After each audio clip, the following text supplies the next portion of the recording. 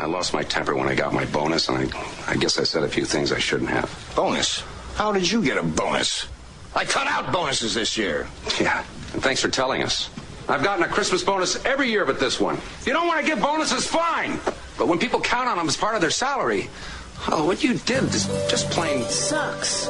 Thank you, Russ. Ho, ho, ho! Merry Christmas!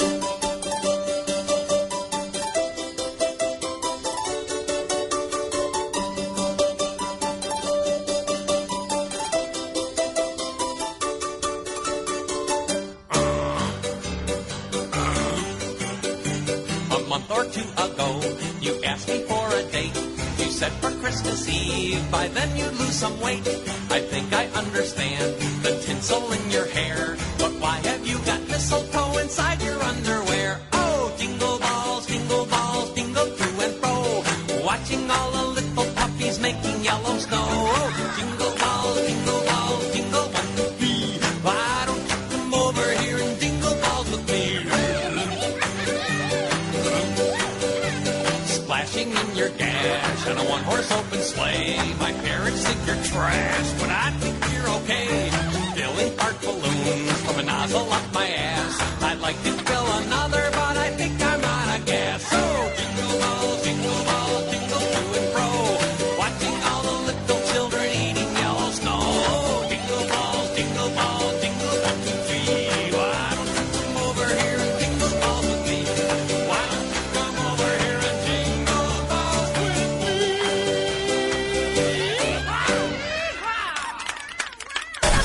Oh, my God. What's going on?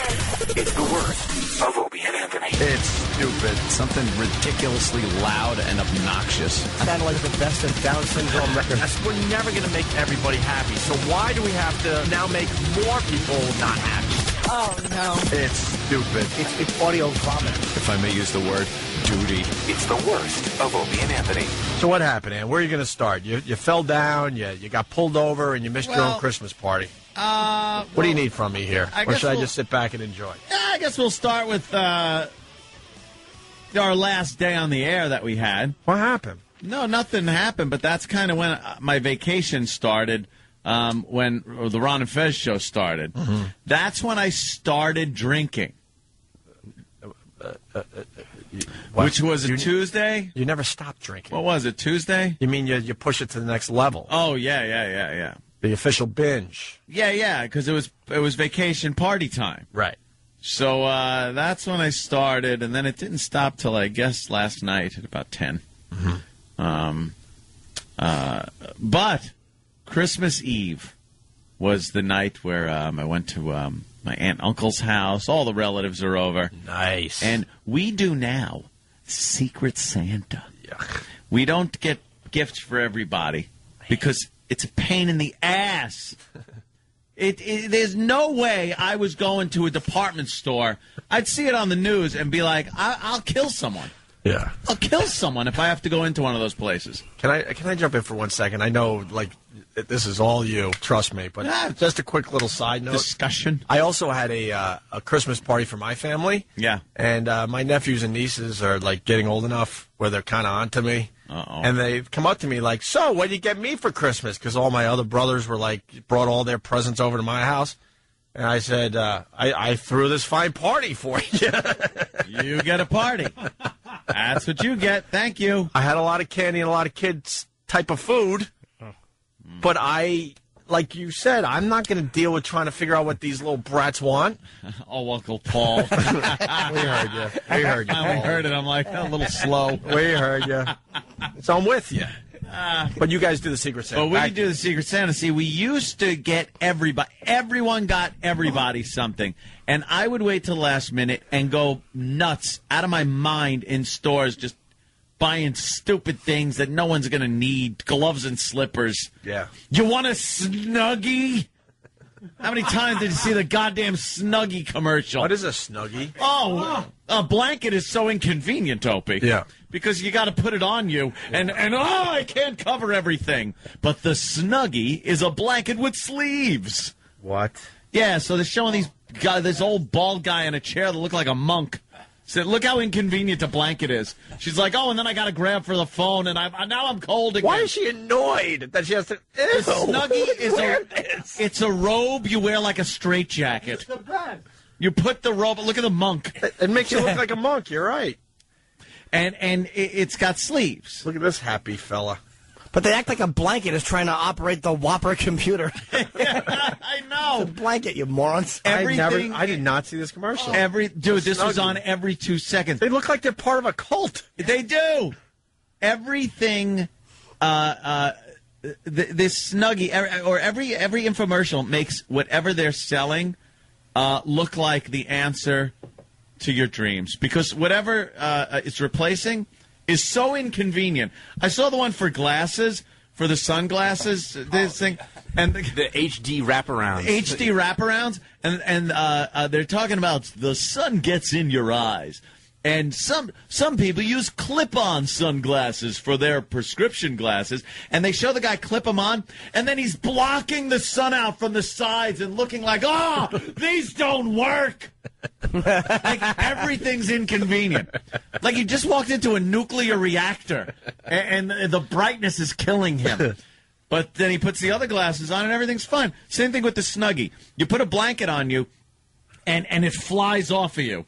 She's using a flying carpet trying to cover herself. Yeah, I don't understand why you would be annoyed trying to work a blanket. So now you have a blanket with sleeves, the Snuggie. That thing looks awful. I saw this all Christmas season long. This commercial was on. Yeah. And every time I'm just like, this stupid Snuggie. The website is www.getsnuggie.com. Get Snuggie.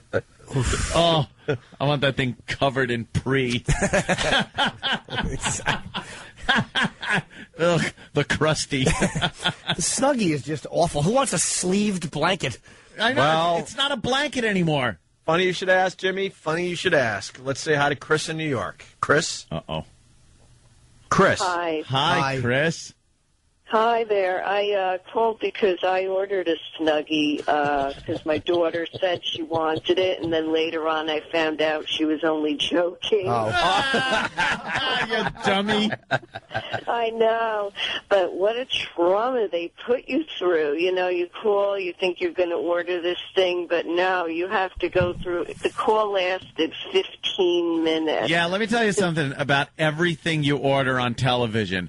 It's a scam. Everything is some kind of scam to try to sign you up for other stuff. They try to sell you other stuff. They get your number, which they then sell to other companies. It's amazingly ridiculous what they do. And then the big thing now that they're doing with all these infomercials is, but wait, we'll send you a second Snuggie. Pay separate shipping and handling. And then the shipping and handling is just about as much as the Snuggie. Yeah, that must be how they make their money. And don't forget the little book light, too. Snug Danny? You know? Yes, Snug Danny? Oh, yeah, there's a book light, yeah. I don't remember exactly what product it was for, but they were trying to backsell you on what they had just shown you, and they're like, and we're throwing in and they showed a USB cable, and they're like, this USB cable is a $25 value, and you're getting it free. It's like, it's a 4-cent cable that everyone has 50 of. Yeah, I don't know one person that doesn't have 50 USB cables laying around the house. $25 value, yours, absolutely free. Wow, thanks for that. They'll like throw in zip strips and these special plastic ties to hold it together. So you get the zip strips, and there's a $90 value for $10. Yeah. But wait, we'll double the order. Right. What? Just pay separate processing. Yes, separate processing and shipping. They call it processing and shipping, not even handling anymore. You know, it's some minimum wage Mexican guy that's working in this place. He's not making $8 a pop on boxing this thing up. Unbelievable. So did you like the Snuggie? Yeah. Yeah, I haven't even gotten it yet. Oh, boy. They didn't get it. Demand that, it's going to take weeks for me to get this, but they did already charge me. Of course they did. Yeah. This thing is awful. 6 to 8 weeks delivery, by the way. Chris. All right. 6 to 8 weeks. 6 to 8 weeks delivery. They probably hand make them as they get ordered because there's only 3 people that want a Snuggie. And I hope they're really flammable. Like, I hope what gives them their great color is the gasoline type of color dye that they have to use. You have a cigarette. Because the same people also sell, like, face burn bandages. You can't get out of your Snuggie because you're all sleeved in. Yeah, you're sleeved in there. Yeah. You can't just throw it off like a flaming blanket. You drop and roll, and it just wraps around you like burning plastic. Nice. Just sticks to your body. Hey, here's the Snuggie commercial. Oh. You want to keep warm when you're feeling chilled, but All right, then turn up the heat or get a stupid blanket. Get a blanket. No, blanket. Listen, she'll tell you why a blanket I'm sucks. sorry. Yes. I'm the dummy. I'm the dummy. The woman in the commercial is actually nailing the blanket to her calf so it doesn't fly off. Get a hold of yourself, miss. Right. It's a blanket. It's a dumb blanket. Almighty. She's acting like it's a Wolverine she's trying to put on herself. Panic-stricken. you want to keep warm when you're feeling chilled, but you don't want to raise your heating bill. Blankets are okay, but they can slip and slide. And when you need to reach for something, your hands are trapped inside. Now, there's the Snuggie. The Trapped blanket- inside? What's she talking about? Your private pile under that blanket. You could get trapped and beaten with soap. Who's ever had to call 911 to be taken out of a blanket because you couldn't get bonbons with the remote control? Dummies. What was the private file? Has anyone ever had a problem with a blanket? No. I'm trying to think if I've ever had a real problem with a blanket. One time, honestly, I was watching TV, and I was going to reach for something, and when I reached my arm out, the blanket kind of came off my arm. Oh, no. So I had short sleeves on, and the arm was temporarily chilly. Yeah. But then I got what I was supposed to get, and I took the blanket with the hand that was still covered, and I flipped it over, and then my other arm was covered, too. It was fine again. So you didn't even need sleeves on a blanket. No, but it would have been so nice, because I wouldn't have gotten that little chill that I got when I was reaching for the lubricant. And how about the fact that your hands are sticking out and cold? Yeah. Like, part of the blanket is getting your hands under there. And I'm sure they figured getting out. all warm. No, they haven't. Oh, not Look, yet? she's reading a book, and her hands are sticking out. She's wearing a backwards robe. It's a robe straitjacket. Tie it in a knot in the back and beat your grandma as she wears a stupid Snuggie. Yeah, but you got easy access to grandma's backside. Yeah. And who doesn't want that? Yeah, you can take a dump in it while you're still nice and warm. That's why they call it the dump blanket. It comes like on the top thing. It's got like a toilet paper roll holder.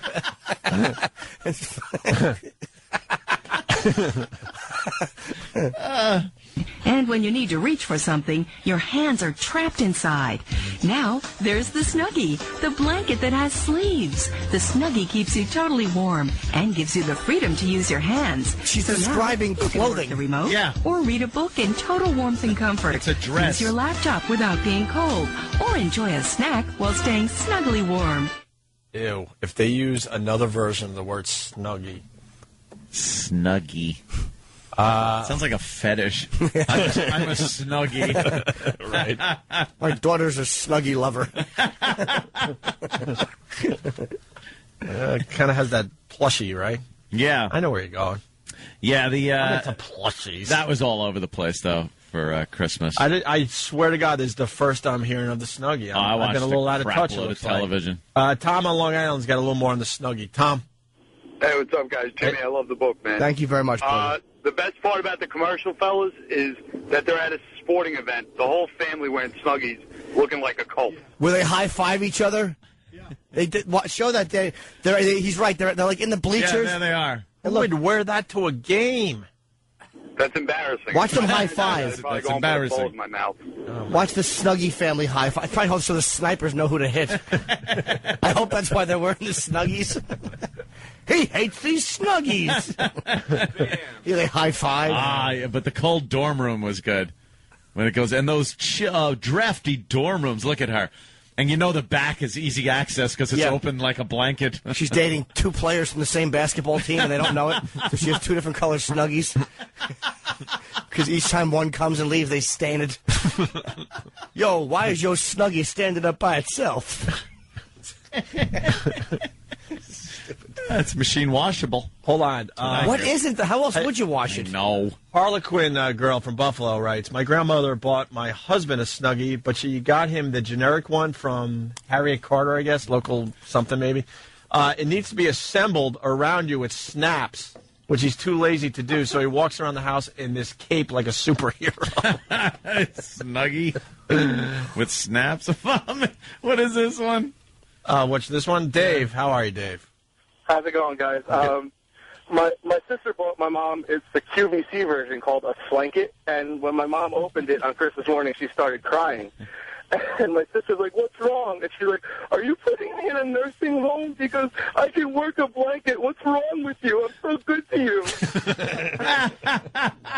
Crying when she gets a Snuggie. Yeah.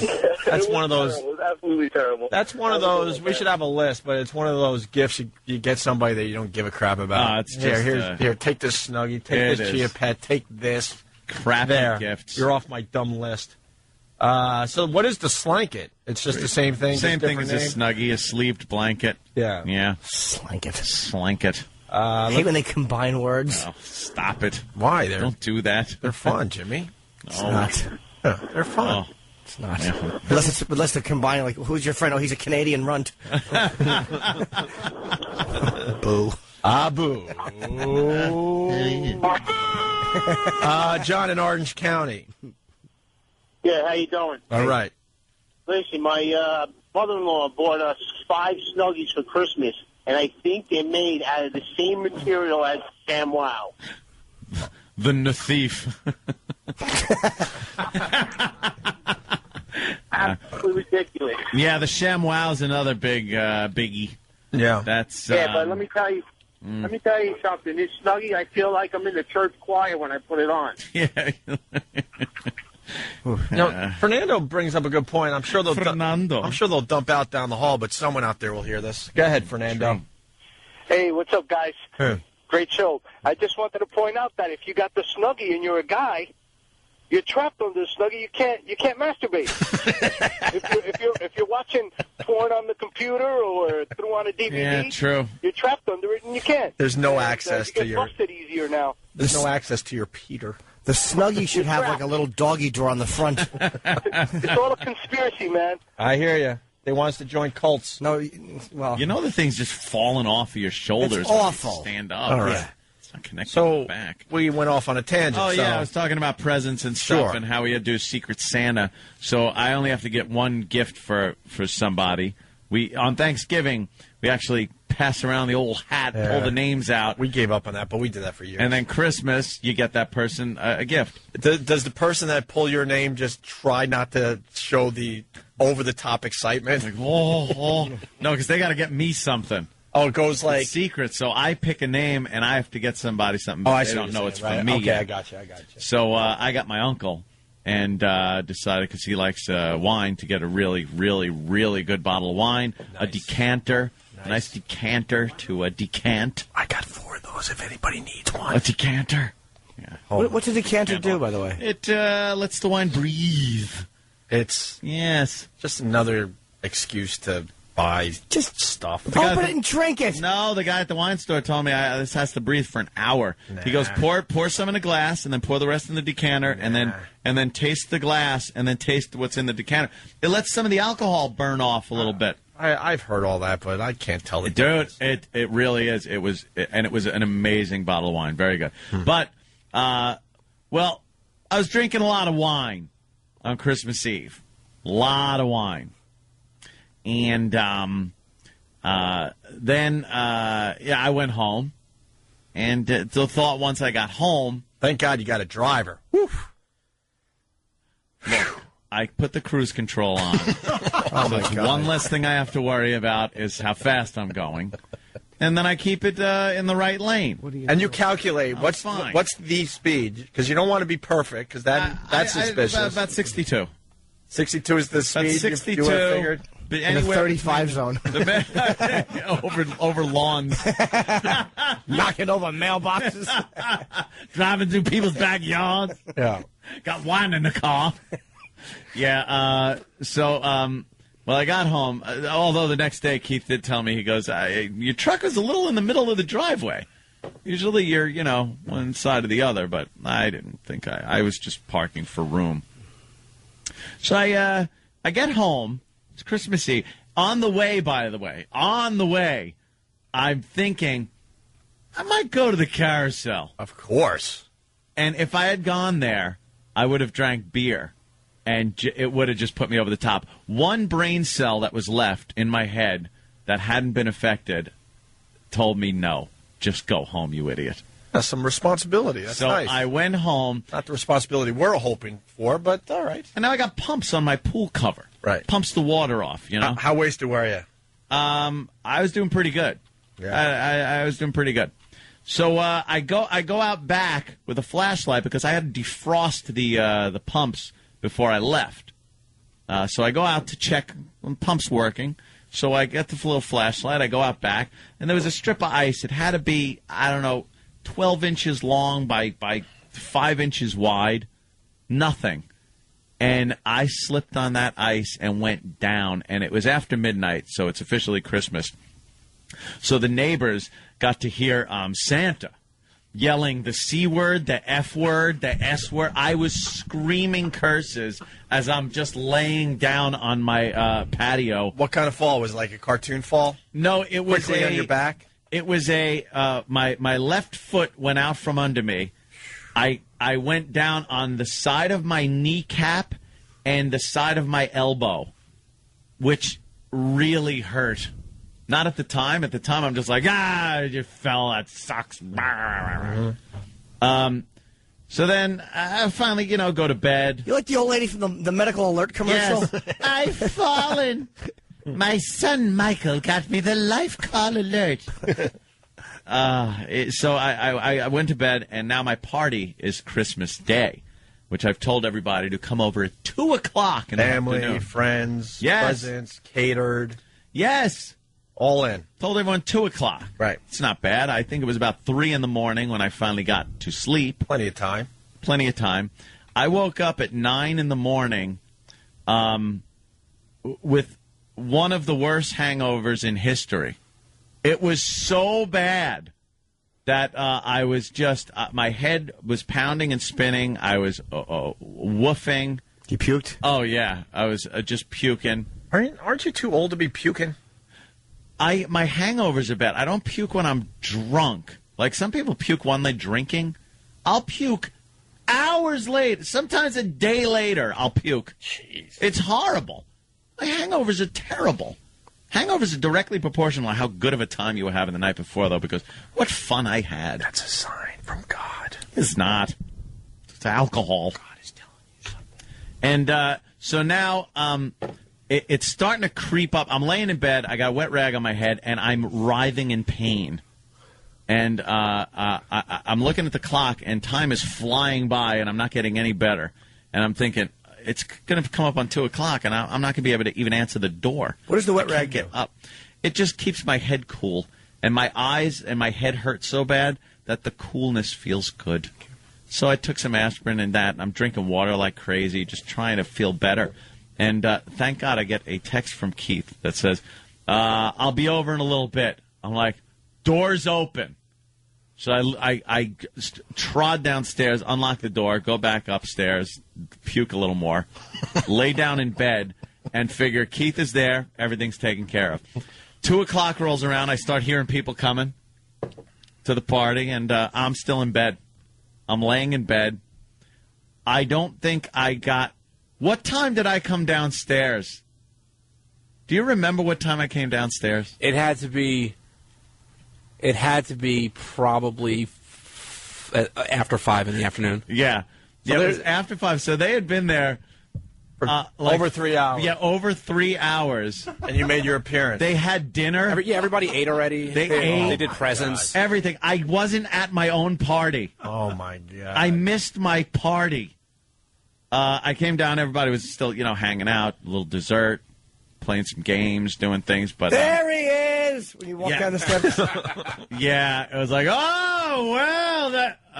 Look who decided to. Yeah, look who decided. I got that one. Hey, where you been? Oh, well, glad you could make it. Yeah, welcome to the. All right. They're all Get out. They're all doing their Ryan. Get out. They're all doing their Ryan Seacrest impressions, making believe they're, I swear to kind of not acknowledging what's happening in front of their eyes. I wanted to unload on him like Dwight Yoakam in Sling Blade.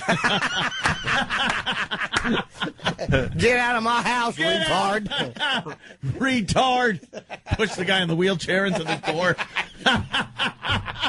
Amazing. Oh, is he fantastic? Yeah, so I was hurting. And then, you know what the weird thing about a bad hangover is? You have one beer, and you say to yourself, I really wasn't feeling that bad. How could I have felt so bad? You have to have the prescription beer, medicinal beer. The first sip is horrible. But then once you're done with the beer, you go, did I really feel that bad? How many beers did you end up having, knowing you had this horrendous hangover going? Oh, and then that night, going on, yeah. You just keep going till, you go back to sleep. And then you wake up and feel better because, I wasn't drinking wine. Mm-hmm. That wine will knock you on your ass. Drank a lot of it that night. And then every other night was pretty much just, beer or wine, drinking, having fun. But not really doing it. I really didn't do anything. I hung out at the house. I played Call of Duty 5. Nice. I was watching a lot of TV, a lot of bad movies, things like that. And then yesterday, my mother and Sal say, why don't you come over? Dawn and Joseph are coming over with the kids. And that's where we'll leave this. Oh, well. You had a little problem getting back to your house last night.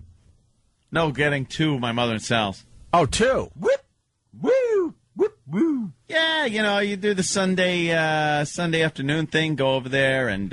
what car did you take out? Kids. I took the Escalade. Nice. Because, with the weather the way it is and the salt on the roads and stuff, I don't want to take the Mustang out. Mm-hmm. So I took the Escalade, which isn't known as, a race car. Right. I usually don't... I drive over the speed limit with it, but not like I do with the Mustang.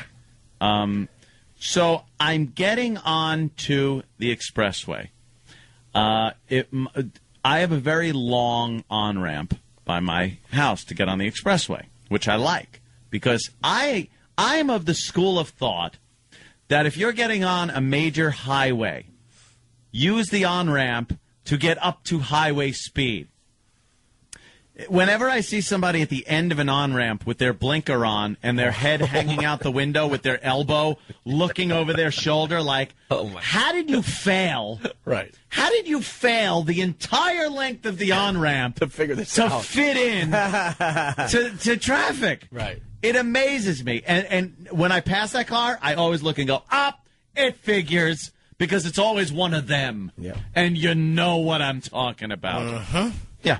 So I give her the gun, give it the gas, wham, working the Escalade up to highway speed, and I notice the back end of a police car.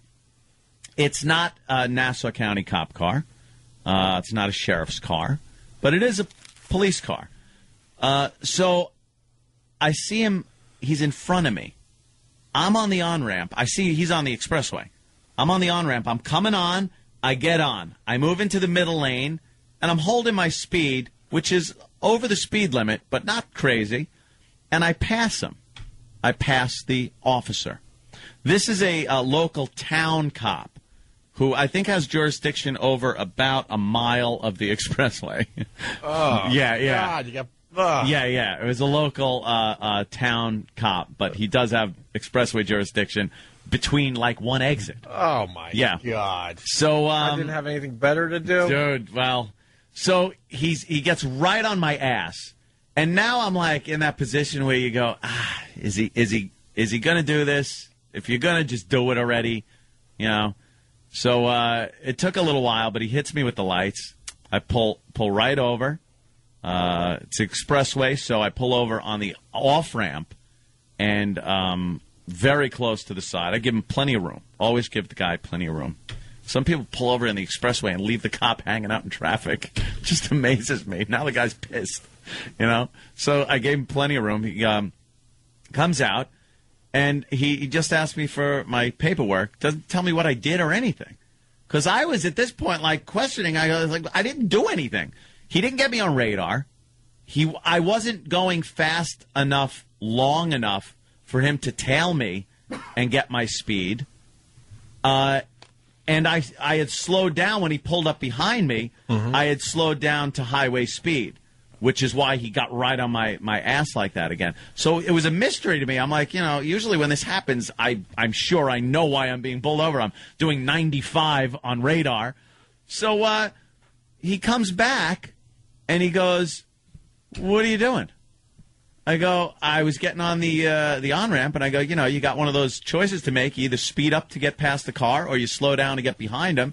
So I sped up, and I ended up in front of you, and then I slowed down to highway speed.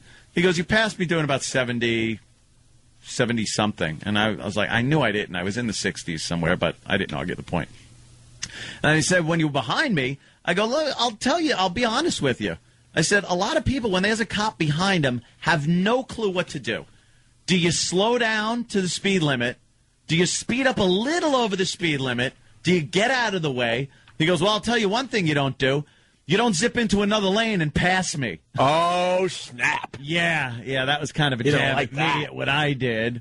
He was giving you the business. He was, and then he goes, "I pulled you over before doing the same thing." Of course he did. And I go, I'm like Jesse James on the expressway. I can't drive on this road. I'm going to have to start taking the Parkway and take my chances with the Stadies. So he remembered you? He remembered me. Oh, he goes, "You were in a red Ferrari." Oh, my God. You were in a different car. And then he goes, "You're going to tell me it was the same thing with the on-ramp?" I said, "No, that was crazy." I agreed with him. I said, "No, that was crazy. It was the Ferrari and everything." So he hands me my stuff back, and he goes, "I'm not going to write you up because I just know you little cronies are going to get you out of it anyway." Cronies. And he called them cronies, threw my stuff in my lap, and walked away. I know your little cronies are going to get you out of it. Well, it's like you always say, man, like they don't dare give you a ticket. That's they right. know better. Oh, no, I never said that. No, you were saying that in the office. No, I was this particular very courteous. officer you were calling a chump. No, I said, "Thank you, sir. Thank you, that's officer." not what we heard, right, Jimmy? I said, "Have a happy New Year, officer. Thanks." Nope. I smiled. I was very courteous because I'm always courteous to the police. I know I'm doing wrong when I do wrong. Jimmy, this one was a little much. Let me go to Jimmy. We heard it call. differently. We heard it differently. Marginal call. Jimmy, this one. What did he actually say? Anthony was like, no, he said the cop was cool. He's like, the cop pulled me over, was courteous, and he knew better, so he walked away. And you were right. No, right. I didn't say anyone knew better. You're right. I would never say that. I count my blessings anytime. Something about I dare you to give me a ticket. Yeah, we heard it. No, I never say that. You should. Anthony says one time. This is what he said. He didn't say about anybody specific, but if he said if they actually tried to write a ticket, I would line my knuckles with PBA cards and punch their face and say, "Pick them." No, right. I never said that either. I was surprised No. he didn't talk like that. I didn't even use a PBA card. You did You call. didn't need to. You know even better. Use one. You got cronies. I got cronies. My cronies. Is it true you called him a rookie? What a rookie! No, I didn't call him a rookie. Mm-hmm. I didn't. Mm-hmm. If he's listening, I want to say again, thank you for the courtesy that he gave me. Why are you winking as you say this? To let me. I'm not winking. I'm not. Anthony doesn't even like a lot of times you say I don't even make eye contact with him. Like when he hands him a PBA card, he cracks his window. Like you know how you flick a cigarette out the window? That's how he holds the PBA card. And they come and get it. Doesn't even turn down his radio. Yeah. I tell him, No you want to play respect. 52 card pickup? And then I go, Yeah, with PBA cards. yes, with PBA cards. That's right. No, I don't do that. And this one, I got to tell you, every other time I've been pulled over, I've agreed that I was completely in the wrong. This time, it was a very marginal call that I don't really think I should have gotten pulled over for. You do realize you shouldn't be saying this time. What? I get pulled over about once a month. This is the first of 2009? That was the first of 2009. It was like, wow, that was fast. 4 days in. Can I go local? Lake Success? Yeah, no. It wasn't the Lake Success guys. Those guys are badasses. They drive Chargers, and and they don't like it. You drive through Lake Success. I can't drive through Lake Success. I can't drive through Westbury. Wait, why not? Why can't you drive through, like she says? Because I drive too fast. Like, I can't drive the way I want to drive. Oh, okay. I have to put on my cruise control. Because I will go nuts if I'm behind somebody that's doing 60 and I see the middle lane is completely clear, I will go right into the middle lane and goose it and get past everybody. And that's when I get in trouble, when I'm passing people, which is most of the time. So I have to set my cruise control and just sit back and grit my teeth and go, you're not in a hurry. Just take it easy. Don't go crazy. And I have to do that through now Lake Success, Westbury, the 6th Precinct in Suffolk County, which now is all sheriffs out there. So I think I'm kind of in the clear. This? Because I've been pulled over by every single one of them. The guys all know me now. They got, yes. Yeah, so one basically, foot on the brake and one on the gas. Hey. Basically, you're telling everybody out there that you have to be a regular Joe through 3 towns on Long Island. I pretty much got, not a regular Joe, I get passed by a lot of people. And it annoys me.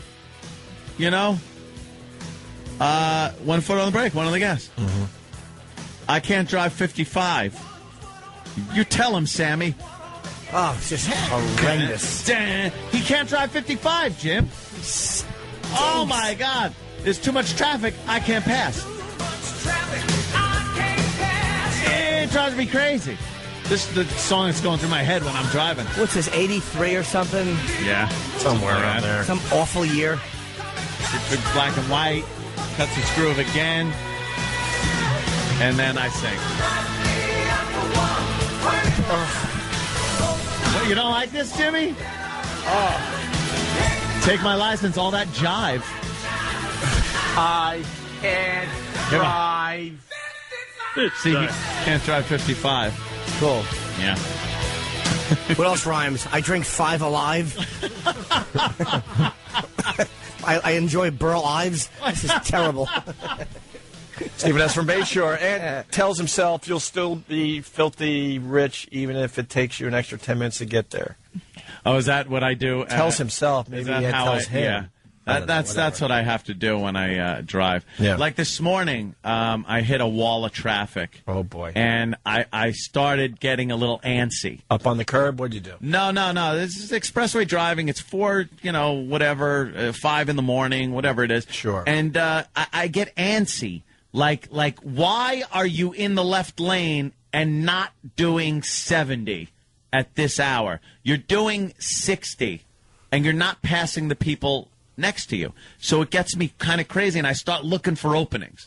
I start looking ahead for openings. And when I find one, I take it, and I hammer down and get past the entire thing. And then I look at my rearview mirror and just see this big block of headlights and go, what are they doing?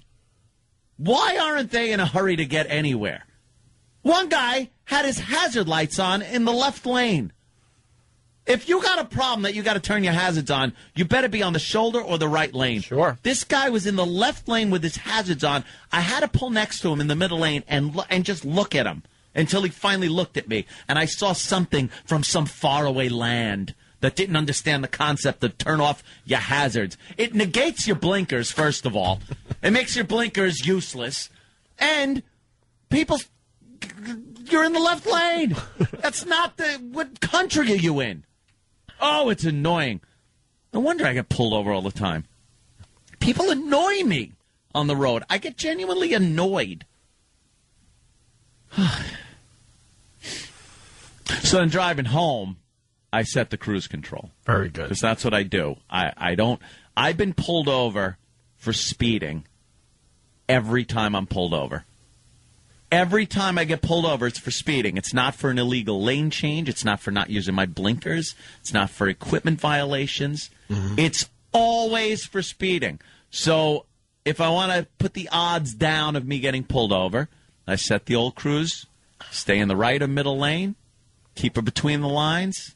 Drive like a good boy. You're thinking. But I've always done that. It's when I'm driving to where I'm going. That's the problem. Well, that's when I'm not thinking. Basically, I get what you're saying. Yeah, exactly. There's something going on. Wow. At your destination. Could be. Mm-hmm. Hey, man, you want to go out and get a beer and burn one or something? I can't, man. The police, they got my car. What do you mean the police got your car? Just what I said. The police got my car. The police got your car? You stupid ass. The police, they got my car. Dude, I can't believe the police got your car. Ah, shut up, man. Police got my car. Police got my car. Police got my car while I was driving home from the bar. Dude, that really sucks. Police got my car. Police got my car. The police got my car while I was driving drunk from the bar. Son of a bitch, I want my Chevy for Christmas.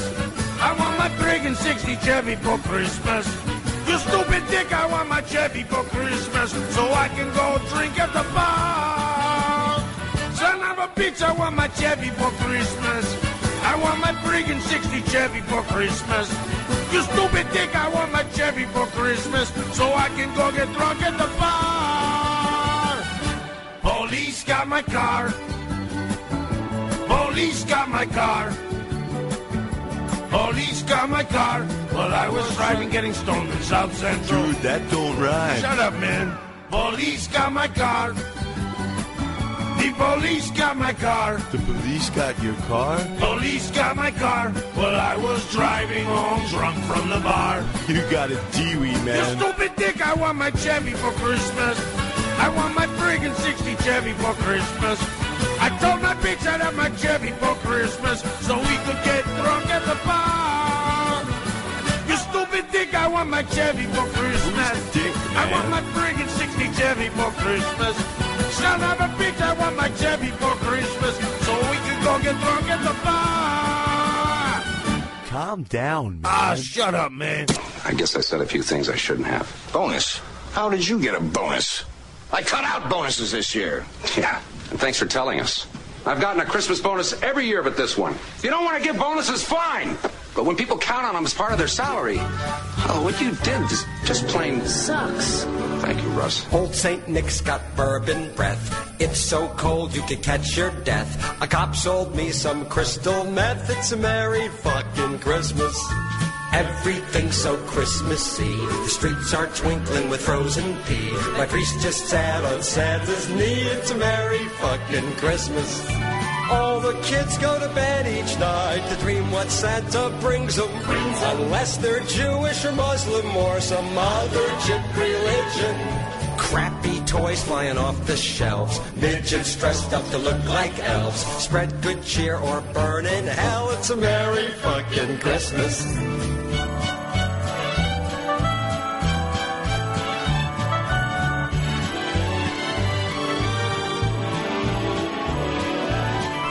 Kids go to bed each night to dream what Santa brings them. Unless they're Jewish or Muslim or some other chip religion. Crackling fires to keep me warm. And my collection of Asian porn. Cradle my bells and work my horn. It's a keep on trucking, last year sucking, midget chucking, slap the puckin'. How much would get a woodchuck checking? Merry fucking Christmas.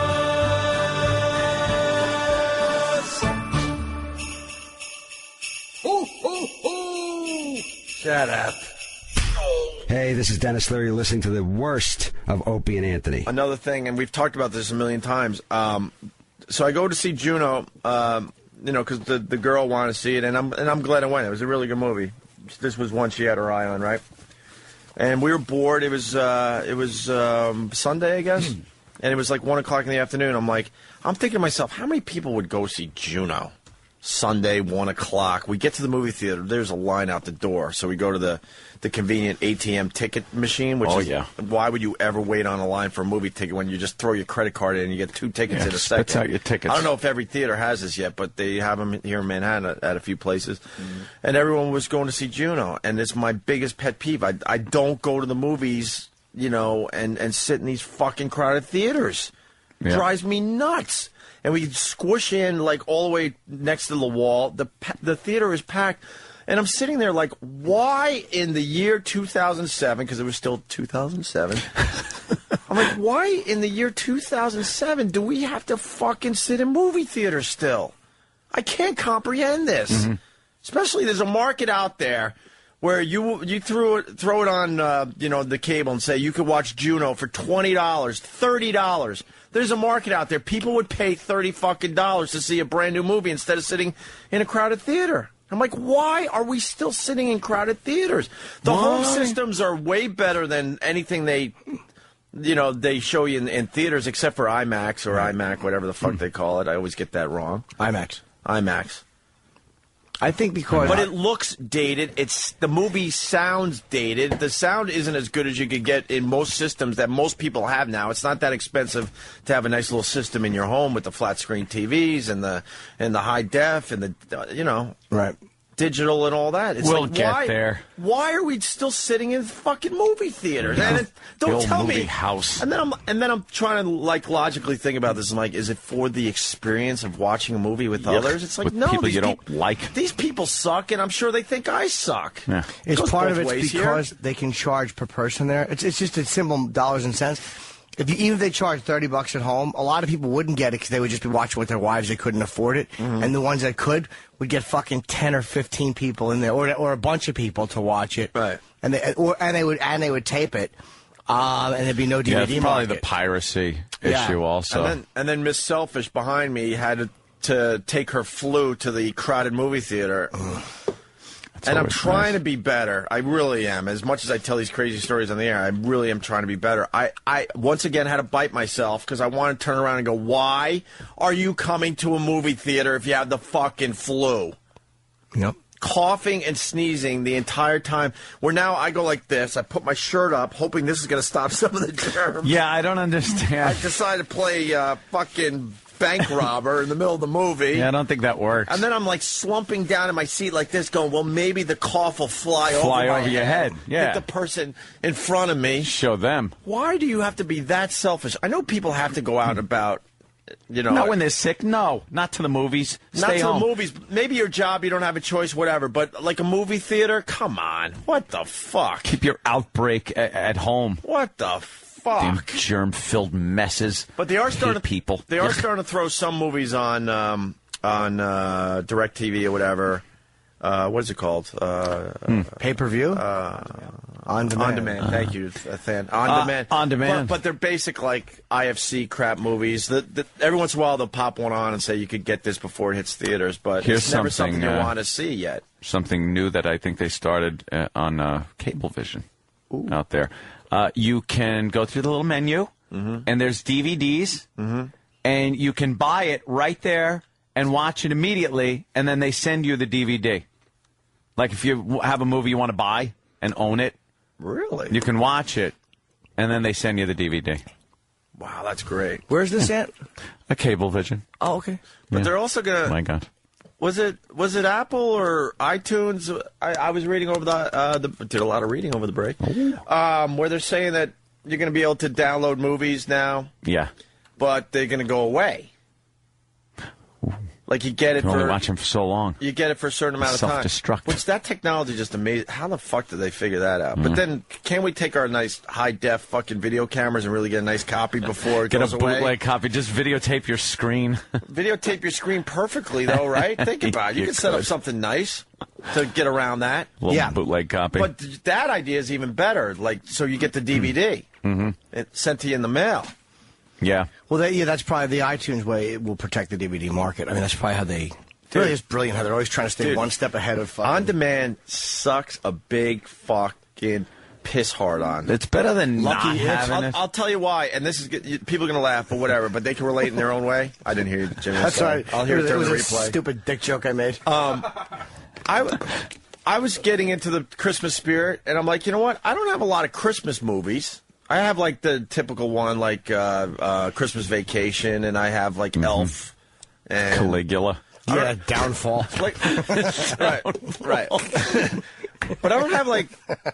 I I was actually looking for like Bad Santa and a couple of these others that I haven't really seen. I'm in the mood. I'm like, I got a Christmas tree. It's getting close here, right? So I go, you know what? On demand, they must have Christmas movies. It's the Christmas season. Yeah. Couldn't find one, bro. Maybe one. But there's a reason why they don't have them on demand during the holiday season. What is that?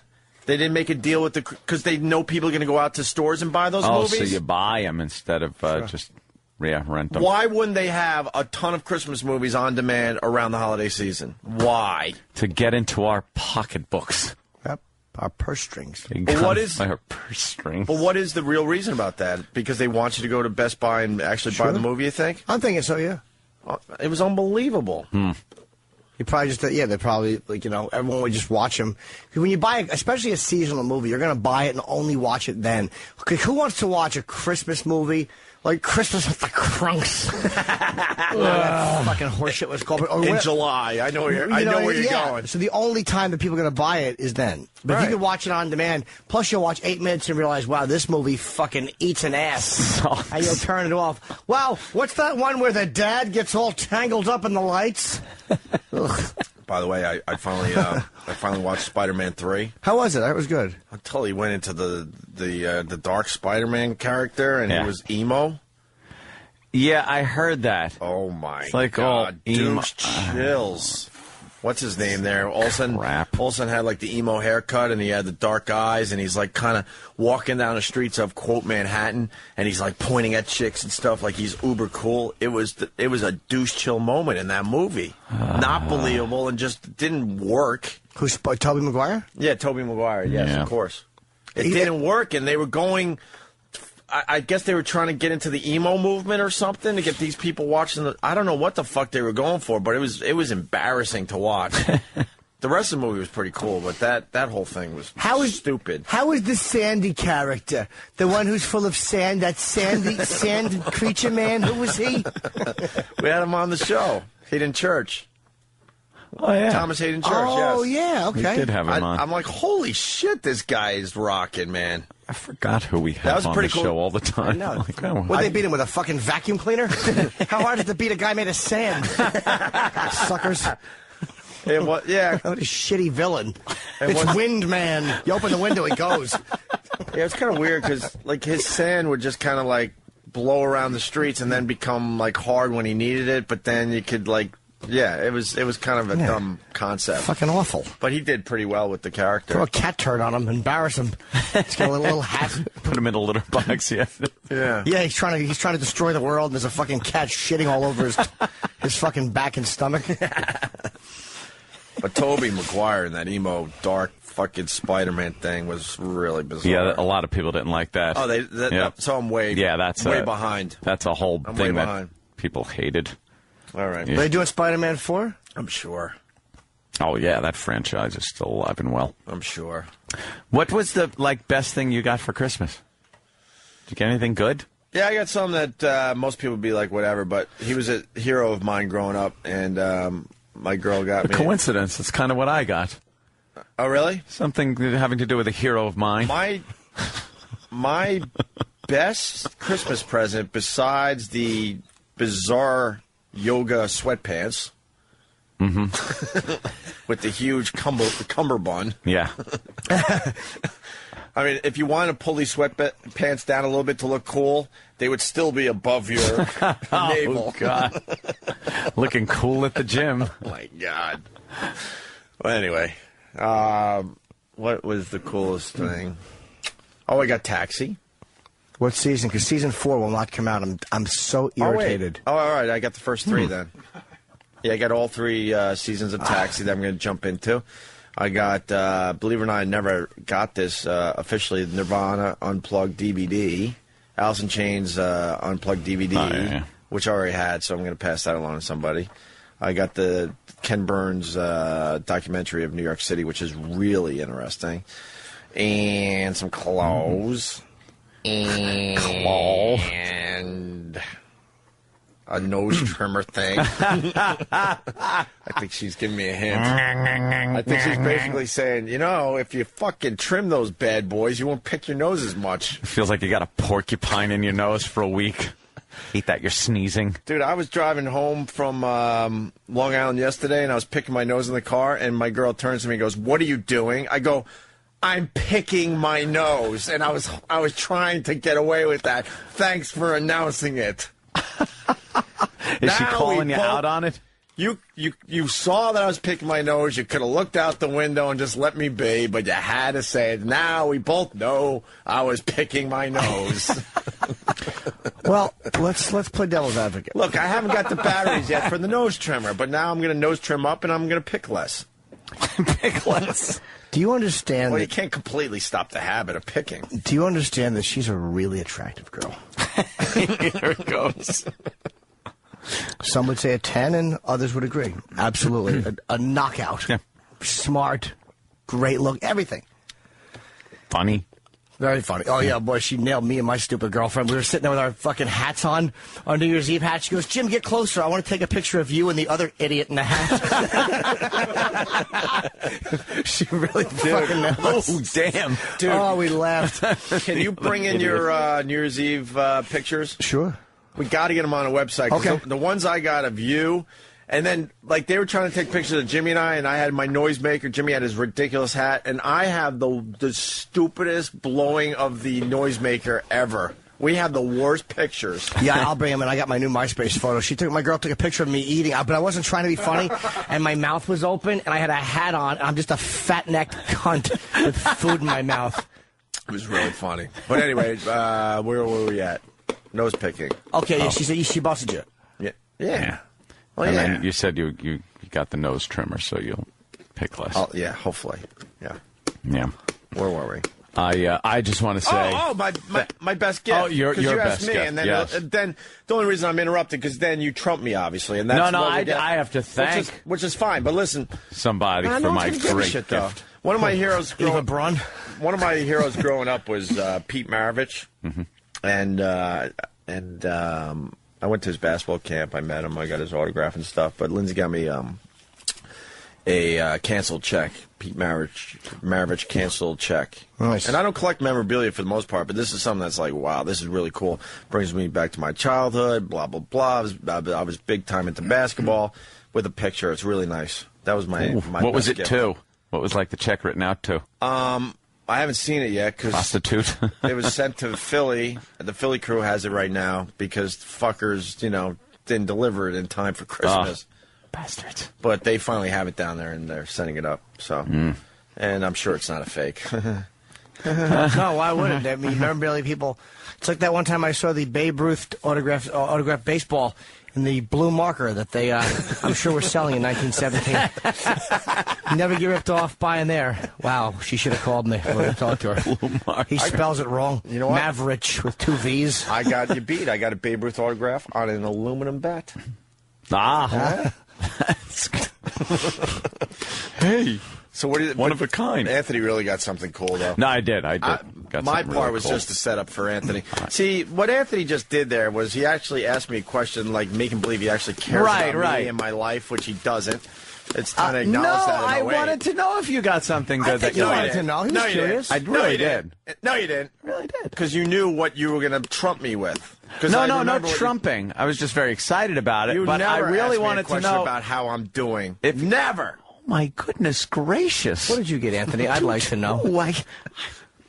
Well, one thing I got that was just wonderful is it's a big, thick book.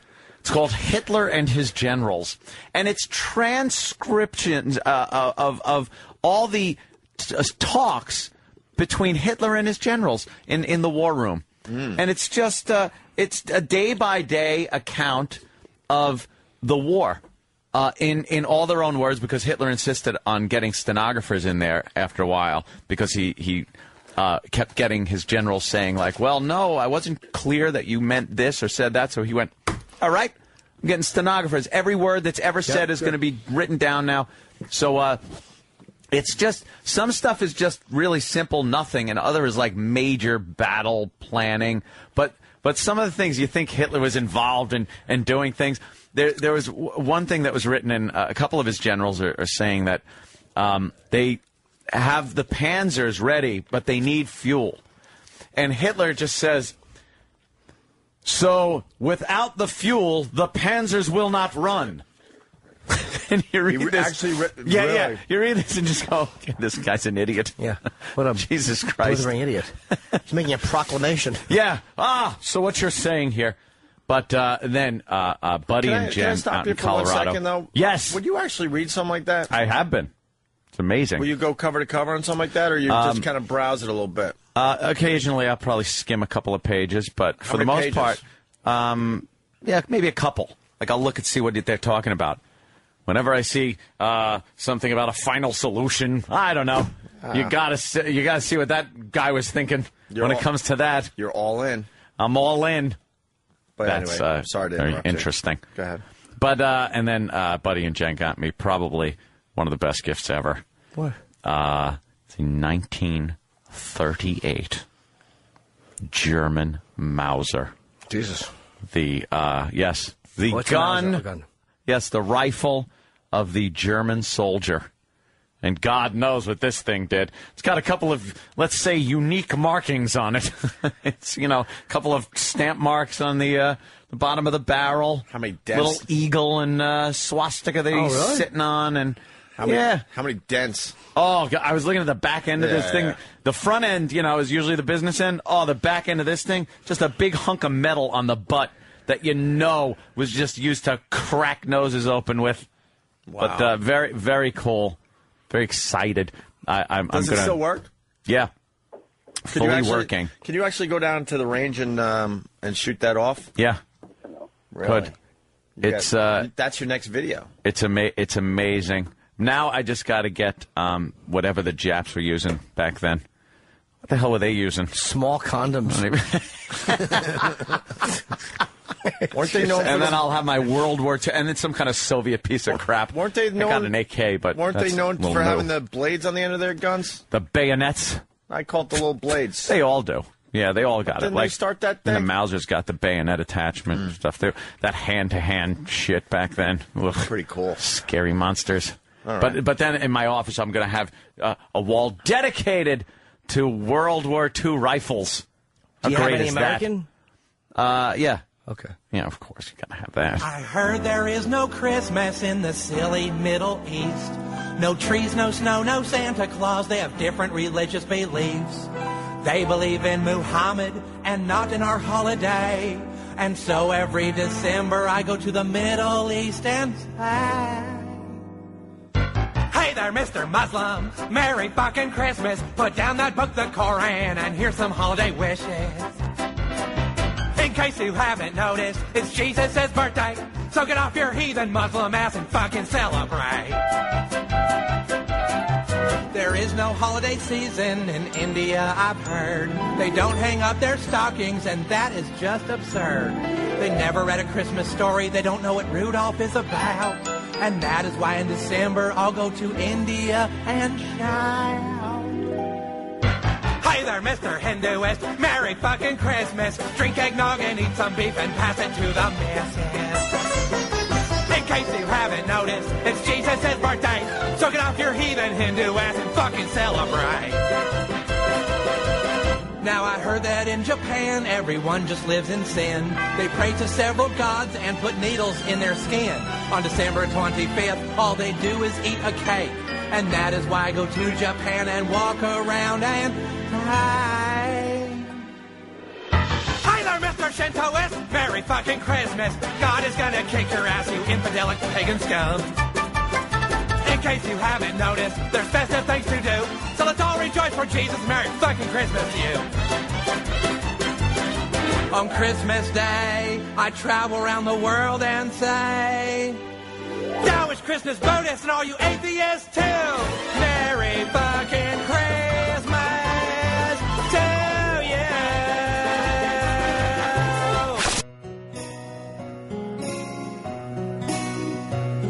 It's hard to be a Jew on Christmas. My friends won't let me join in any games. And I can't sing Christmas songs or decorate a Christmas tree or leave water out for Rudolph, 'cause there's something wrong with me. My people don't believe in Jesus Christ's divinity. Jew, a lonely Jew on Christmas. Hanukkah is nice, but why is it that Santa passes over my house every year? And instead of eating ham, I have to eat kosher latkes. Instead of Silent Night, I'm singing Hu Hakdo Kavish. And what the fuck is up with lighting all these fucking candles? Tell me, please. I'm a Jew, a lonely Jew. I can't be Mary, 'cause I'm Hebrew on Christmas.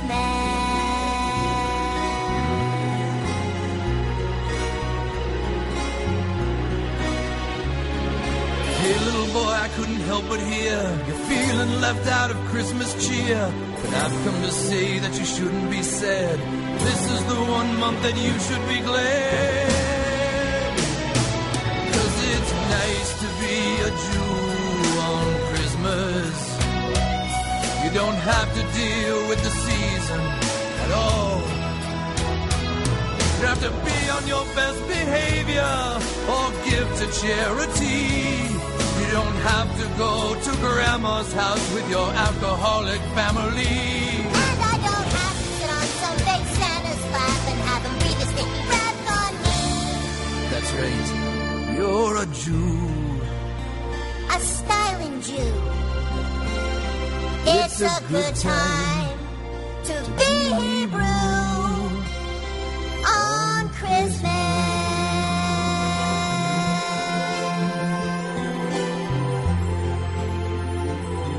On Christmas.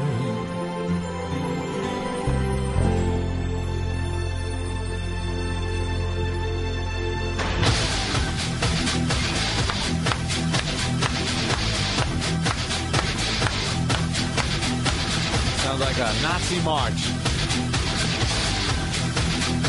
Dylan! Dylan! Dylan! Dylan! Torture! It's torture! Get, 50 caliber! I'm Big Dick Black.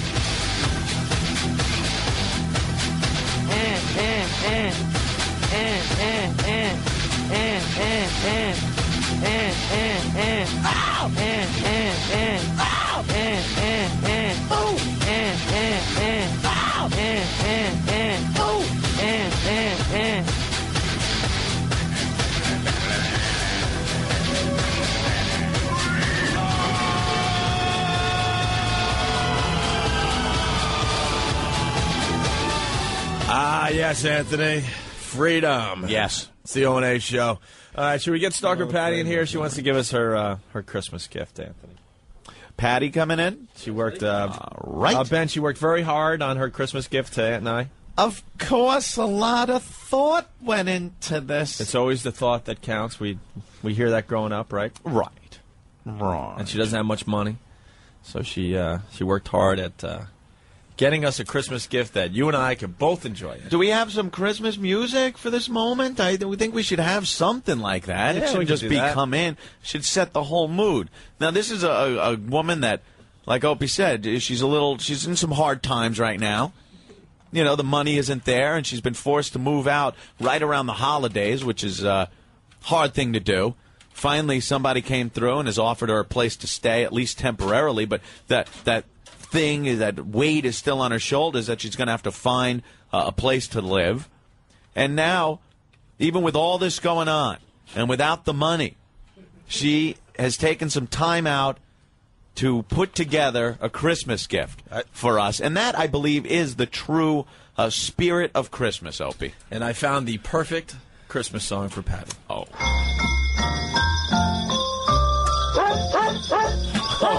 Oh, no. Okay.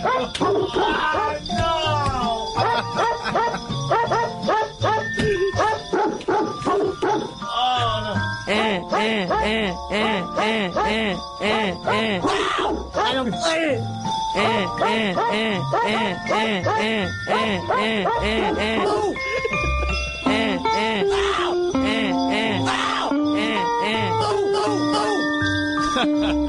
the Sandy Kane Christmas.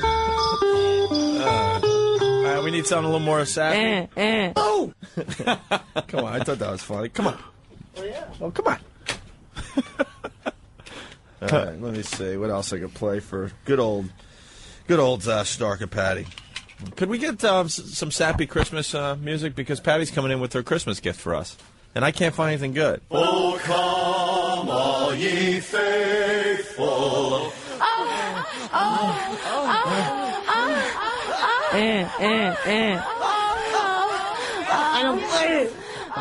Oh, baby. Now we're having fun. All right, that one doesn't work either. No. We need something very, something that captures the spirit of what this is all about. Because, like I said, this is the true meaning of Christmas. All right, ready? Yeah. Let's let Stark and Patty in. What is this? Is this Christmas? Yeah. Let her in. Sounds like a Celine Dion Christmas song. Yes. Silent night, holy night. Real? All is gone.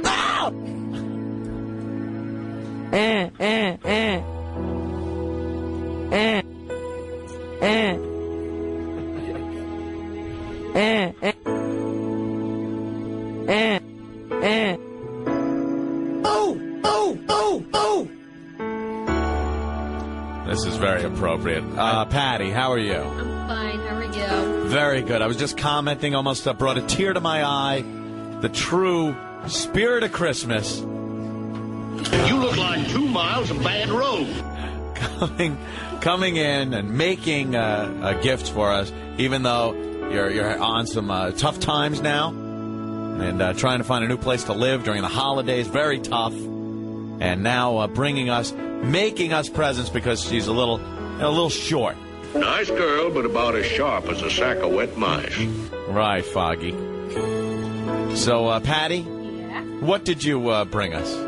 Oh, show Anthony first. Oh, no, you better bring it to Opie so he can unwrap it. Show Anthony first. All right, show me. All right, I want to see it second. Oh, no, dude, I can't allow it. You're just being funny. Let me see. Oh, look at that. She made a commemorative framed Xeroxed copy of the cover of the Penthouse magazine. With the release date and with paint. With the day that it came out. Patty, you couldn't spring for the $8.99 for the real cover? Well, I have it home. She is poor. Couldn't you have cut the real cover off? No, I want. Patty, what's going on with your lips? Did you eat a candy bar before you come in what here? happened? You got chapped lips? You got some chapped lips, right? I thought it was chocolate. I'm sorry. No, she got chapped lips. It's that time of year. It's very cold. That's all right, Patty. You know me. I get the swamp lip too. I know. Very strange. You got it in the exact same place as me. All right. So, well, that is wonderful. We will hang this up in the office. Thank you. With all the other things. It was an important magazine article. Right. It was a turning point in our career, I believe, Patty. And I'm just wondering, you couldn't get the real cover, huh? I didn't want to take it off the So magazine. some of the detail kind of gets washed out with the Xerox, but the black and white's kind of cool. And it's the thought that counts. Right. And when am I going to get to see the lovely Christmas? But you could see it later in the office or something after the show. Why? I'm just going to hold this right here next to me for a while. I want to see it right now. Let him see it. No, Patty, maybe. Why can't I see it? Maybe we'll just leave it here because it's nice and everything, and he could see. There, look. See? I can't really see. You can see it. I know I have really good eyes. You got the now, good but... Dr. Filatov fixed eyes. Look, see? Come on, Ann. Why can't there I it is. see? I'll hold it closer. Look, on top, she used, what's that, a glue gun? Paint crayons. Paint crayons. How long did it take you to put this together? 30 seconds? About half an hour to do, a trip to the mall, and 48 hours to dry. To dry, because she says, it says Opie Splotch Anthony. No, that's that's an an and. Okay. Yeah. And then on the bottom it says November 28th, 2000. That's the release date. That's the date that the article came out. Very nice. And it's in some kind of a. Looks like you took a glue gun. It looks like and colored it. It looks like you're very crafty, Patty. You do a lot of crafts, Patty. Sure. Yeah. Can I No. I think we ought to just. Opie. What? Oh, let's just wait. Later on. No, can I? Later on, in the office. Can I see it? You can see it, and then we could both pick a good place in the office that we want to hang it up. I'm thinking maybe next to Hot Shannon's body mold. But I want to enjoy Patty's gift. Or near the front of it. You can enjoy it right here when it's in my hands. Okay? I can't really see. The lighting isn't good in the studio. Let me just make something clear to you right now. Yes. If I hand this over to you, right, so you can enjoy it, right, I'm leaving the studio because I, for one, cannot sit here. I just want to enjoy the Christmas gift from Stalker Patty. This is something I cannot be party to. What are you talking about? I just can't. You don't want to. You don't want to. Join me in the joy of Christmas. I just had visions of a bubblegum machine. No, Patty, this is too nice. She took time out. God damn, you're a pussy. In her house. Where'd you do this? In your apartment that you're being kicked out of? Won't be kicked out of. And you went out. You bought the materials for it.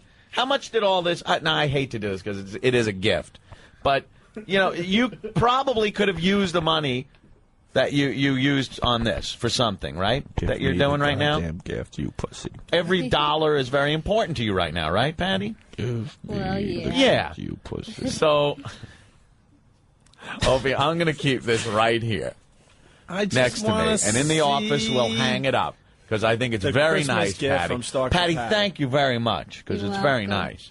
Can I at least hold it? You know what? I will give this to Patty. So if she wants to let you see it, that's fine. Okay, Patty? Why is everyone Here putting you their go. head down? Patty now has it. Now you can show it to Opie. And she's holding it up and showing it to Opie. I'm squinting for the first time since I got my new eyes. I can't imagine you squinting with 2015. Ah, there you go. See? She's holding it a little closer. A little closer. It's right there in front of Opie, where Patty is holding it very closely. Why? Just reach over a little further. Bubblegum machines. That Bubblegum too. Yeah. And I just couldn't see that happening. No. No. Why is Adolf Hitler checking in on the instant feedback? Adolf Hitler's checking in already? Patty, can I see it again? Like, if you get it a little closer to me, I'll be able to read what you wrote with your glue gun. Opie, sit, good, stay, good. Just a little closer. No, you're gonna. Oh. A little closer. Come on. People saying they're curled up in the corners of their house right now. Come on. I'm like a goddamn crack addict right now. You are, and someone's dangling a rock right in front of me. Sense into Can I just see it, Patty? Yeah, you go over and talk to Opie by the cart rack over there. I can't understand why I can't enjoy a Christmas gift. Yeah, but you're gonna do something. I wouldn't do gonna anything. do. I wouldn't do anything. Looks like you put a lot of work into it. It does. Right. You know. Yeah. Why is there a camera in here? Right? Put a lot of work into that.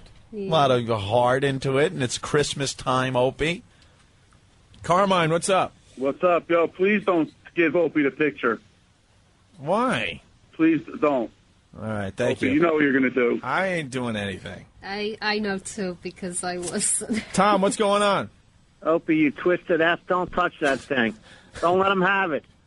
I'm sweating real bad, man. Stay away. Stay out the bushes. I'm sweating real bad, man. I'm twitching. Please, could you just like reach over the console a little further? Why? No, I'm gonna see it eventually. If you smash it, you'll break my little heart. Oh! Does that have hair on it, too? Ah, it's a joke, see? I like joking. Bernie, what's going on? Opie, no, please. What? Come on. I just want to see my gift. This woman's gone through a lot in the last month. You gotta give her a break, man. I just want to feel my gift. That's all. Look with This is my first gift of the season. Mike, what's going on? Oh, I'm cringing. I keep turning the radio off and then back on. Why? Man, you guys are horrible. All right, Mike, thank you. Thank you. Bye. Can I see the gift?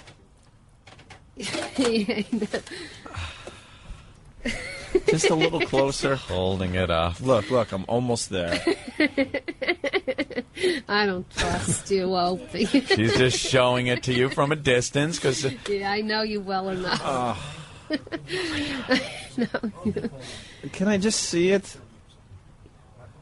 Rick, go get the gift. Oh, no, Ben. Oh, no, Ben's going to pry it from her hands. Her cold hands. Oh, no, I can't watch this. Oh, yeah, where you going, man? I can't be party to this. Stink, wouldn't you like to see the gift from Stalker Patty? Maybe I ought to just hold on to it a little while, and Opie's appreciating it, I think. Stinky is... You appreciating her gift? Stinky is trustworthy, Patty. Let Stinky have the thing. I don't trust Ben, and I don't trust Rick. You don't trust people? No. Just give it to Stinky, so he can look at it. Oh, Stinky has it in his hands. And I know now, what Stinky, Opie's gonna do because I Stinky, saw the hammer. you have it. Mm-hmm. Now, Stinky, you could hold on to it. You know that raise you want? Oh, yeah. Stinky. Very funny, Opie. Stinky. Yeah, that sounds good. No, what do I have to do? Just give it to me. No, Stinky. There's no. You don't have to do. This isn't about money or anything. This is about Stinky emotions and stuff and Christmas. You worked real hard this year, and Christmas. I know you want that raise. Oh no, it's about Christmas and stuff. Come on, you need a couple of bucks. Just walk around here. I'll give you some cash right now. I don't know. You said this around stuff here. before. Oh yeah, on Ron and Fez's show. Just walk around the console. All right. No, I know Stinky, what he's gonna do. no, It's Patty, a I fair. can't. No, It's okay. I can't possibly see him doing He this. wants to have his fun. No, Have a little fun. that's not right. Throw it. No, oh, they're playing keep away. They're trying to get it over Rick's head. Oh no, Opie's down. Opie went down. Rick took him out. Stinky still has the picture. He's doing good. He's trying to get it to Opie, but Rick is playing the middleman. Rick's showing some compassion. Yeah, give it to Stinky him. having a hard time to Let get it. him have it. Oh no, I know no, what he's gonna do. no, I Patty, can I see can't it. see him doing that. I wasn't Well, born yesterday or the day I wouldn't go that before far. either. I know him. All right, Patty. Know Thank well you. enough. Oh, look at that. There you go. Wow, Stinky couldn't get it to Opie. Back to that. Good job, Rick. I have the picture back in my possession, Opie. Look. See? All right. Well, thank you, Patty. I really don't think. Wait a minute. This isn't nice of me not trusting my on-air partner. Right. Tell you the truth. Opie, I have full faith that you can't do anything that you would normally do. Because I think you have a few emotions here. So you know something, Opie? Look at her gift. There it is. It's in Opie's hands. I'm looking at him. It's in Opie's hands. I know. I cannot picture him being heartless. You got to have some form of compassion and human emotion. I'm shaking real bad, man. Right? I'm shaking right now, man. Come on. Right? It's very... No, it's nice. There you go. And what are you doing? I'm just like... You're pushing in on it. Leave it alone. What are you doing? No, I'm just making sure it's sturdy so when we hang it in our office, it's not going to fall apart. It's very sturdy. Opie, don't. What are you doing? You're twisting it. I'm not doing anything. No, Listen. stop. Dude, I can't stand it. What are you doing? What's wrong, Patty? What? I thought we were all just having fun. Look at the names. Dude, you look at those names and picture her doing that. Writing those in that crayon heat thing. They're paint pens, Anthony. Whatever, Patty. I only gave you a present because I care. Oh, did you hear that? She only gave you a present because she cares. So I framed it. It was very important. It was an important article, Patty. And not only did you frame it, but you personalized the frame. Patty? Which is very nice. Yes, Sophie. I'm going to put this in a... I'm gonna put Oh this... yeah, I see the hammer. No, Opie. I'm gonna put this. I'm gonna put this in a safe place so we can hang it right after the show. I'm sure you are. No, look. I'm gonna take my headphones off carefully. I know you are, because you don't. No, get look. Yeah, he's gonna shut. No, what are you doing? What are you doing? No, Opie, what are you doing? Where are you going with that? What are you doing? Where are you putting? I just put the gift down, Anthony. Yeah, and it's on the floor. That's a Oh funny no! place for it. What do you do? No, Opie, sit down. Opie, sit down with that. What? You got the big wow hammer. It's right there. Opie, sit down. What are you doing? He's gonna. She put a lot of work glass. into. Opie, what are you? Oh my God.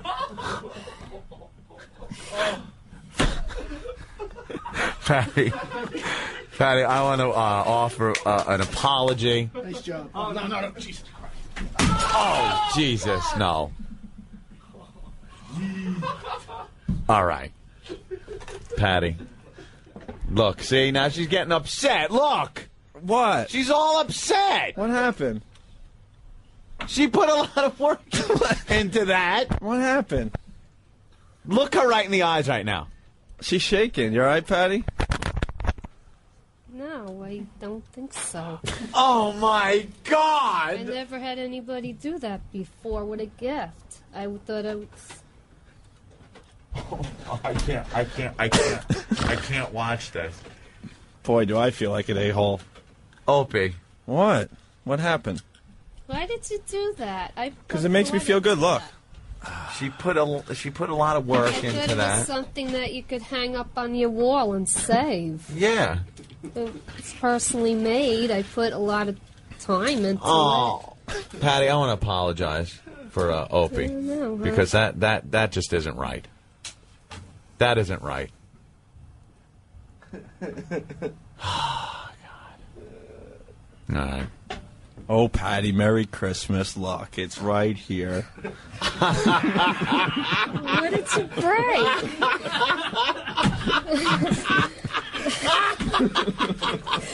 You had me so scared.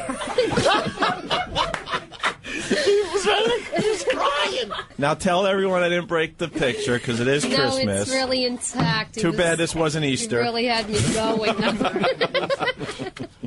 Oh, my God. Thank you, Patty. We'll hang that in the office, okay? Thank you very much, Patty. All right. You're welcome.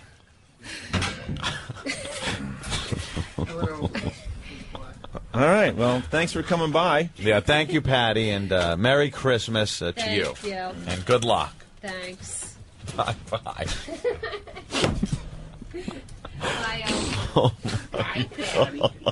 Know what scared me about that whole thing? After I smashed the fake picture? Yeah. The look she gave me. Did you see her eyes? If she had a knife, she would have tried to stab me. Dude, did you see her eyes? They were all welled up with tears, all red. She was shaking. She looked like she was just ready to have a nervous breakdown. Christine. Opie, I cannot believe you just did that. I was just about to never listen to you guys again. I'm in tears driving home. I could not believe you. But I'm glad you did it. All right. Thank you, Christine. All right, bye. No, first of all, yeah, he didn't. But I wouldn't give that picture another 10 minutes in this studio, to tell you the truth. Because if he gets mad at something, that's the first thing that's going to fly into the CD case. So, Rick, yeah, there you go. Rick is now taking it out of the studio. All right, Ann, why don't we take a break, okay? Yeah. Yeah. Everyone's calling me Hitler's calling me a pussy online, too. Hitler's calling you a pussy. Like I said, too bad it wasn't Easter, an Easter gift. Yeah. My God. We got to take a break, so. We'll be back, all right? It's cold outside, but there's no holiday cheer. People losing jobs, people living in fear. I'm making my Christmas list. Get down on my knees and pray for what I want. Opie and Anthony, bring me on Christmas Day.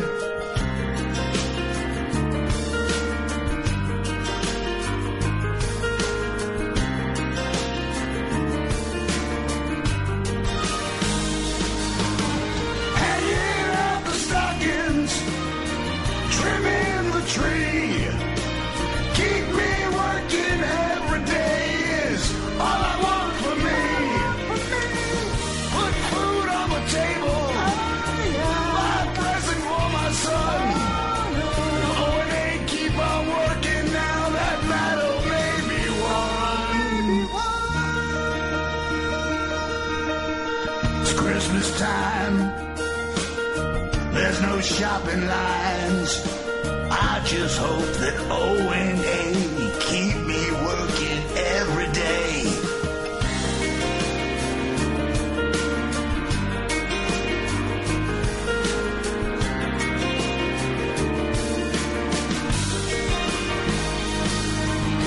Hanging out the stockings, trimming the tree.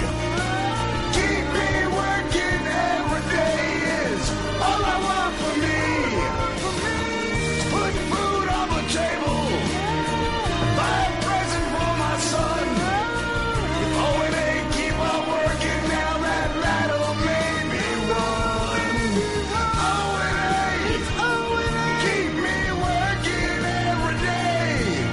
Screw St. Nick and his little red hat.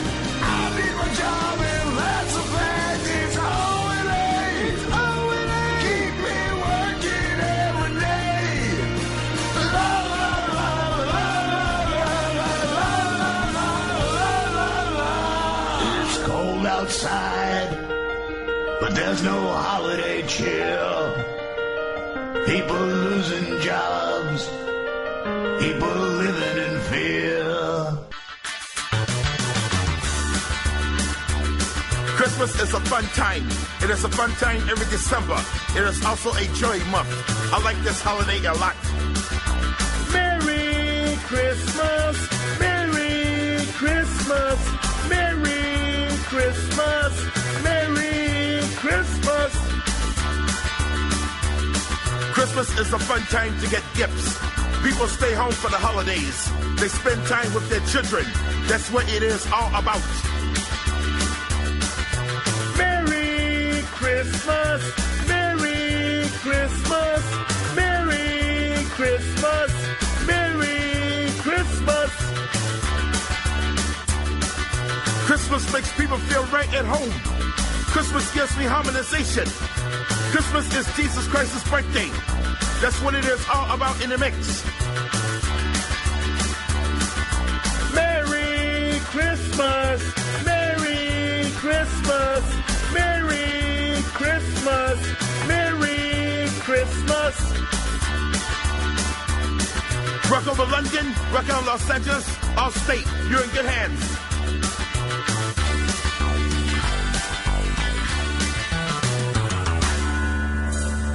So you think this is funny, the Frankie Blue thing? I love it.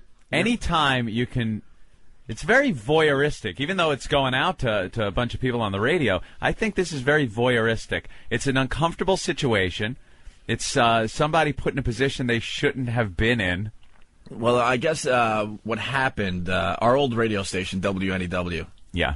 There's a curse with our old station ever since Absolutely. we left. Ever since we left, it's just been in the toilet. They can't figure out what to do with the station. Mm-hmm. And it's just failing miserably. Ratings are always in the toilet. They have tried how many different formats? They've tried 3 or 4 since we left. Yep. And the one that did the best was the 3 months that they played Christmas music last year. Right. They started like at Halloween and played it through New Year. And it did better than any format they put on there. Well, our old company, they hired this dope John Sykes, who was supposed to, help the radio division, and the radio division's been a disaster ever since he took the helm. And now they're just kind of paying him, and he's like in a little office, and no one bothers him because he's under contract, and they're gonna fire him real soon. But he had no business trying to run the radio division of Viacom. Got to bump Joel Hollander up into that position. He's the genius. Joel Hollander is an amazing radio guy, and he will right the ship. But this guy, John Sykes, which is just a waste of space, an asshole, a two-faced fuck. He told Anthony and I when we did the Sex for Sam thing that crazy-haired dick that we were gonna be okay. He said we were going to be okay, and then all of a sudden he just blew us off, never talked to us again, and then just hid behind lawyers and his secretary and stuff. Never could get him on the phone again. And we find out how he didn't like the show, didn't like what we were doing. That's the type of executive you want running your radio division, a guy that doesn't have balls and will tell you to your face what's going on, Yep. Oh, didn't he think it was bad for kids, the show? Yeah. So, he thought he knew what he was doing, and we get fired. And the station has been a complete disaster ever since. And the radio division, quite frankly, has been a complete disaster ever since. They lost millions upon millions of dollars. And in the end, it was John Sykes' fault. Simple as that. Joel Hollander wasn't running the radio division back then. He just wasn't. And anyway, it's unheard of in radio history to have a station that has been floundering for as long as NEW. It just doesn't happen. When that happens at a station, they fix it. They fix the problem. Right. Especially in New York. It's the number one market in the country. Right. You can't have a radio property just sitting there with a 1 rating. And a history like NEW has. Yeah. It's in last place. There are radio stations that don't even have a strong signal in Manhattan that are beating our old station. Easy listening music stations from Long Island beat it out. Right. It's ridiculous. So getting back to the Frankie Blue thing in our old radio station that is has just been in the toilet ever since we left. Falling apart. Because they really thought they knew what they were doing by firing us and moving on. Oh, yeah, they figured they would compete with other stations that are doing very well around New York. Because, boy, there's a win situation. Go head-to-head against stations that are just entrenched in the market, have great ratings doing what they're doing, because people will just change their habits like that for the same thing they could get in the place that they've been for years and years and years. Now, RuPaul is what, their morning person now, weren't there? Was RuPaul... That's good. Oh, whatever, yeah. Morning guy. Yeah. It's a guy, morning people. Parental disappointment. It's RuPaul, the drag queen, does mornings over there. Okay. When I sit there and you have to listen to some people go, RuPaul, she is so pretty. It's got a cock. It's a guy. Boy, you're a buzzkill. So then, big smooth back. So then the old company gets the bright idea to hire this Frankie Blue guy because he was really good at KTU, I guess. What was KTU? Kind of like a dance music. So they're like, well, we'll hire the guy that made KTU great, and we'll put him on NEW, and he'll have the same success over here. Right. Well, so far he hasn't done anything except get drunk at Christmas gatherings. Our old pal Earl was here. Was there, I should say. And Earl did not give us this tape. I want to go on the record and tell you he did not have anything to do with the tape we're about to play. Right. He didn't. Okay? So Frankie Blue was at the Christmas luncheon a couple days ago. A Christmas luncheon? They did a Christmas luncheon, and I guess everyone got completely hammered. I would, too, if I was working over there. Destroyed. As a matter of fact, I did, many times. Yeah, he got destroyed, everyone else. And with the ratings that just came out, I think he had a few extra shots. Because he's probably thinking, well, oh, my God, I'm a fraud at this point. Oh, boy. So then he goes back to the station, and he gets into some kind of argument with the DJ that was supposed to go on the air. Now, if he was a little tipsy at the time, I'm thinking it probably wasn't one of those good, legitimate arguments where you have a point. I've been in arguments with drunk people. They don't usually make good points during arguments. You ever notice that? What is that? Why you gotta wear that fucking shirt? Ooh, there's a good argument. Yeah, this one will last about 18 hours straight. Good. Yeah. So that's what he does. He goes over there, gets in a little tiff. And it's the DJ that's supposed to go on the air. She pretty much runs out of the station crying or something. I don't know. I wasn't there, but something happened and she just ran out. So now someone has to do the radio show. So who do they get to do the show? Well, Frankie Blue is the boss over there. He decides, fuck her, I'll just do it. He's going to take the mic. Oh, he's not a DJ? He's not on air? He's the program guy. Oh. He's a legendary, quote, programmer here in New York. Was he ever on the air? You'll see how legendary he is in a minute here. And then he goes, oh, fuck, I don't need her. I'll just do her shift, and I'll do probably a better job. Now, he's doing it for WNEW. During this, he's talking about KTU, which is their arch rival in competition. He's using the KTU call letters. He makes a mistake and actually says, on 1027 WKTU. KTU. And it's NEW. Yeah, that's the station they're trying to beat. Yeah. Oops. So, they must have been loving this at KTU. I bet they play this and just laugh their balls off. So Earl was the producer. Board op. He's the board op guy. The girl that does the show is supposed to do that, and Earl hits the buttons when she goes to commercials and stuff like that. He operates the board. Yeah. So he had to board op for Frankie, who's all hammered. Right. So Earl, I guess you hear him chime in a couple of times, I guess just out of nervousness. And, he must have been sitting there going, oh, my God, this guy's hammered. He can't even talk. He's stammering. He's forgetting words. He hiccups in one word, and it makes the word two words. Yeah. And Earl's just like, you can tell he's really nervous. And then you got to understand, too, this is one of those radio stations where you talk really quickly between the music. Music's the If you're most talking more important than thing. 30 seconds, you're not doing your job. He's talking for about 4 minutes here. Oh, I know. We cut it down, but we'll play about 2.5 minutes of this. But he's just babbling about nothing, saying the wrong call letters. This is the boss of the radio station that was supposed to put WNEW back on the map. Here you go. In New York radio. The boss. So here, I got to be honest. If they got Frankie Blue drunk every day to do a radio show, the ratings would go through the roof. I'd listen every day. Absolutely. And I hate that type of music, but that's the type of thing they should do. Just get drunks on the air. Drunk DJs. Drunk DJs. I love this song. This is the fucking boss. I love this He's fucking hammered. And don't think for a second that this is some kind of relaxed, laid-back delivery. Yeah, this is not radio from the 70s No. when all the DJs were encouraged to talk like this. This guy's hammered. This is the type of station where your voice has to be way up there, like WKTU. Yeah, Good high summer, energy. everybody. Don't forget RuPaul at the board head. Yeah. High energy. Your next chance to win $2,000 coming up with RuPaul tomorrow morning, right here. RuPaul, let's get back to the music. Right, that's the new mix, WNEW. That's the delivery you're supposed to have. Right. And he's the boss. I love this song. Nelly featuring Tim McGraw. This is Frankie Blue. Now, for the last several weeks, we've been giving you a chance to win $50,000 in cash. Holy shit. Wow. That is snotted. Wow. Hey, this is Frankie Blue. This was the guy that was supposed to get NEW out of the toilet. He's taking the record off the turntable. You think he's going to use the turntable? Oh, I take pleasure in this. God. That dumb station, they really stink. Oh. In the Mix 1027 redo. And plus win a Toyota Scion. And I think that is going to happen tomorrow morning. Tomorrow morning at 8 a.m. Ricky, RuPaul, Kim will pick a winner and go to that winner's house like publishing clearance. What? Publishing clearance? Did he try to say, like, Publishers Clearinghouse? Yeah, publishing clearance. Publishing clearance. Oh, man. Hey, I've been snotted on the air a couple of times, but never. Your station is cursed. Oh, the devil.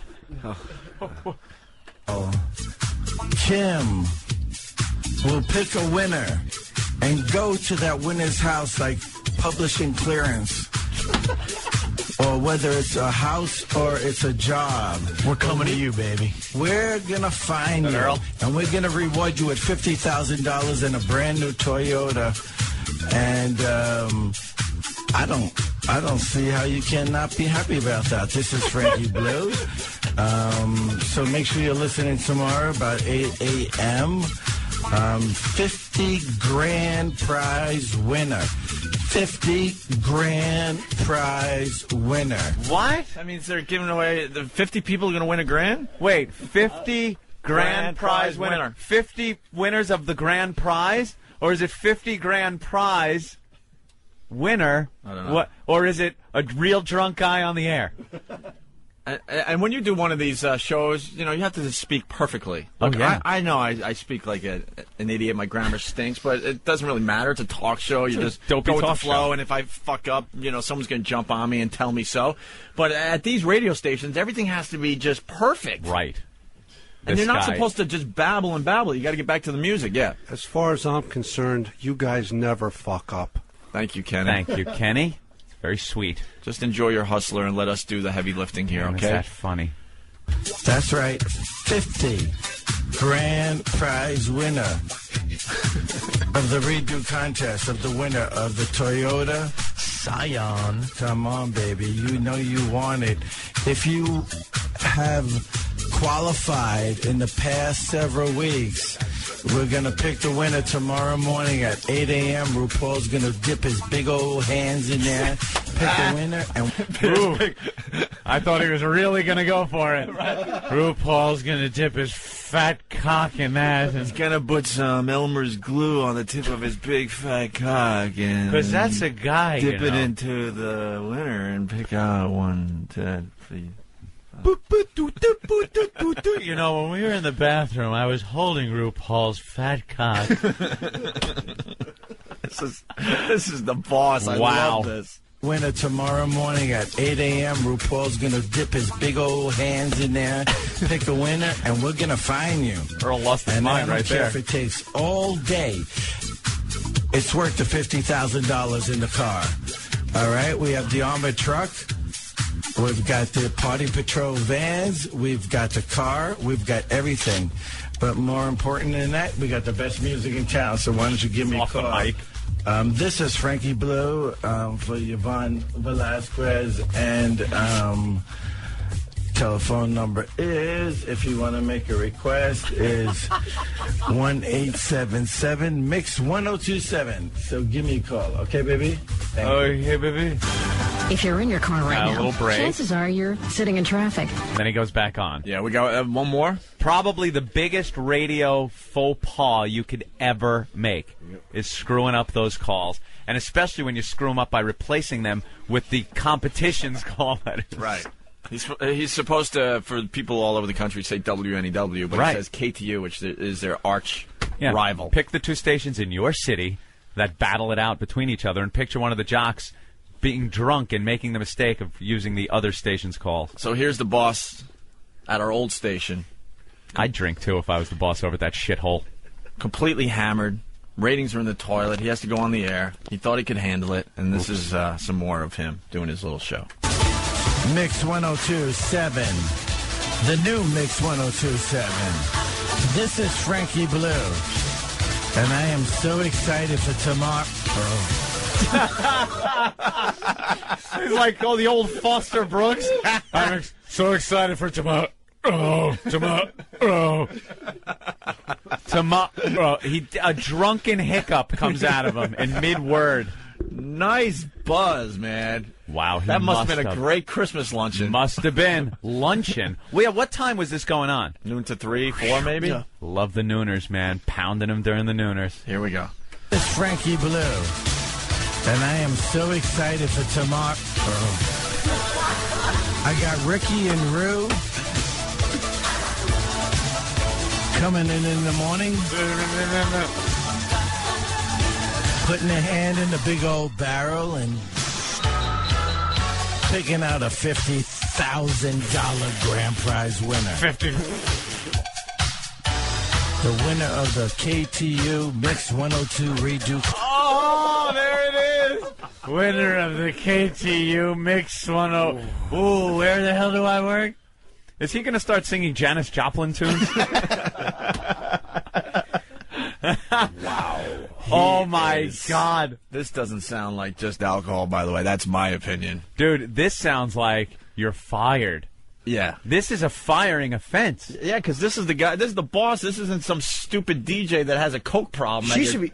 Yeah, that you're trying to, take care of. What? She should be fired for walking off the shift. He's the boss. Dude, she told her to leave, or did he she told her to just leave? It just shows you that the old place is still a fucking train wreck. Yeah, it is. It's a dump. Yeah, smart move getting rid of Opie and Anthony. The only thing that was happening over there. Even when you were there, it stunk, except for Ron and Fez. Those guys did okay. Well, us They're and Ron funny and Fez, guys. we kept the ship going. Yep. They were making a lot of money off our show and Ron and Fez. They should have backed us. Instead, they got this mess. 2 years later, 2.5 years later, they still have nothing. Some of the most entertaining programming I've ever heard out of that station, though, right here. I would put this guy on the air every day drunk. Every day drunk. I would listen every freaking day. And he's, quote, a legend in New York radio. Wow. How embarrassed do you think he is this morning, if he's up yet?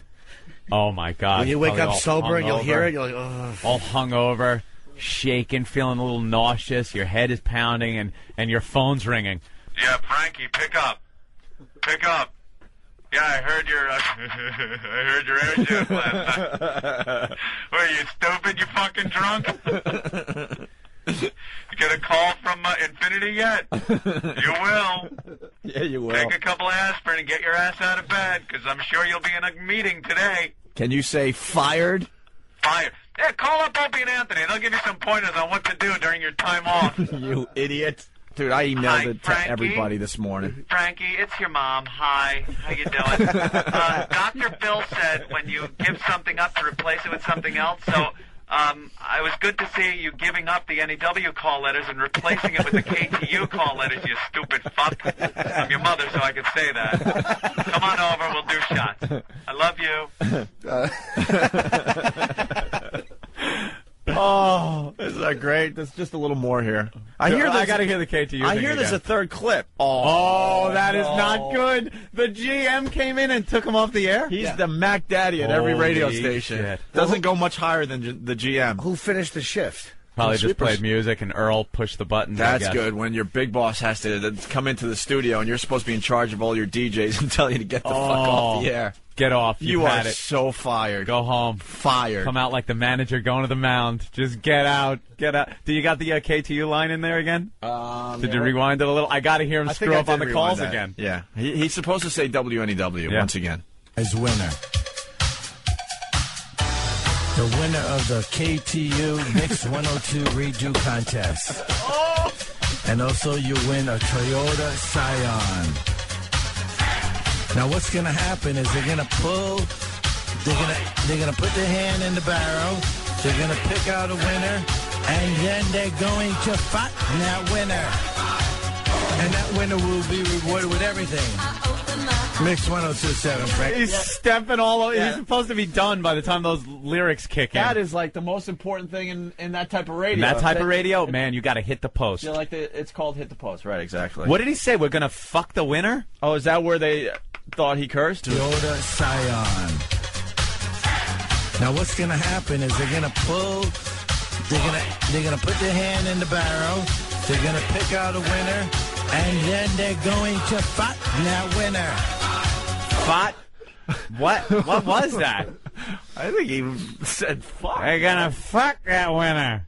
I think he was going to say fuck it and was able to stop just in time. Fight that winner. But that's not a word. Hand in the barrel. They're going to pick out a winner. And then they're going to fight that winner. And that winner will be rewarded with everything. Mix 102.7, Frankie Blue. What's happening? Tries to have the cool little thing like he's out. Like, yeah, I meant to step all over the vocals. Frankie Blue, what's happening, baby? All I know is the FCC should hear about that. Ooh, and they're gonna fuck that winner. At least you guys never said that. Huh? Right in the asshole. Frankie Blue, baby. Dun, dun, dun. They're gonna stick it in the barrel, and they're gonna pull it out. And fuck the fucking fucker. Frankie Blue, baby. On KTU. WNEW. The Opie and Anthony. KNBC. Yeah. On the Rock of Boston. BCN. Where am I? On WDRUNK. Well, this story is developing, but I do believe he's fired. How long has he been there? Not too long, man. He was supposed to be the big hire that was going to turn around that crap hole. That was it. He was going to be the guy. That's the Turnpike, that big fire. Jersey Turnpike? Do you know what that's got to be doing to traffic? Oh, boy. Oh, boy. We have audio Ridgefield. of the general manager coming in to Frankie Blue. You're fired. Do you have the audio of Frankie Blue after he was fired? If I may. A little more. All right, I'll. Yeah. You're fired. Wow, you had to tell him twice. And trying to console him, I guess. It's over, Johnny. Oh. And then Frankie Blue. Okay. We got some Frankie Blue audio here. Yeah. Don't you do it! Oh. Don't you! I got nowhere else to go! Oh. I got nowhere else to go!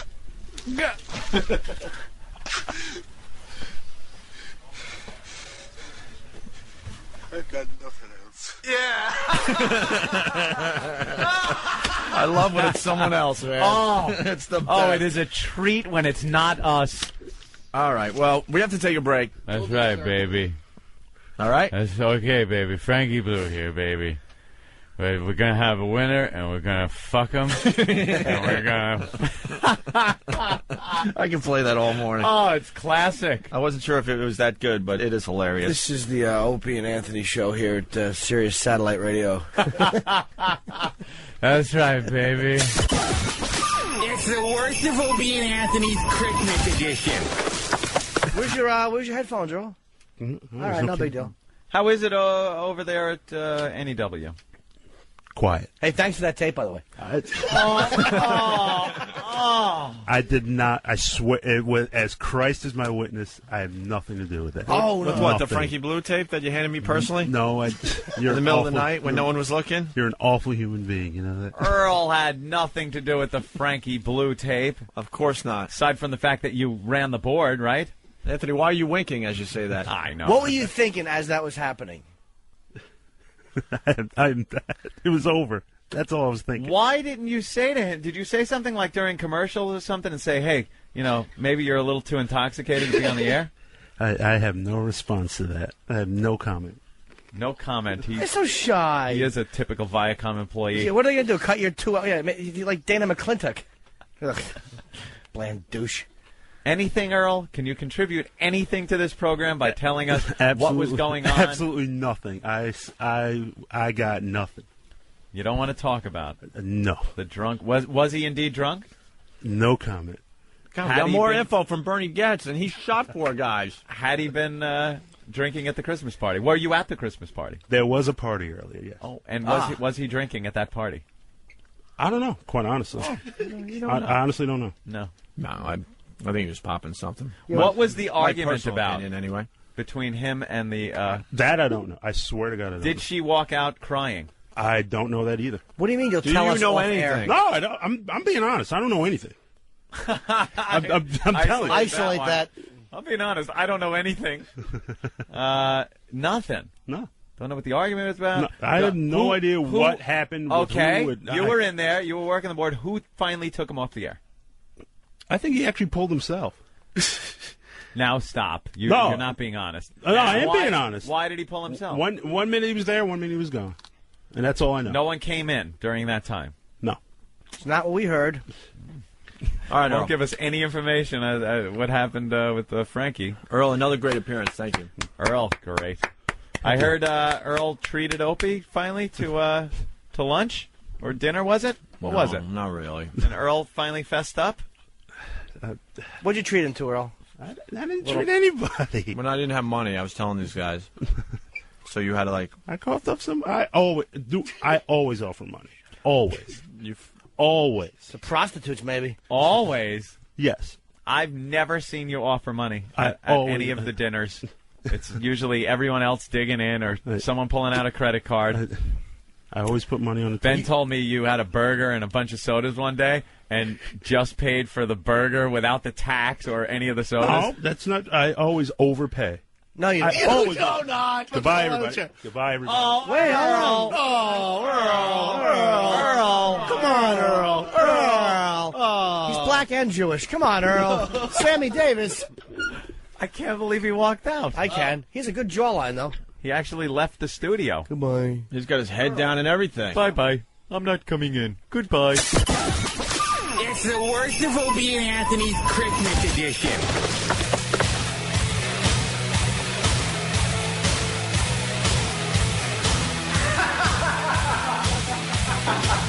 That's terrific. That's terrific. That's terrific. Okay, terrific. That's terrific. Okay, terrific. Okay, terrific. I'm being honest. I don't know anything. Okay, terrific. All right. Got a few updates. Because this show is a soap opera. We know that. Yeah. The saga that is Frankie Blue is over, Anthony. Oh, yes. Is over. Hopefully we replayed the Frankie Blue stuff in some of the worst of in the past few days because we did? Thursday. Oh, good. So a lot of people know what we're talking about here then. Because we got a lot of new listeners through the holiday. Frankie Blue. Frankie Blue, baby. Frankie blew up his spot there at NEW. Blue, you're my boy! You're my boy, Blue. Thanks for all the great radio. Sorry you got fired. You're my boy, Blue! You're my boy, Blue. You're fired! Blue, you're my boy! You're fired! You're my boy, Blue! So you want to explain Frankie Blue really fast, Anthony? Yeah, Frankie Blue was the program director, the boss over there at the station we used to work at, WNEW in New York. And they do like, what would you call that music? Music that gay guys play when they're having sex? Yeah, you could call it that. I don't know what it's like it that is. dance-type music and like music that dopey chicks put on in their car all the time. Just that crap. What's a good example? Like a song that they would play? I don't know. I'm just trying to get so people get the grasp of the type of station it is to know that it's not like this where you could come on drunk. People have, and get away with it. It's not that type of thing. It's very fast delivery that the jocks give. And Frankie Blue was at a Christmas party. Got a little tanked, it seemed. Went back to his station and got in a little argument with the girl that was supposed to be coming on the air. And that's what they're saying he got fired for. Right, is just for the argument. But he figures now she's gone. He threw her out of there that day. Now he was going to take to the airwaves and show the talent that is Frankie Blue, all hammered from the Christmas party. He gets on just slurring and stumbling through the show that he was doing.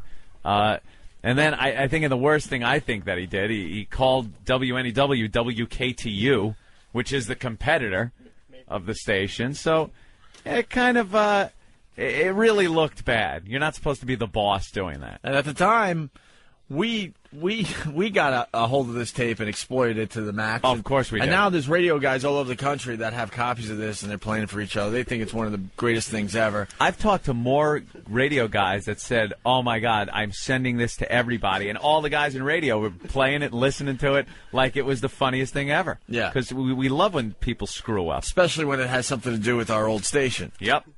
Another program director losing his job at our old station. Yeah. They've been through a lot of them since we left It's it. been an abomination since they unjustly booted you guys. That is correct, sir. An abomination in the biggest radio market in the country. Yeah. And that station has been an abomination for the last 2.5 years. You wouldn't see an embarrassment. You wouldn't see a station this screwed up in a 200 market. You wouldn't see it. And this is the #1 market in the country, and it has been just a mess for years. Disaster. A legendary station. After the music went down, they put you guys on, and you're the only thing on the station, and then Ron and Fez start to do very well. Of course, there's no morning show because they don't want to compete with Howard in New York, so Yep. they put nothing on in the morning. It's just an embarrassment, man. It has been. And the revolving door of program directors that have gone through there, if you take that gig, you're insane. Because you're not going to be the one that straightens it out. There is no quick fix for that place, and they're not in it for the long haul. So you're just done. There's no quick fix. But they don't want to wait for a longer solution to take place, so they just keep firing the people that can't fix it quick enough, or they get drunk on the air. At least that was an original firing. The past bosses or program directors that have been through there have been fired because it just hasn't worked out.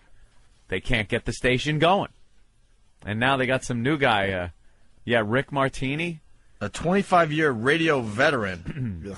Did a lot with his career, obviously. You know what's wrong with 25-year radio veterans? He's going to bring nothing new to NEW. Nothing new.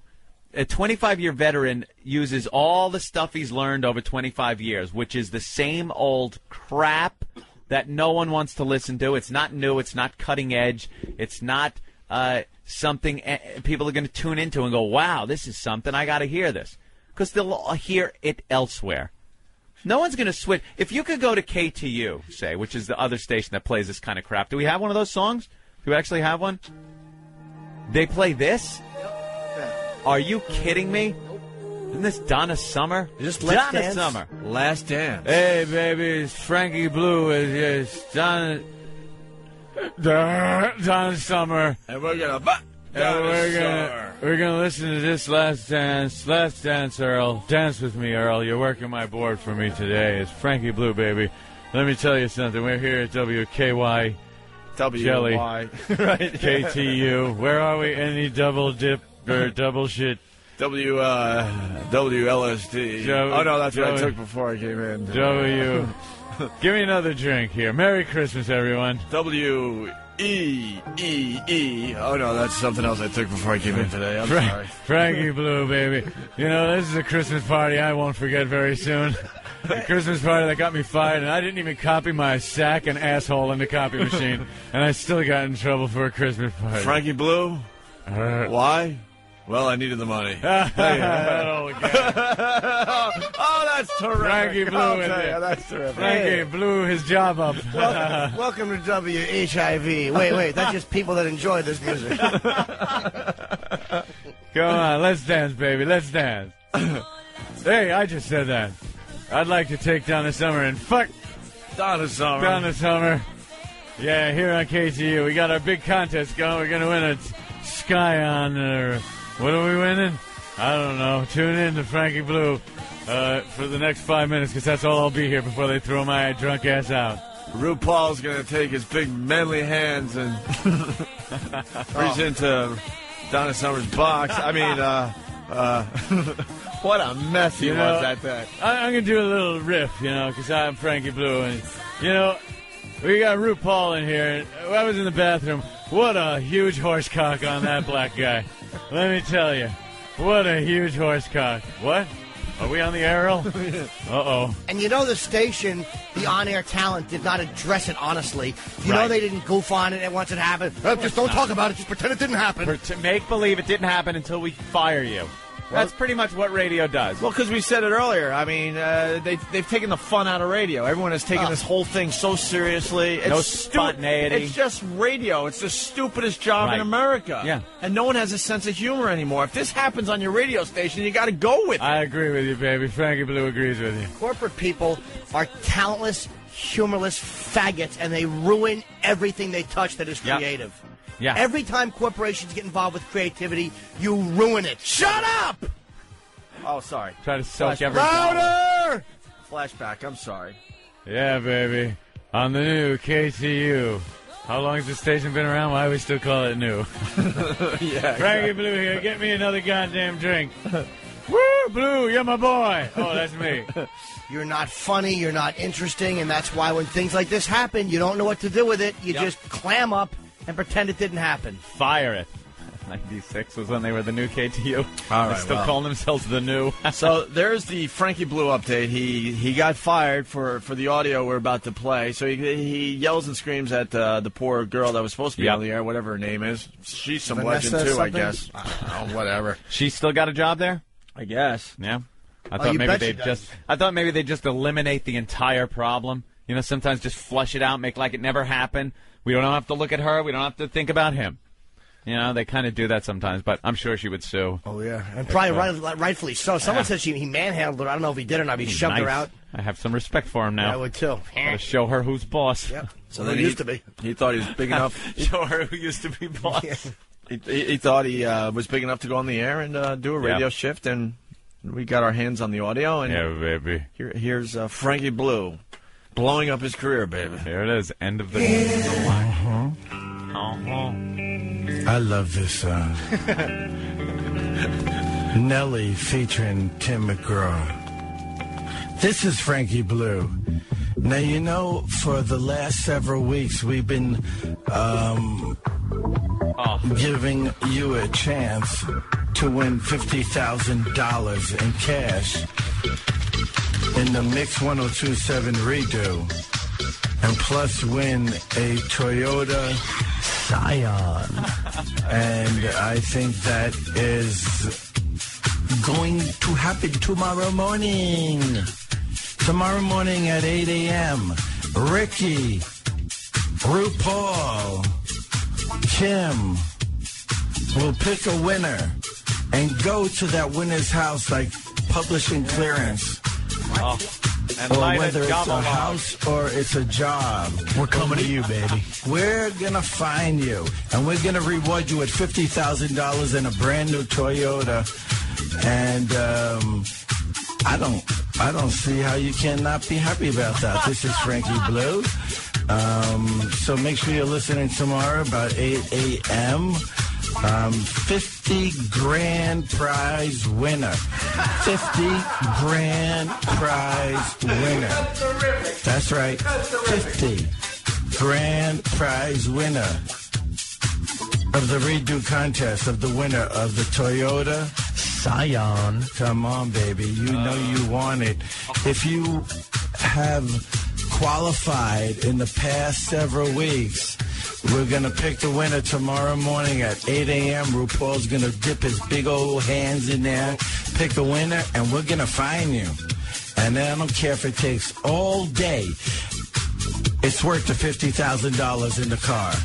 All right? We have the armored truck. We've got the Party Patrol vans. We've got the car. We've got everything. But more important than that, we got the best music in town. So why don't you give me a call? This is Frankie Blue for Yvonne Velasquez. And that bitch. Telephone number is, if you want to make a request, is 1-877-MIX-1027. So You're just a tool. Okay, baby? Thank you. He's the boss. I can't get past that. Baby. And I don't know anybody who would not want to do this. What a drunk. Dude, we are really lucky that Earl got us that thing. That is so cool of Black Earl. Earl, you got us the tape, right? I'm being honest. I don't know anything. Oh, he doesn't know anything about it to the end. All right, Earl. And then here's the second part that we have, and where he basically, we're not sure if he wants to fuck the winner of this contest or if he was hiccuping. He's so fired. Completely fired. That you are fired before anyone even knows you're fired. So fired. This is just all about being so fired. So completely and thoroughly fired. And he did get fired while we were in Vegas. But this is what did him in. Yeah, I agree with Jim. We know how they work over there. The other one, you could get it behind closed doors, they yell at you like, what are you doing, you idiot? And we know how they operate over there. Me and Opie are the pros of knowing when you're fired. We just know. We know when other jocks do things. Like, we'll read it on the internet or something, or in the paper. Some jock screws up in some market out in the Midwest, and me and Opie are on the phone with each other just going, dude, you read that? Oh, yeah. Dude, fired. So fired. This guy is so fired. And you read in the paper, no, they just removed him from the air, suspended him, they said for a week, and me and Opie like, no, fired. Fired. So fired. And at the end of the week, fired. So fired. We know. So here it is. This is what doomed him. Mix 1027. The new Mix 1027. This is Frankie Blue. And I am so excited for tomorrow. I got Ricky and Rue coming in the morning. putting their hand in the big old barrel and picking out a $50,000 grand prize winner. The winner of the KTU Mix 102 Redo Contest. And also you win a Toyota Scion. Now what's going to happen is they're going to put their hand in the barrel, they're going to pick out a winner, and then they're going to fight that winner. Okay, terrific. And that winner will be rewarded with everything. Mix 1027, Frankie Blue. What's happening? Good evening. Good evening. Good evening to you. Bye-bye. I can't wait till tomorrow. Oh. Tomorrow. Oh. What was that? How drunk do you have to be when you're doing the Foster Brooks impression? Tomorrow. Oh. Oh. You know, Dean. Yeah. What a mess. That got him thrown right out the door. So, yeah. That's the end of that soap opera. Frankie Blue is done. Frankie Blue. We've been having so much fun with that audio, too, man. It's one of my favorite things. You better watch out. You better not cry. You're gonna go dry. I'm telling you why. Santa's whore is coming to town. She's making a fist, stroking it twice, grabbing your balls and checking for lice. Santa's whore is coming to town. Well, she blows you when it's flaccid. She humps you when it's stiff. She don't care if you're bad or good. She'll make you take a whiff. Oh, you better watch out. She sit on your face when your cock's right out. You put your thumb in its place. Santa's whore is coming. Santa's whore is coming. Santa's whore is coming to town.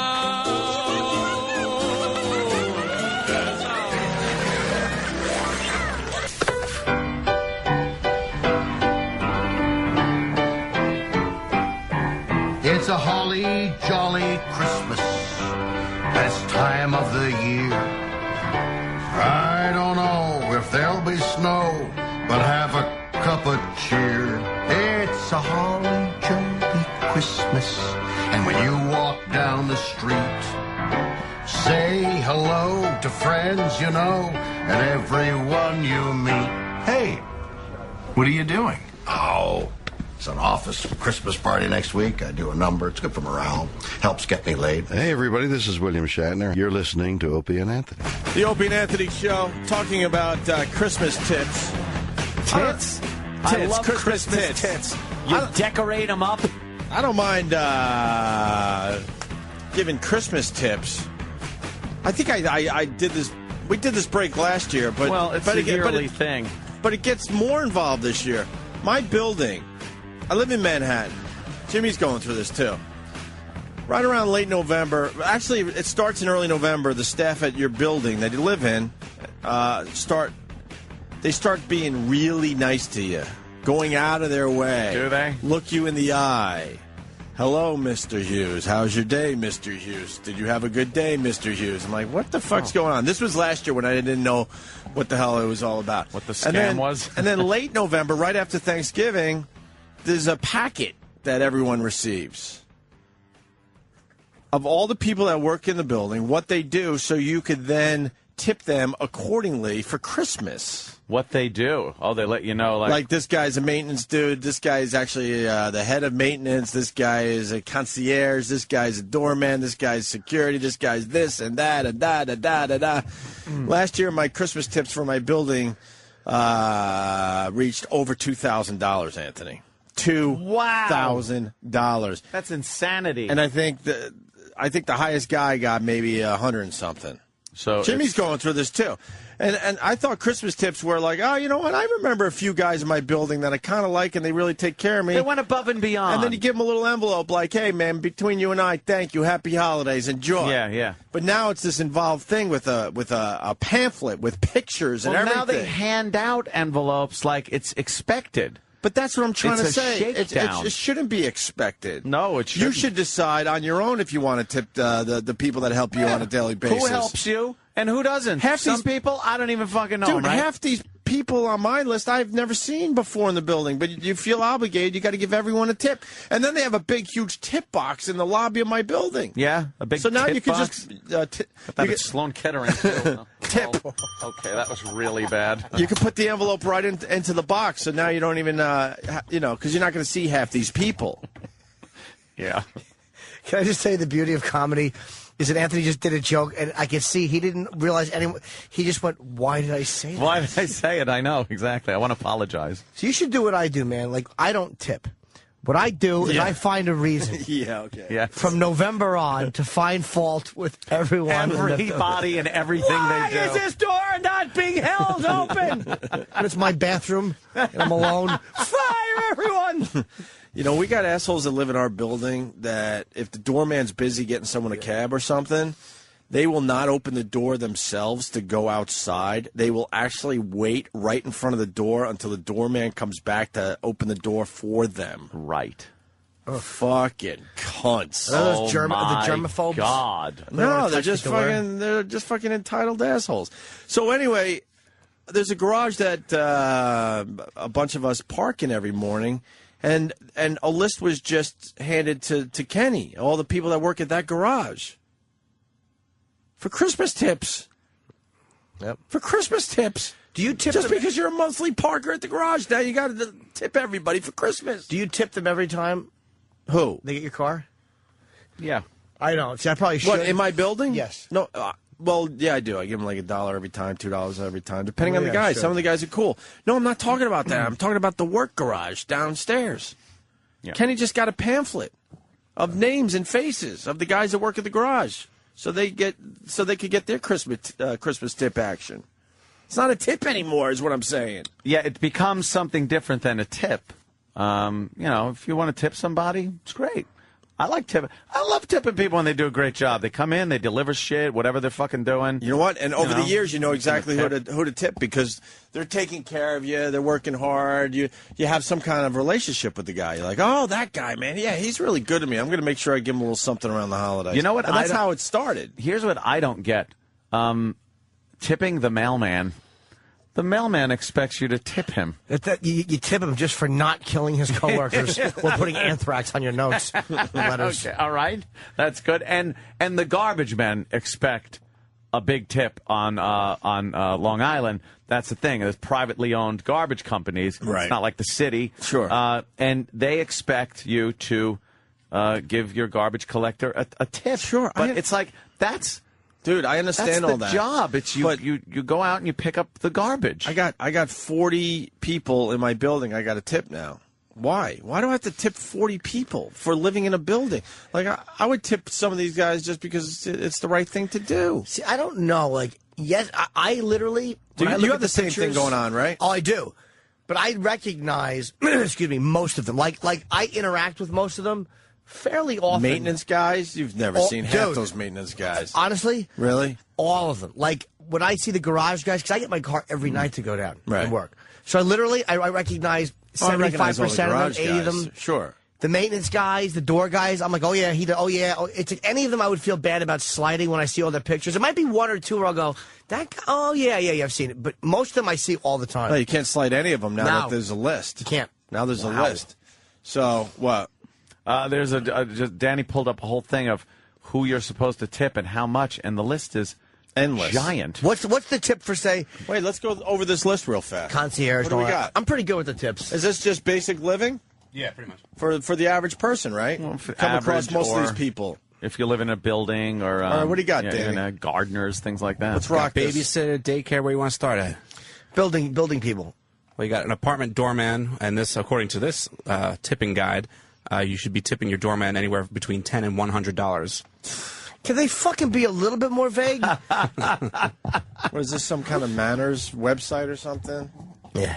Yeah, it's just a holiday tipping guide. Your building superintendent. How much? $50 to $200. Yeah, I usually give $200 to $250 to my super. But he's taking good care of me. What does he do? If I've ever had any problems, like when I wanted to buy a storage unit, he went out of his way to help me. Like, I like yeah? the guy, Okay. I think he's good. Well, that's personal, good guy being a good guy shit. Yeah. Not just because he's the building superintendent, right? No, I actually like the guy. We hear you. I had to buy my superintendent concert tickets. because he knows what I do, and he's like, he asked about a show. And I basically told him, look, I can't get those tickets. I'm really sorry. So he goes, well, all right. Well, then how about Clapton? So ask Kenny. I had told out about fucking $700 to get this guy 2 tickets to a show that I had no connections for. What kind of an idiot is your super? My super would never do that. He goes, all right, well, I forgot what it was. It was either for, like, the Dead or somebody was coming around, and I couldn't get the tickets. So he goes and names another show. I'm like, I'm basically telling you I don't have connections to these shows you want. I need some fucking tickets. It's Brett Weir, the super across the way. Right. You get me your fucking tickets. So then I felt like, holy shit, I'm being held up here. I got to get him. I got to get this guy tickets. He runs the building. I don't need to talk to you, jerky. Let's say hi to Hank in Connecticut. Hank. How you doing? Hello, man's name. Jesus, that's a fucking man. Hank. There's never a fruity guy named Hank. Who's punching you in the face? Oh, that'd be Hank. What up, Hank? Hey, I got home yesterday, and yesterday was recycling day, and on the bottom of my bin was a stapled note with a return address for the guy to send him a check for Christmas. That's good. Just leave it in there. It's recyclable, right? That's I right. did. I put it right back in the garbage. It's paper. How did that start is I what I'm don't saying. know. Because, back in the day, and we all like to say back in the day, you would just tip people that you felt, were doing Can the right I thing around send you. an envelope with my name on it and stuff just to, like, our bosses? I want to send, like, I want to give, like, Bladder and Scott and all the way up the top, and just go, because I come in here and do my job. Are you feeling okay? And do my job. I would like, a little gratuity, a little tip. Oh, I see. Based on you want to give them the blank envelope. Right. See, so because now I'm Gotcha. coming in here on a daily basis doing You're gonna get doing Jimmy my going. job. So then they should fill the envelope up with a little cash and give it to me.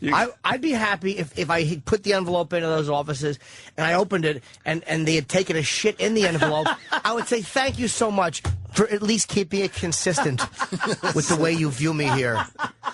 I told you it would get. I'm not Jimmy even going. mad, but that's cool. What would be really nice is this. You open the envelope, right, and there's a big steaming shit in it, but it's a musical envelope, so it plays a sweet song. Da da da da da da, we value you a lot. And it's full of shit. Yeah, there's a log in the envelope, and I can go, thank you for the flowery words. Let me eat this. That's nice. It's delicious. Let me eat. Lovely snack. Let me spoon it out. It's a mushy one. Let's go to JR in Connecticut. JR. Who shot you? What's up, boys? What's up, JR? No, you did Yes, not. I did. Huh? Sorry. I said happy birthday, Jimmy. What do you got, JR? All right, so I live in Connecticut, right? And I lived in the same place for 4 years now. The first 2 years, I didn't tip my garbage man because, I'm a younger guy. I don't know you tip your garbage man. The first couple of years I'm living on my own. He leaves my fucking garbage cans in the middle of the street. Hey, right away, you're fucking fresh. So the third year, I give the guys 220s in the envelope. Yeah. They still leave my garbage can in the middle of the street. Not enough, you Fourth year, I cheap give him fuck. 250s, and finally, I got to give this guy 250s to get my garbage. Yeah, but can not. where it's supposed to be. That's the point I'm making today. Now you feel like you're being held up. You Yeah, really do. it's It's not a fucking tip ridiculous. anymore. It's like this is what you have to do. That's what it is. How many names on your list, Kenny, for the work garage? The work garage. It's the garage we use on a daily basis. 13. You have to tip 13 guys because you park your car every day downstairs. Yeah, and then they put in bold letters who's the manager, the assistant manager, and the 2 foremen. Now, don't you tip them every day when they bring the car? Yes. So that's the tip, but that's the tip. I tip them when I drop the cars off. Yeah. And when we pick them up. You tip what, $1 each, $2 a day total? Yeah, each vehicle. Now you would say $2 a day, but how many days a year are you parking the car? That's a lot of fucking money extra. 5 days a week. 5 days a week, so that's $10 a week. $10 a week, and $520 a year. $520. No, but I work hard too, you guys. Yeah. You sure do. Little something. I didn't see no envelope from you, so go fuck yourself. Yeah, exactly. I didn't see a pamphlet with your picture on it that says big stupid dope. Exactly. Oh. You want a tip? You open up, it's a box of conditioner in it. Sorry, Kenny. I always give Kenny a little something. yeah. And how many names on my list this year? I take a $10 bill and I fold it over and go, "Oh, something for you." There you go. Hey. I just handed my pamphlet into Kenny because he's going to help me out with this. You lucked out this year, GH. There's one less name on the list. How many names, though? There's 36 building employees. That I have to tip. And, have to tip. And 9 garage employees. 45 guys. What the fuck? Thank you. Now you're involved with the bit. That's insane. It's the principle of that. 45 fucking guys I gotta tip, and you have to tip. And each of them get anywhere between $25 up to $200. Yeah, 25 is the lowest. 25 is for guys you don't even know. Holy Toledo. I forget. $25 for guys you don't even know. Dude, the gym in my I use the gym in my building. I'm like you don't know by looking at me, but I mean I use it a lot, so I tip them too. The building tips are a lot, like there's a lot of people, but I don't mind. 45 guys, Jimmy. They are people I interact with a lot, and they make my life a lot easier. I honestly do. I know the guys that I interact with a lot, and I have no problem tipping those guys. None whatsoever. So just tip those guys. The guys that don't interact with you, they're gonna get pissed at you, but fuck them because they don't help you. It's a whole pamphlet. There's letters and there's descriptions and pictures and everything. Dossier. Basically, dossier. I like to spread it around. It makes me look good. Yeah. Yeah. Easy come, easy go. I love spending your guys' money. I went with it. 45 fucking guys, really? Yeah. 45 fucking guys. That is a lot of people. That is a lot of people right there. That's a lot of people. Well, what I got? I guess my mailman, the garbage man, the groundskeeper, and Keith, and Ange. Your pool guy. Hey, tip him. He don't come around in the winter. Let's go to Stryker. That's good for that. Stryker. Oh, thank God. Stryker. Love the show. Yeah. Hey. Good morning, boys. Hi, Stryker. Hey, I forgot 2 years ago. I forgot to tip the guy that delivers, my milkman. We get home delivery of our dairy stuff every week. Sure. Time machine. Yeah, exactly. Where are you living in? What'd you do? Leave some oats for his horse? Fuck's wrong with you, Stryker? Yeah, what the Go to the fuck, store. Stryker? Jesus Christ! You know what year it is? Yeah. My farmer milks it right into my mouth about cereal. Milkman. He holds cereal in his mouth, and the guy jerks an udder off into the other side of his mouth. How much do you tip your butter churner? Exactly. How about the other Amish people that help you put the wall up? Go ahead. Joke's over. Go. Anyhow, 2 years ago. How much do you tip the guy that sells you the animal blood to write on the cave wall? We'll go as far back in time as you want. Back, yes. How many rocks do you tip? All right, good. Sorry. Boo. The guy that sells me the animal blood, I only tip him one rock. We got it. Right. You don't have to elaborate on Let it. it go. Anyhow, I forgot to tip the guy, and for the entire next year, my order was fucked up every week. Really? Shit out. Okay. Oh yeah.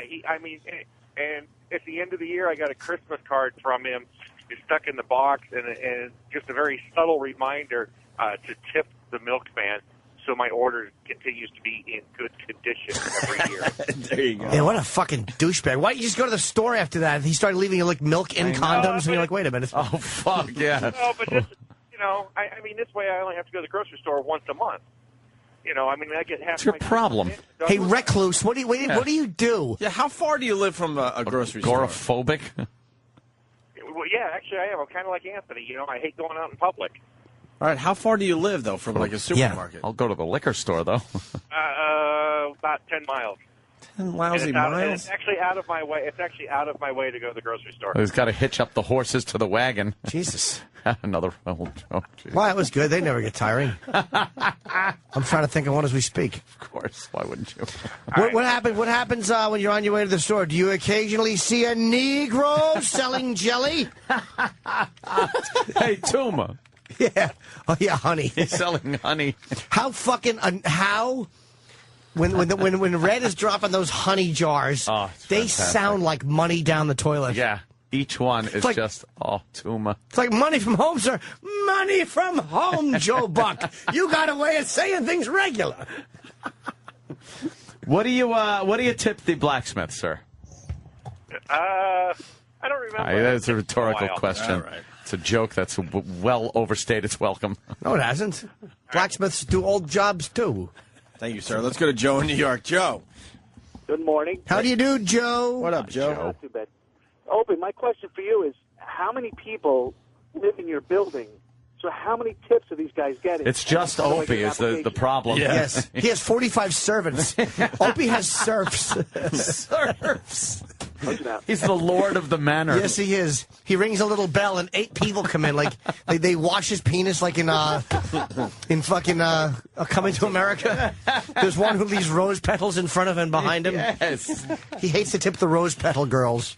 That is a good question, though. There's got to be at least 200 apartments, I would imagine. There's close to 50 floors, and some floors have one apartment, but others have at least 4 to 6. So it's got to be 200 households. You know, Kenny? There's over 3.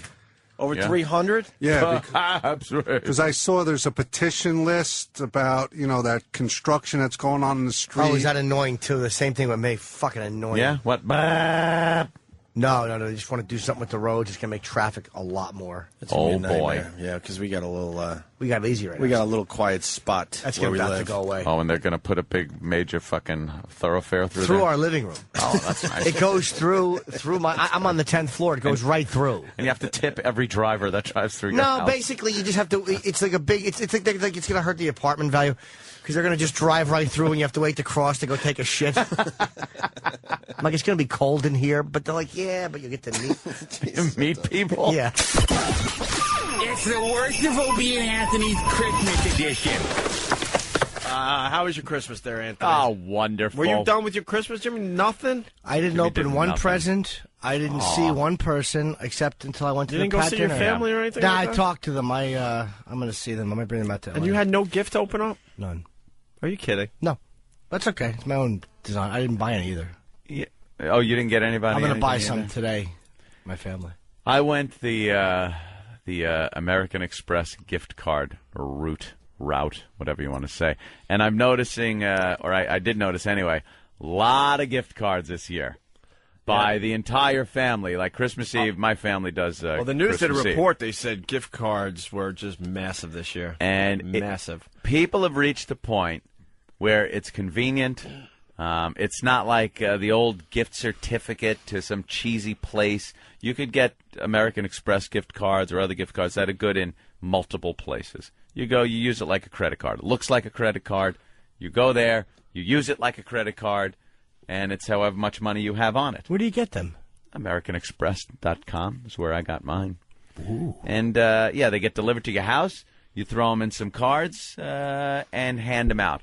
And that's what I did. The most work I did was on Photoshop. I made something that I could print on the envelopes with everyone's name, with a little shadowing and some nice festive colors and stuff, and printed out a bunch of envelopes. Why the look of disgust, Jimmy? I don't know. I was in the Christmas spirit. Sounds like it. And that's what I gave out. Next year, I'm just going to do some wheeling and dealing. You're What going do to you give me mean? a gift card. I'm going to give you a gift card. Are we Same square? amount. We're good. We're Yeah. good. Okay, let's not worry about each other. How about me and you? Me and you. You're going to give me a gift card. I'm going to. Okay, we're done, right? That's it. Done, right? And then all I have to do is buy a gift for my mom, and I'm good to go. Then we had a big controversy over my mom's gift because my mother, for some reason, does not want to leave the 1800s. The digital to her is some evil thing.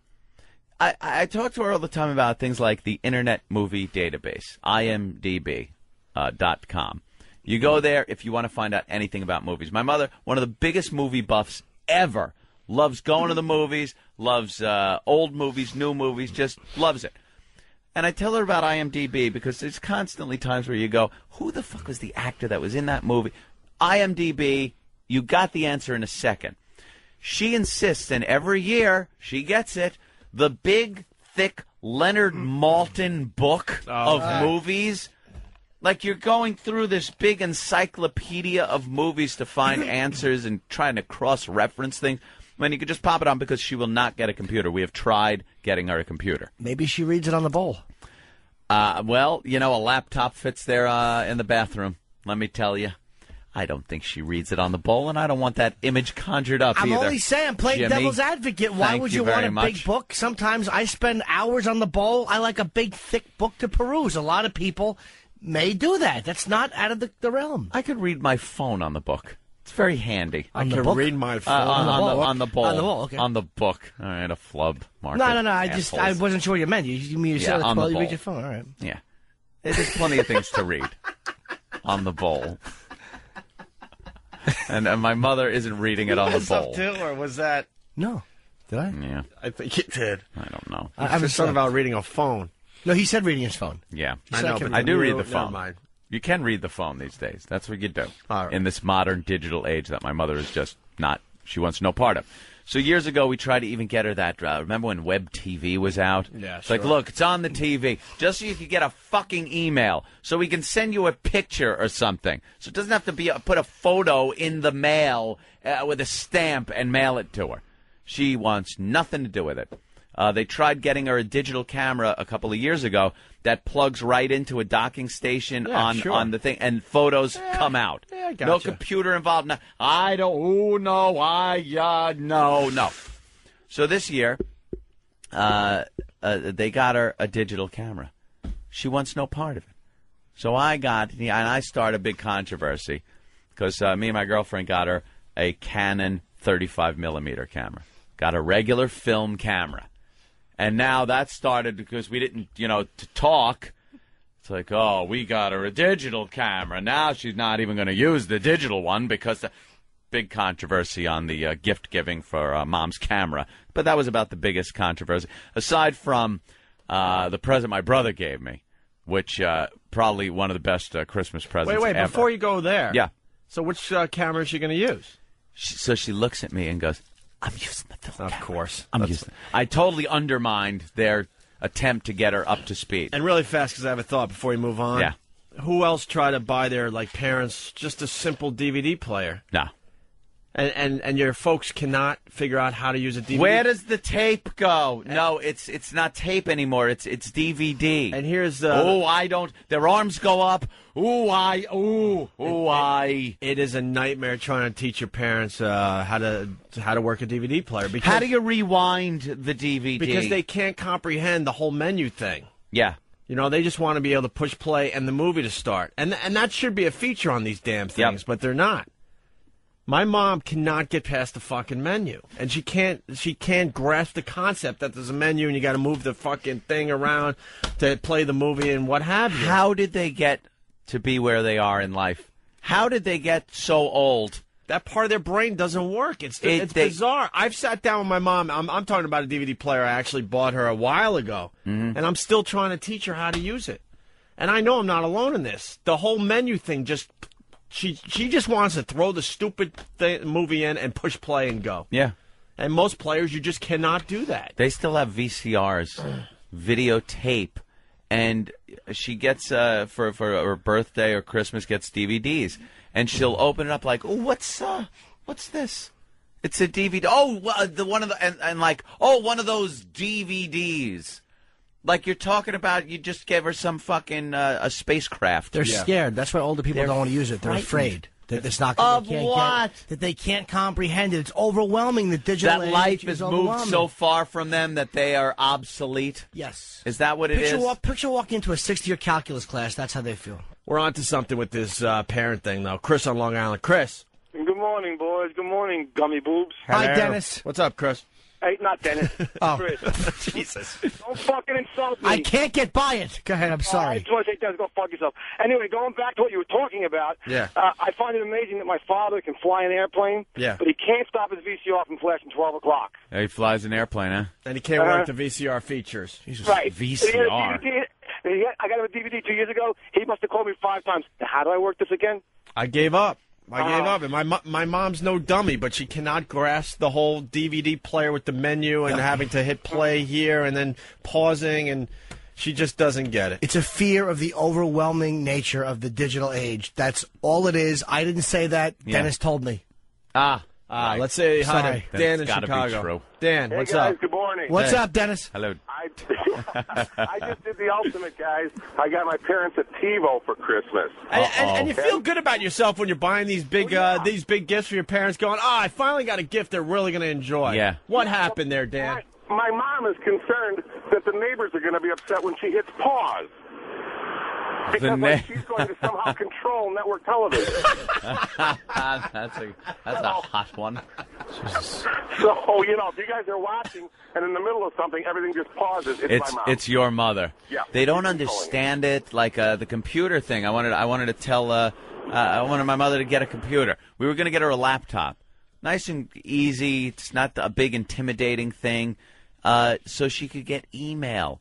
She doesn't understand. Like, and then I don't call for a while, and she's like, "Oh, you know, you haven't called in a while. Get a fucking computer. I'll email. You'll get pictures. You can get video. All of a sudden, I'll email you a video. Nothing. Your mom can come on Pal Talk. She could come on Pal Talk and look at luscious breasts if she wants to. Nothing. She wants no part of it. She goes, I don't know, I'm afraid I'll just get addicted to it and sit there all day. No, you're not. You're petrified of it. Yeah. And get your parents the big gifts that they can't handle. I got my mother a Yankee hat and my father a pocket pussy. That's a nice gift to give your parents. There you go. Cleaning instructions. He doesn't use it. He's an older gentleman. He puts it in the car. He holds change in it. Jim, it's Dad. How do you clean this? Could you come over and clean this thing for me? Brad. Morning, Big Dick Santa. Hi. Yeah, man, pretty much my mom bought my fucking total douche of a stepdad an iPod. Now I'm stuck hooking the thing up for it together. And secondly, I get a list of songs that I get to download for this guy. Oh, that's so nice of you. Yeah, it is. But I'm pretty much just going to rig the little fucker with a bunch of suck my fucking cock and O&A jingles. So you should. Anyway. My fucking jack. Download gay porn clips and put his favorite song titles. So he'll put it on and just hear fucking one man saying, you know, whatever another man says in gay porn. Whatever. I almost stepped into a bear trap there. Yes, you firing out almost did. quotes. Love you, boys. Punch out. An iPod is very rough to get for somebody. Yeah. That like an older person that has no clue. Yeah. Because then they have to learn how to download songs for it, and it's just a catastrophe. My parents asked for weird stuff. Like They do? Yeah, like my father asked for like the Harry Potter videos and some lubricant. It's not that weird. What a fucking Harry. The whole Harry Potter collection, some KY, that's it. He didn't know the name. He just said, "I want the movies with that Potter kid."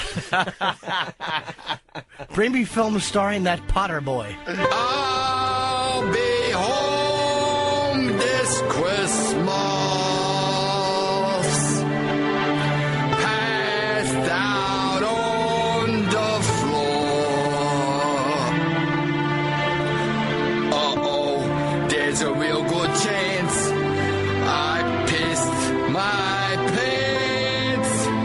Get more pants out of the pants drawer.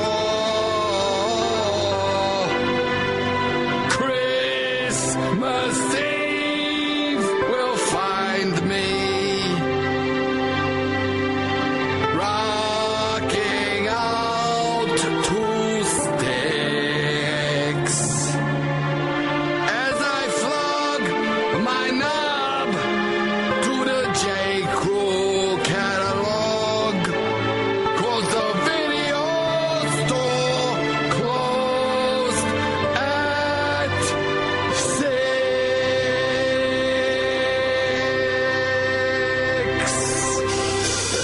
I'll be home for Christmas, knocking back some booze. Screwing on nigga, got a pony kick, and I'm cranking my cool.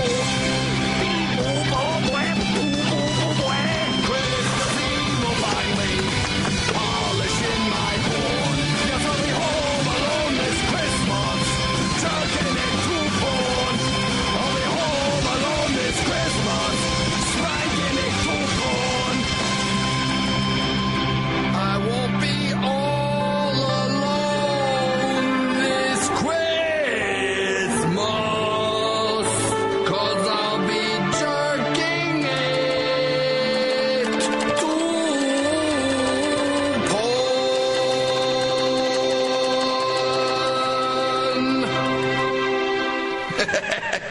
Well, I tell you what, maybe we'll have ourselves a little Christmas right here. Come on, everyone, gather around. String Bring up the lights and light up the tree. We're gonna make some revelry. Spirits are high, so I can tell it's Christmas time in hell. Demons are nicer as you pass them by. There's lots of demon toys to buy. The snow is falling and all is well. It's Christmas time in hell. There goes Jeffrey Dahmer with a festive Christmas ham. After he has sex with it, he'll eat up all he can. And there goes John F. Kennedy, caroling with his son. Reunited for the holidays, God bless us everyone. Everybody has a happy glow, let's dance in blood and pretend it's snow. Even Mao Zedong is under the spell, it's Christmas time in hell.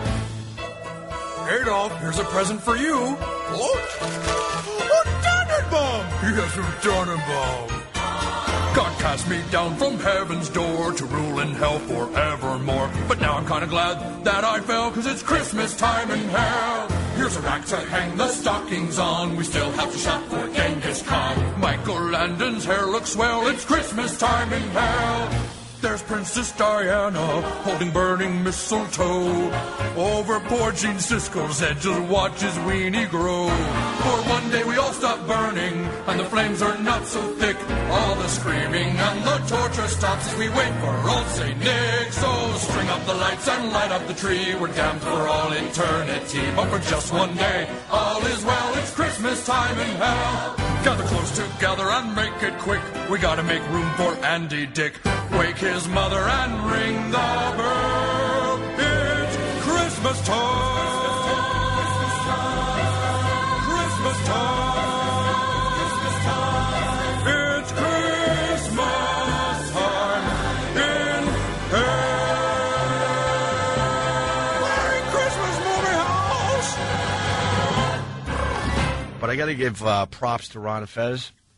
They have propellers. I don't even know if it's a contest, but they're trying to come up with brand new Christmas songs. Have you heard them doing this? Yes, I have. Completely original. Just have people make up Christmas songs and send them in. And because they're basically saying it's time for some new Christmas songs, some new classics. And I got to tell you, I'm taking a chance here, but I don't care. What the hell? Who knows how much longer we got on regular radio? They played a song by Sleeves. Have you heard his song yet? You're a big Sleeves fan. You don't like the Sleeves? No, I'm kind of mixed. I think some of his stuff is genius. I'm a big Sleeves fan. Some of his stuff sucks. I'm a big Sleeves fan. This is what Ron and Fez is doing this? Yeah, did you hear this song yet? No. Sleeves did a song called Christmas Song, and I can't get this damn thing out of my head. Does it sound like the Maude theme? Apparently that one got stuck. So I asked. It's a short song. I asked Ronnie B, permission to play it on our show. He said yes. Get Sleeves some more attention. So this is Sleeves. It's called Christmas Song. It's only a couple minutes. I want to see Ann if you like this. Okay. Sure. Jimmy, you too. Yeah. I have a feeling Ann's going to go. Jimmy's going to go, I need it for my iPod. It's a catchy little song. Ooh. That's my guess right here.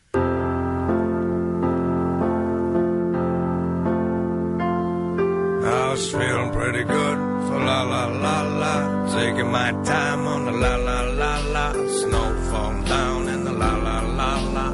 Everybody singing like la la la la. Decking all the halls with the la la la la. Making my way to the la la la la la la la la la la la la la.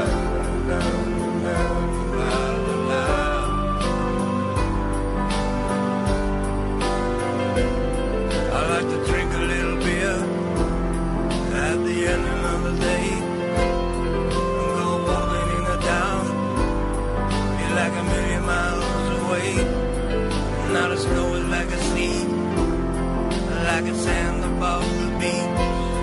The lights smoking in the trees, the people shining in the street, and the people in the light, all the children in the light.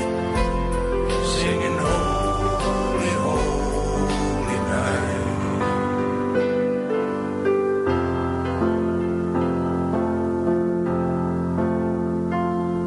I was feeling pretty good for la la la la.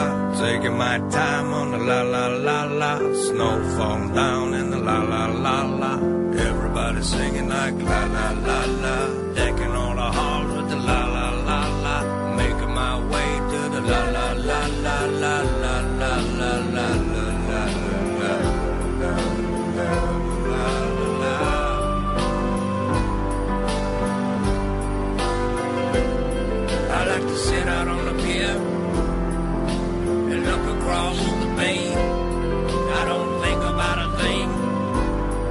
I feel a million miles away, like I'm floating from the sky, like a storm of falling snow. Then I'm spinning through the trees, then I'm shining in the road for all the people in the light, and all the children in the light, singing holy, holy night. What do you think? I liked it better when it was Grey Wolf doing it. When he sang with the pan flute. You don't like it? That sucked so bad. Dude, I'm being completely honest with you. I'm not even doing this for a bit. Right.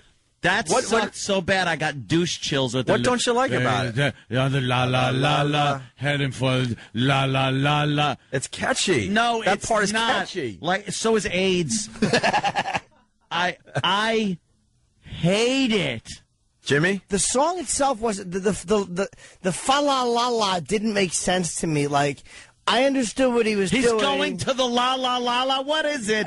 I don't know. And he's gonna have a drink on the la la. What is the la la? What's the la la la? Say it. A llama? Is he stuttering through llama? What? Lotto? He wants to play lotto? He stepped in a la la la log? What does that mean? I like it. I don't know why. The song itself is okay. It's catchy as hell. I don't even like the song itself. It's this droning friggin' funeral sounding, just a but it's droning. Cool. It's like a redundant, monotonous mess. He's got that weird, like Leonard Cohen. His voice is horrid. Right? I hate his voice. The lyrics aren't profound or anything. It's just, it sucks. It sounds like any douchebag trying to come up with a horrible song. Well, it kind of makes me feel like a la la la la. Yeah. What does that mean? What is a la la la? That means Christmas is coming, what? Yeah. There's a lot of fa la la la la songs. Our new president's a la la la la.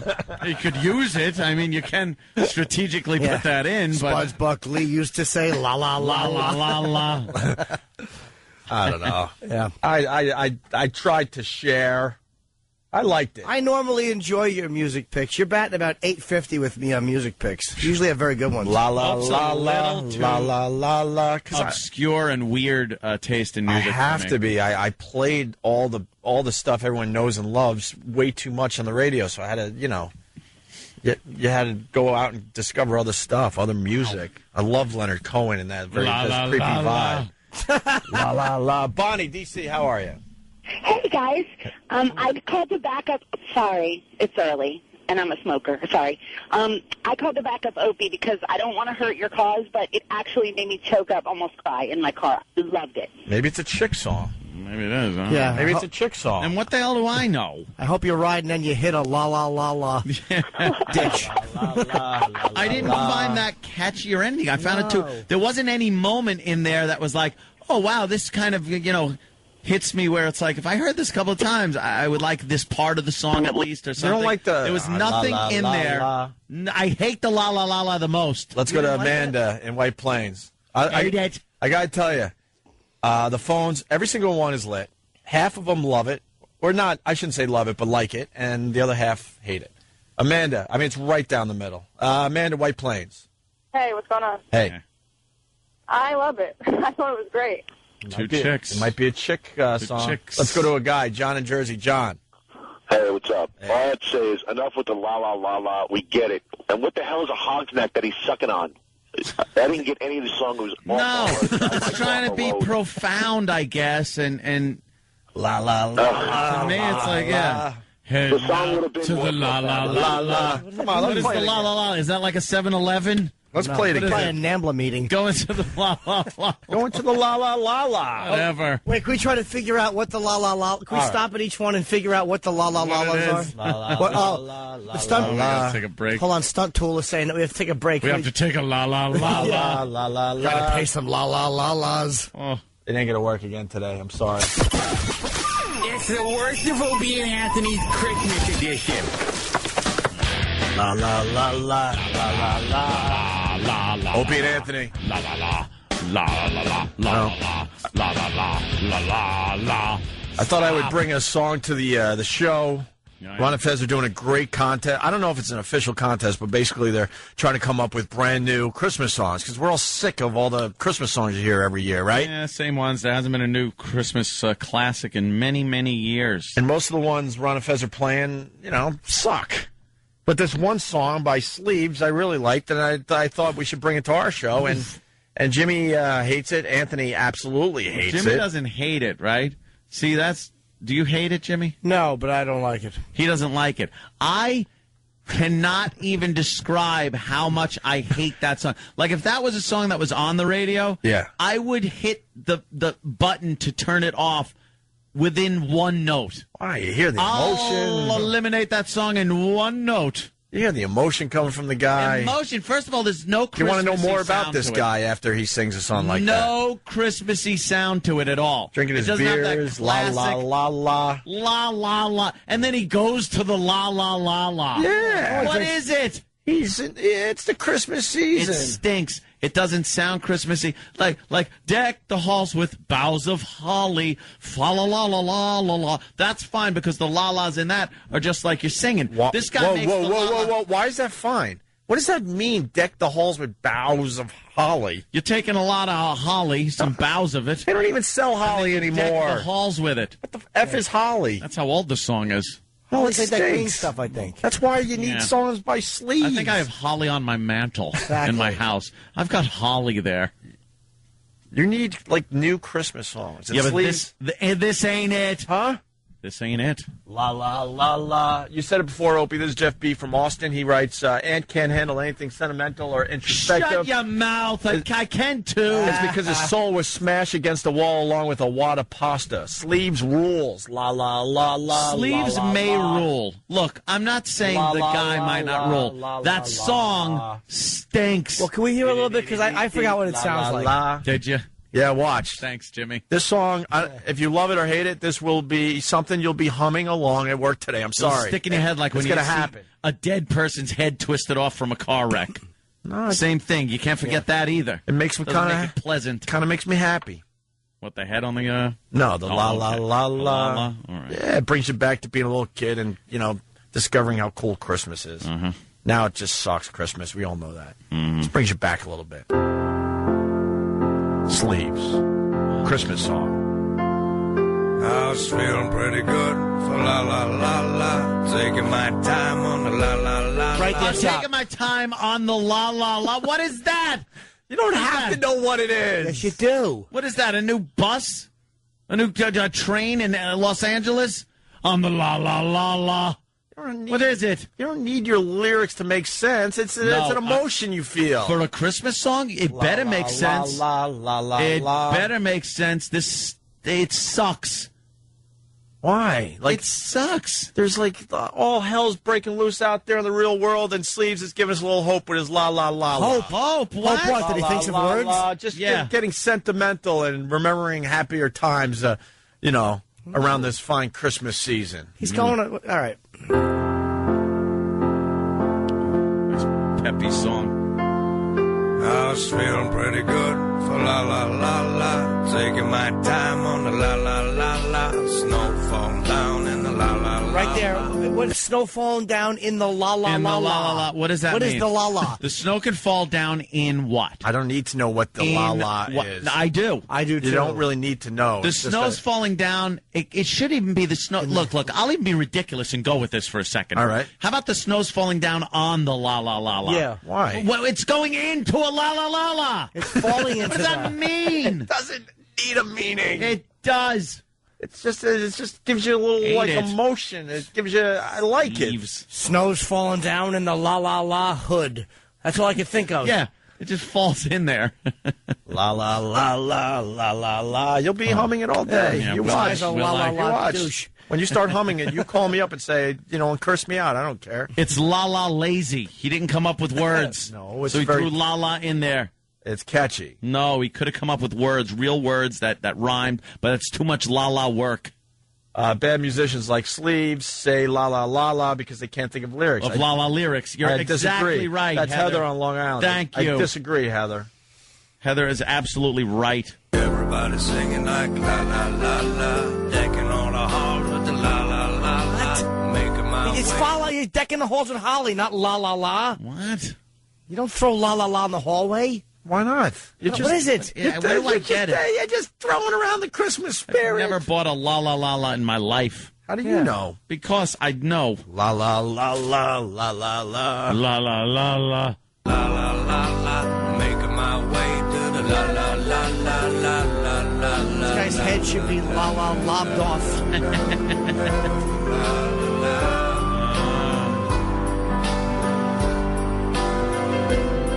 I like to drink a little beer at the end of the day. Go walking in the town, feel like a million miles away. Now the snow is like a steam, like a sand above the beach. The lights smoking in the trees, the people shouting in the street, and the people in the light, all the children in the light, singing holy, holy night. Didn't that just give you a chill? No. Yeah, it certainly did. What kind, Ant? Of the douche variety, you ass. I got a little chill there. I don't even know what he's chill in my la la la la. I don't even know what he's singing about. But you know what? You know what? I don't need douche. I don't need everything spelled out for me. There's a lot going on in this song. I can spell it out. L-A-L-A. Repeat. La la la la. I got a little chill there. It's droning. Drinking a little beer at the end of the day. Come on, who doesn't like that? A little beer at the end of the day after your day of hell. Why? Then put on one bourbon, one scotch, one beer, and at least that's an up peppy song. You know what it's about. It's not. The landlord is looking for. He doesn't say la la la la. The landlord's looking for. The landlord is looking. He's out drinking. The his landlord wife's pissed. The landlord is on. Is on his heels. There's plenty of beer drinking songs. This is all about. Eins, zwei, drei, vier. There's beer drinking songs all over. This is all. Here it is. Here it is. See, he's telling a story. No la la la la. Yeah, but the la la la la, you're taking a break from. By the way, from what's going on around you. I hate this song too. Yeah, this thing stinks. It's terrible. Right, we get it. You're drunk. George Thorogood's terrible. Seek help. It takes 5 minutes to get to the hook. One bourbon. All right, thank you. Exactly. I said, look, man. La la la la, man. Can I get back to sleeves and the la la la la la la la? Huh? Yeah. Are you liking it? Second. Stump Brain likes it? Ugh, I don't want to like anything you like. That sucks. I want someone cool to like this with me. Someone cool. Wow. Danny, you like it? I consider you cool. You know what? I like sleeve stuff. Some of it's weird. Yes, but I like it. La la la la la. And you don't need to know what he's singing about. You kind of get a feel that there's a lot going on here. Yeah, I get a communique from Dr. Steve, who's got his own thing. He goes, I think la la la la is just artistic license for etc. But then he goes, I think he's making the point that Christmas is so stereotypical for all of us that you can say la, la, la, la, and we all get the same images invoked. Wow, nice. So, like, you I know, like that. The la, la, la, la is the store that you go into to do your Christmas shopping. The la, la, la, la is where the snow is falling into, which is what? A garbage pail in the street? Sometimes the snow falls in that. Whatever. In your boot. I would love to talk to Sleeves. I don't like it, though. I love to talk to Sleeves about the song, but I hear he's a weirdo. Is he really weird? He doesn't. It's a little strange. It was that. I love the guy. I want to know more about him. Brandy needs to gain more weight. La la la la. She's the biggest teeth I've ever seen on a human. I know. God. She looks like a praying mantis. La la la la. Brandy's got teeth like a la la la la. Pretty good. So la la la la. Take him. See, I was feeling good. Fa-la-la-la. Because the Christmas season just knocks you down, and you're like, ugh, I got to deal with this crap again. And he's simplifying. It's like, you know what? I feel pretty good for the la-la-la-la. He's saying the first fa-la-la-la-la doesn't bother me. Because I'm feeling pretty good. He's saying Christmas. Right. But then after that, it just bugged me. Then after that, it bothered me. It went on to, oh, Cody from Wisconsin, what? Suck it. Wait, hold on. What's wrong? It's just I'm tired of people. It's just a Christmas song, Ann. What did Cody say? Well, Cody will say it himself. Go ahead, Cody. Yeah, I think it's just too deep for Ant to understand. It's all in his too mind. deep for me. Yes, Sleeves is much too deep for Anthony me, doesn't like man. so he doesn't like something where somebody's got to think of something. But Shut up. The day La La becomes too deep for me, shoot me. Cody, what do you think it means, Cody? Whatever, you rich faggot. Shut up, you Wisconsin piece of crap. You Wisconsin trash. You trash. You trash. Wisconsin trash. I don't think you're going to get this. Your whole state sucks. Go teabag your father. Teabag your father. Go get your plugs. La la la la. They're not plugs. They're la la la las. You got it. I went to the hair store for la la la las. No, for la la la locks. Shut up. That's funny. La la la la la la locks. I love when people say hair plugs and you have to say hair restoration. Cody, shut up. I think your trendy name. Go blow. I don't think you got to Cody. I'm Hey, sorry. Cody. You're usually good, but I think Cody got the best. I think a cheesehead got the best of you. La la La la. All right, back to the la las. I'm pretty good, so la la la la. Taking my time on the la la la la. Snow falling down in the la la la la. Everybody singing like la la la la. Decking all the halls with the la la la la. Making my way to the la la la la la la la la la la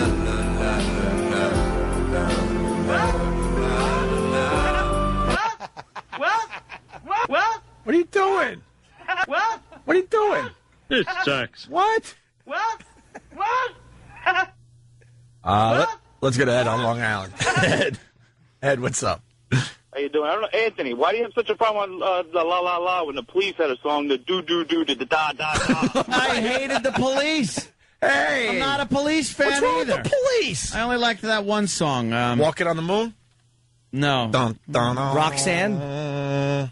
Synchronicity, I too? can't stand losing you. That's mediocre. can't Message in a stand bottle. Lucin. No, you know what? Stand Lucin. Yeah, I hated the repetition in any police song, even that one. But there was a very cool harmonic thing they did in that song that was very good during the chorus, Yeah. and that's why I liked it. You didn't like But, the police? I didn't like the police. Little spirits in the material world? No, it was all Rehumanize? They were so repetitive in every song. It's like, all right, we get it. I was a big police Something fan. he likes walking on the moon. Yeah, I know my legs. You don't like that little reggae beat they got going at times? Walking on the moon. Walking on the moon. Yeah, you're walking on the moon. We get it. Everything. Bed's too big without you? Come on. You don't have to repeat the same line 80 times, Sting. See, I'm not even going with the hits. I'm going with some of the deeper stuff for the peeps out there. Yeah? Let's go to Dominic in Virginia. He's got a little something on the la la la la. Someone's la, going, la. I can't stand losing my hair. Oh, that guy needs some credit. All right, that's Hans. Yeah, but you know what? In all fairness, what guy can? Every guy talks about their stupid hair and what's going on with funny. it. Dominic, Virginia. You don't think I'm paying close attention to what's going on with Ant and his hair? I'm about 2 years behind him, and if this works, I'm right there. I'm the guinea pig. No kidding, you are. La la la la. Hey, that's good. La la la la. Shove your quick break up your ass. La la la. Put that break in your la la la la. Dominic in Virginia. We're wrapping up the show. First of all, I didn't think Ant for a hits guy, but secondly, Dr. Steve kind of took my thunder. I think you guys are kind of reading into it a little too much. It's just don't read too much into the fa la la la. This substitutes for Ant. Whatever he meant by it, it could make. What about his perfect tone? sense. What about his But voice? It's very unique. I don't like his voice. I don't like the droning of the song. La la la. It's familiar Christmas sounds, included in his sound, and you kind of have to read a little deeper into it. Familiar Christmas. It's a droning. Yeah. I dare say funeral dirge. I dare say he's a genius with his work. What? I dare say he's a genius. Where did he fit on that English list? I know he's between the cartoon guy and the guy that invented Preparation H. the guy that invented Sham Wow. Douche. Let's go to Melissa. I'll give you one, Ant. I've been stacking the deck a little bit. Right? I've been stacking the deck. I'll give you one. I'll give you one. I'll give you one hand. I'll give you one hand. Melissa, Okay. Jersey, go ahead. Hey, Anthony, I got to agree with you. That song is absolutely horrendous. I have never heard a song as bad as that. Isn't it terrible? There's no catchy hook to it. The la la la is the catch. No, it's not the You catch. can't get catchier than that. No, yes, you can. La la la. Believe me. Wow. All right, ladies and gentlemen. Listen up and listen up good. I'm going to sing you a rock and roll song which is called Chris Kringle's Cigar King.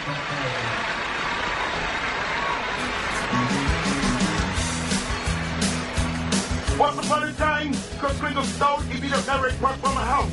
He used a screwdriver to jimmy the lock. After that, he then jumped into the stolen car and started up the motor. He drove away the stolen car and hopped pursuit. Kris Kringle, Kris Kringle, Kris Kringle, Kris Kringle. Kris Kringle was a car thief. Kris Kringle sped down West Fullerton Avenue near the Harlem Street looking for the church. He was fired by a throttle. When the Chicago police officers spotted the stolen Maverick as it flew past them, they turned on their siren. Then they went after the beat-up stolen Maverick. Kris Kringle, Kris Kringle, Kris Kringle, Kris Kringle. Kris Kringle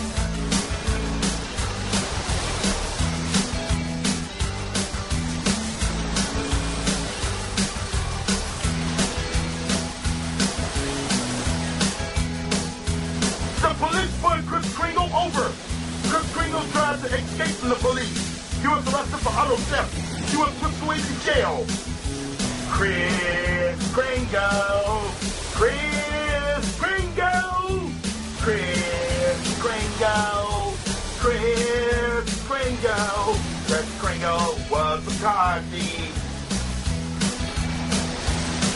Kris Kringle was a car thief. Kris Kringle was a car thief. Kris Kringle was a car thief. Rock over London, rock on Chicago, Mitsubishi. The word is getting around.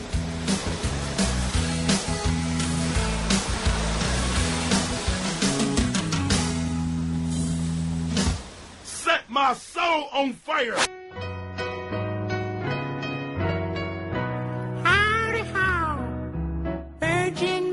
Sleeping when Angel Gabriel appeared. He said, "You are to be the Virgin Mother," but Mary thought that was weird. Mary said, "I'm not a virgin. I blew a guy last year." But then Gabriel said to Mary, "My child, have no fear. 'Cause you can suck all the dick you want and still be a virgin. Mary, you can suck all the dick you want and still not be considered flawed. Although you went to town and sucked some semen down, you're still a virgin in the eyes of God." There was no room at the inn when Mary and Joseph did arrive, but they were so very tired, you see, and Mary had to offer a bribe. Since she had no money, how would she pay for a place to sleep? Gabriel appeared to Mary and told her not to weep. 'Cause you can suck all the dick you want and still be a virgin. Mary, you can suck all the dick you want and still be the mother of Christ. If there's no room at the inn, considered a sin to suck some dick to get a room for the night. Then 3 wise men did appear, bearing gifts of myrrh and such. They said that they had followed a star and missed a woman's touch. Mary thought she might pleasure them, but could not take them to bed.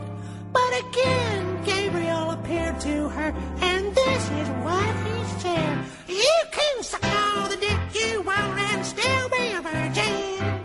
Mary, you can suck all the dick you want, everyone that hangs in the nation. Fellatio ain't no sin.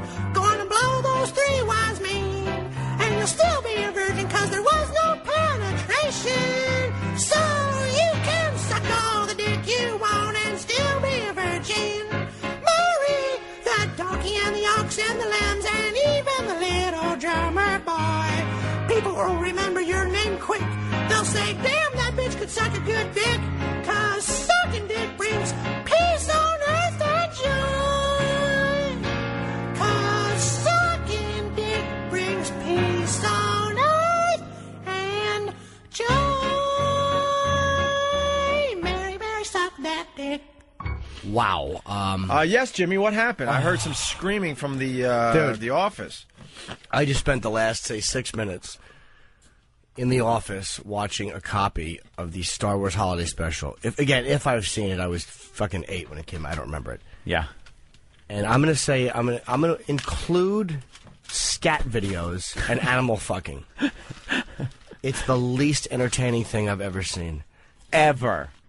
And it's so great to me because somebody had to approve this. They watched this. Like, Lucas did this. Yep. And they watched it, and it's got the little fluffy, try to market them characters, which is why I hate him, by The the little way. baby Chewbacca's little son. His fucking cunt of a wife and his fucking old man father. Mangy father. And the first 4 minutes, there's a Han Solo introduction with Chewie, and then there's fucking 4 minutes of just Chewbacca family noise. Grunting. Just...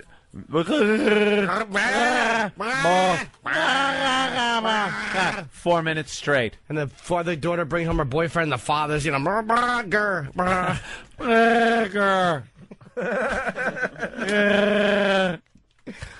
then, like, they're throwing in stock footage from the movie of Imperial cruisers, and then they put Han Solo and Chewbacca in this poorly made set of the flight deck of the Falcon, and it just looks really bad.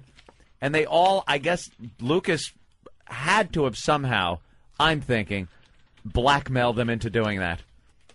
Like, why would they do that? Because it was probably... At the time, when was that done? Oh, it was right after the first one.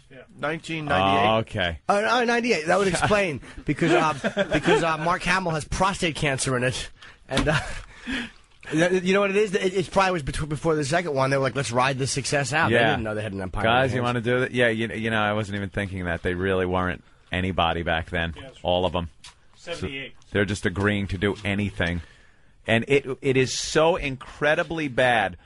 The special guests in it. And did you see the very beginning where they go, "It's the Star Wars Christmas special"? Like every announcer in the 70s had to yell during the intro to these things.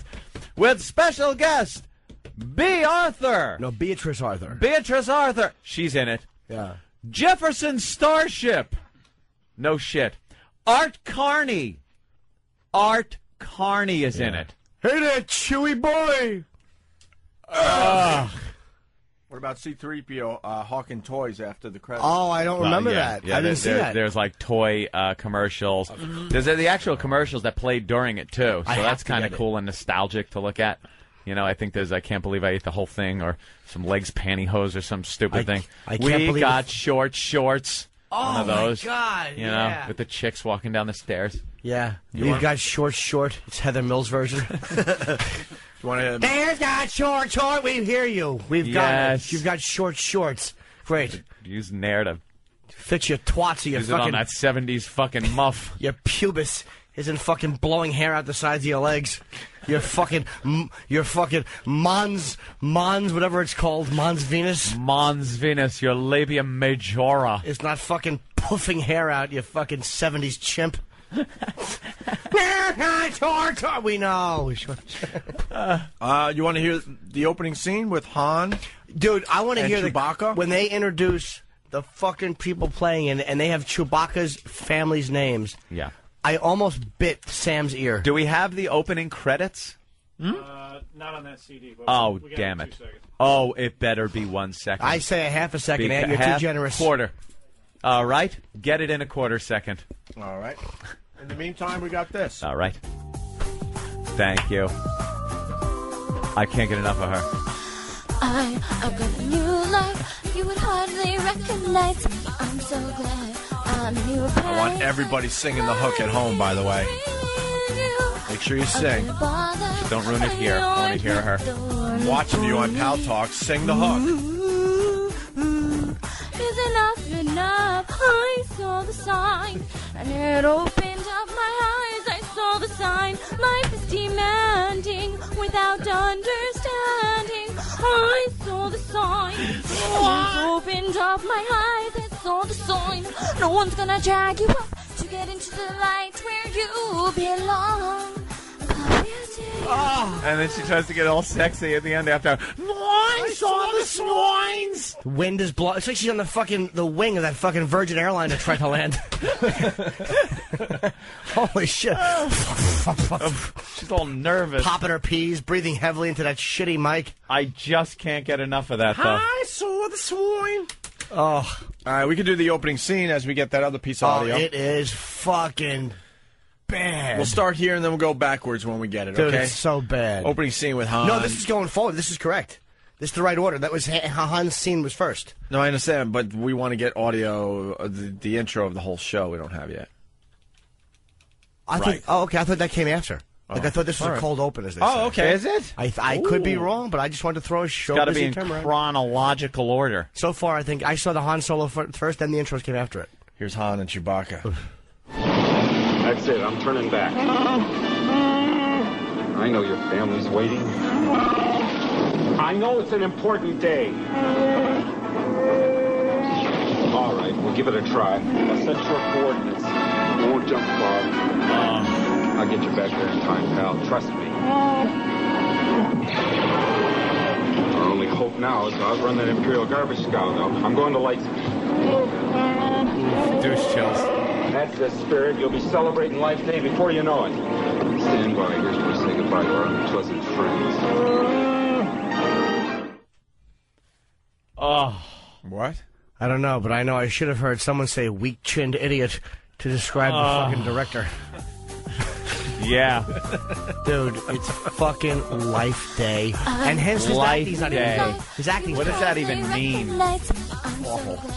I'm a new person like you. Don't bother when you're not the one for me.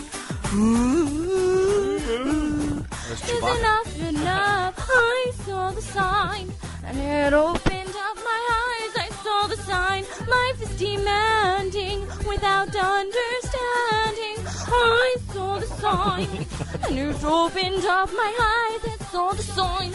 No one's gonna drag you up to get into the light where you belong. She starts going breathy on us. It gets funnier every time you hear it. All right, back to the Star Wars Holiday And Special. thank you to whoever got me my plain fat-free yogurt that is vanilla flavored.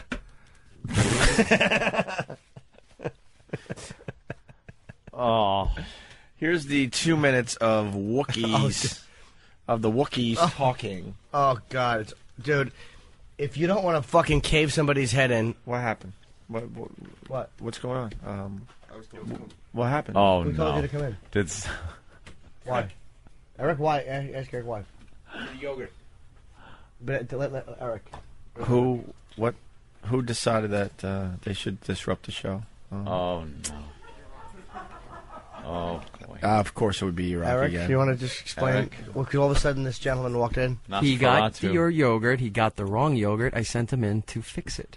to go and get the right yogurt. I got your yogurt. E-Rock, while you're in here, did you get your Jingle Ball tickets? Yes. Ugh. You want a Jingle Ball? Yes. Oh, you make me. Wait. Who's playing? Get me the lineup. I don't remember. The Killers. All right. Evanescence. Justin Timberlake. Okay. That's who you're and going for. There's 3 or 4 more. I can't remember. And in that 3 or 4 more lays the reason he is going. Right. Although Justin Timberlake, I'm really starting to like, and I don't want to, but I can't help it. That fucking what's that song about the? I got a cock in my mouth. No. That's his mantra. How could you like Justin Timberlake? What's the one song he's got that's? I don't know. That's just it. Eric. Sexy Back. That's it. It's good. And what is it? What is the gist of it? that song? That he's bringing the sexy back? Pretty much. But it's a good song, though. Thanks. Do we have any of it, Bill? All right, Bill. Oh, this is not bad. Try generic bullshit. It's a good How many songs sound like this?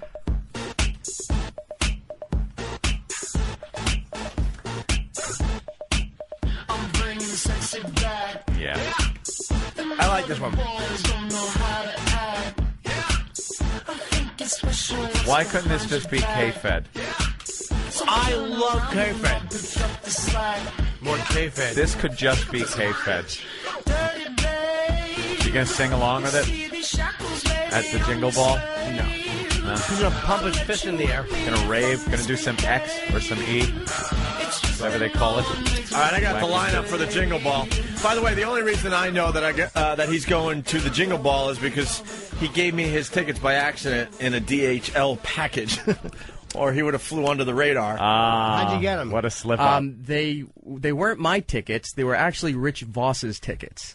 And Voss had to turn them down, so I got them. Why, do you think fucking Parliament Funkadelic was playing there, that fucking old man? I'm sure they were for his kids, but I gotta buy their love. Is Sly and the Family Stone playing?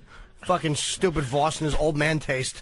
The person he contacted for the tickets actually gave me the voicemails that Voss left with them to try to get the tickets. Oh, okay. Are they good? Yeah, he insists that he's a television star and that maybe they need a presenter to bring out one of the bands. Oh, No, he you doesn't. shitting No, me? he doesn't. He's pitching himself while he's asking for free tickets. Oh, he's great. Problem? No. You got these, didn't you, Than? No, he just deflects the focus so well. Now it's all about Voss. Yeah, you know what? But if he's got Voss voicemails, Damn it. That's right. he lucks out I today. hate that he put his shields up. Go track 2. Mm-hmm. Our Hi, shields this are is dropping. Rich Voss. Hey, if by any chance you have 3 zoo tickets kicking around, my daughters keep bothering me, but I hate to put you in this position and ask for these. I'll even pay for them or whatever. Put your tongue in a But if you position to have say them, that word. or if they cost anything or whatever, let me know. Give me a call either way, but there's no pressure. If it can happen, it can happen. If it can't, well, tough shit on them, huh? All right. I'll be at Caroline's tonight, too, like at 7:30. He's plugging. Bye. What a vulture. The end of that message should be, have you checked the children? That creepy voice he has. You hear The breathing? Jew. He's calling from upstairs. You hear the breathing? You hear the Get out of the breathing? house. Yes. Yeah. Hi. So it's Rich Voss. We traced the call. It's coming from a bank. That's the only one? Track 3, too. Track 3? He called back. Hey, Rich Voss. What's going on? Rich Voss. I have a couple of things I have to talk to you about. I want to find out about that Jingle Bell, whatever it's called. Jingle doesn't Ball. even- I don't know. My kids keep bothering me. What day it is. Maybe if I can get some tickets. Maybe I'll even introduce, if you need, I can introduce a band or two. I'm kind of well known, It wouldn't hurt. Oh, Anyhow, give me a call. God. Hope all is well. I'm working around your area coming up in Jersey and somewhere there, around there. All right. I'll talk to you later. You have a lovely day. Bye. Who did he leave these messages for? Friend who works over there, Dave. Oh, my God. Oh, the guy that does the song parodies? Mm-hmm. Maybe you need me to introduce Justin Timberlake with the Killers, you fucking ass. Ladies and gentlemen, coming to the stage, Rich Voss. That's right. Crickets, crickets, crickets, crickets, crickets. Oh, boy. Crickets, crickets, crickets. We got him? I got the one moment, please sign. Yeah. I saw the swines. All right. Now we don't have them? All right. Damn it. All right, we'll enjoy it. Fucking Bill is dressed like every wacky beach guy from an 80s movie.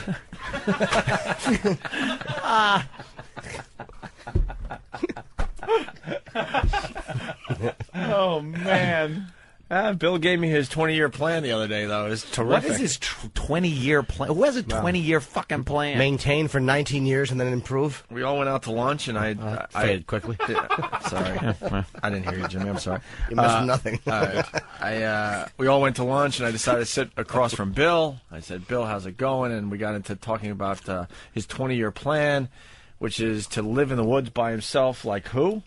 Well, no, I want to. Is this on the air or just in our headphones? This is on the air. Okay, good. My plan was one day just to do something really successful and then disappear like J.D. Salinger. Uh-huh. And just take it all for granted.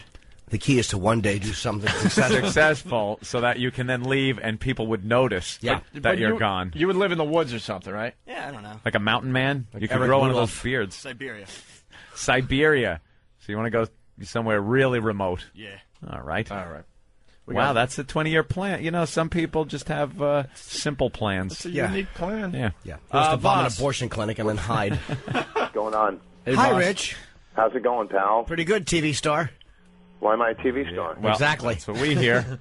That's what we hear. Well, you're pretty needed when it comes to major famous people. You definitely should be on the bill. You know, you're kind of well known, you know. Yeah. Yeah, but what do you... Oh, what are you trying to say? Nothing. You're kind of well known, you know. Well known, you know. You're well known. You're playing Caroline soon. Yeah. Well, I am a big act. I mean... I don't know. Maybe I can introduce a band or two. Yeah, maybe you can introduce an act. Or two if you need me. Well, here's the thing. You know, when you have... You know, my exposure. There's, you know, I was just at MySpace looking at my friends, and I have a lot of friends. You were at MySpace? First of all, there's no one in Jingle Balls over the age of 25. Yeah. And they're the old people. If you're 25 at the Jingle Ball, you're the old guy at the Jingle Ball. You might recognize this presenter if your parents enjoy comedy. Well, here's the thing. Why do you want to be a buzzkill and go with your daughters? Let them go alone. Yeah. Well, first of all, how am I doing? Okay, when at Jingle Balls, how are my daughters going to go into the city alone at their age? What are they going to do? How old are they? The last time they went was, I think, 2 years ago, a year. How old are they? Now or then? Now they're 16 and 14. I bet you then they were 14 and 12. Yeah, so, okay. Why don't you take the car keys, kids, and head into the city? Okay? See, you made it funny. They're a little young. All right, that's fair enough. That's terrific. And Voss is a cool dad. I mean, he gets along with them, so they wouldn't mind hanging with him. Yeah, they wouldn't. Yeah, not at all. I take him to shows. I was going to bring him to the Traveling Virus. Yeah? You know, What happened? I don't know. Whatever. Where are you, man?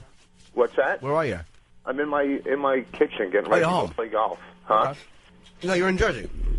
Yeah, no, my kitchen's in Oklahoma, but I live in Jersey. I wish it were. It should be in the fucking Federal Mural building. Yeah. So what are you saying? That because... Oh, we seem to have been disconnected from... Hey, Anthony. Voss is one of our spotters, too, by the way, right? For Saturday? Oh, I hope so. I'm sure it'll be very funny. Yeah. Pretty For the well home known. shopping spree. I hope I'm so. pretty well known now. Oh, I love him. Here's the intro to the Star Wars Holiday Special. Here it is, all the stars. Trying to get back on Star-studded. track here. Everything Lucas is in this intro.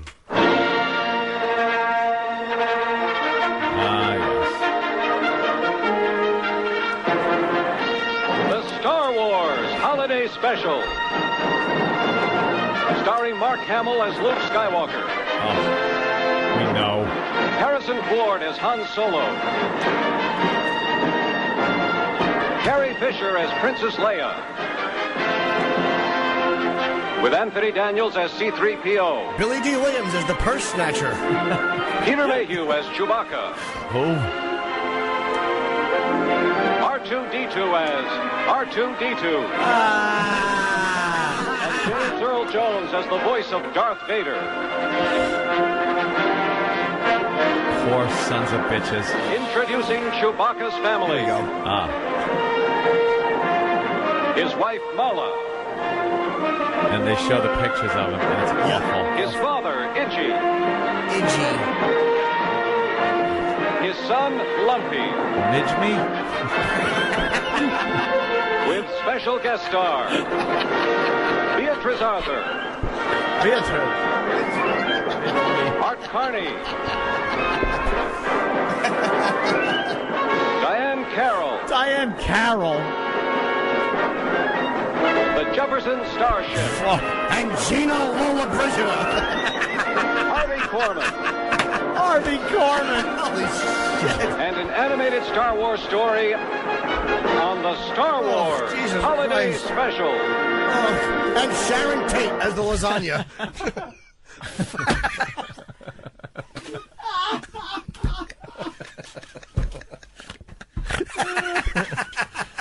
Wow. Oh, what a bunch of shitheads. That sucks. Oh, Lumpy. God. The son's name was Lumpy. Lumpy. Why would you name him that? That's great. Unless Chewbacca's son has cancer. Then I accept it. Lumpy. Big blotches of spots of his hair coming out. Hello? Hi. Yeah, what's Hey, up, buddy. boss? First of all, why would you hang up on me? I didn't. Oh, you didn't? Not me. I'm Jim. Okay, whatever. Love you. You call me attacking me for looking out for my youngins. Okay, Yeah. like a good dad would do. How many fathers? You know how many tickets? Well, that's besides the point. I don't even know what I said in this recording that you played, but it was probably. You actually plugged a gig, a Caroline's gig, to one guy on an answering machine. Yes. Yeah, but that one guy might have made me hit bonus. You don't know. That could, Okay. You know, He's always thinking. that could have put me over the top. He knows how to market himself. You know, One person at a time. Dude, how's your show doing, Rich? Have you guys had any word? What's that? Your show, have you heard any word yet or no? I saw the pilot. I got it here. You happy? It is so funny. I mean, what they kept. Patrice is, without a doubt, one of the funniest men alive in this thing. I'm going to show it to you guys. Come in one day. It's really funny, but who knows? What is it? It's a pilot, Rich did. The pilot we did for Comedy Central. Oh, cool. So it's funny. Anyhow, I'll see you guys Saturday. And any good dad would have done what I did for my. Who's getting dressed over there? Who's that in the corner? Oh. Anthony, who's that in the top right pal? Renee's God Vengeance. damn, does she have a nice body? Well, she was just completely naked. Oh, can I see We your missed breasts, the Renee, show. please? We missed the show. I didn't see it. I want to see her bosom. She has a great fucking body. The old Pal Talk sideshow, you know. Yeah. It's there, girls I'm naked. squeezing my cock shaft and she's ignoring me. Ooh. Thanks a million. Well. Thanks a million.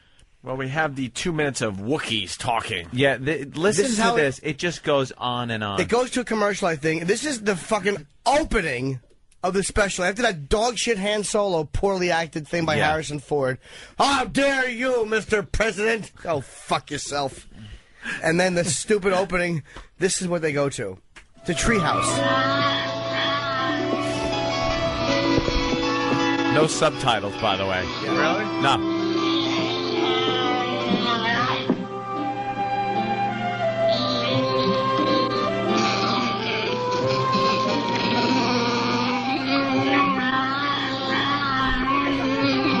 That's Lumpy shitting. Wait. Right, and there's the father choking on something.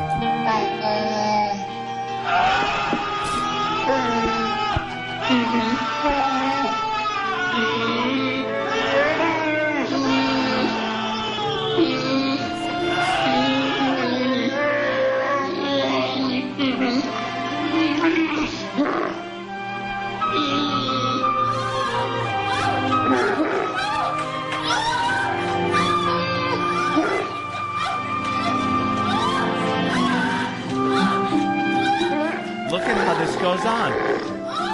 They're just doing family things. It's fucking awful.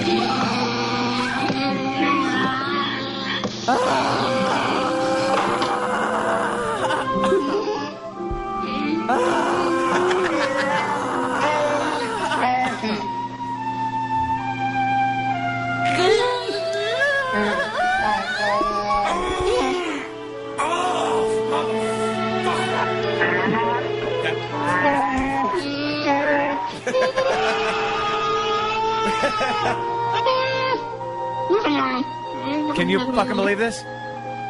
And it just They're not even doing anything where you know what they're talking about or supposed to be doing. Well, here's the line. Matt in New York City, a very merry Terry Schiavo Christmas.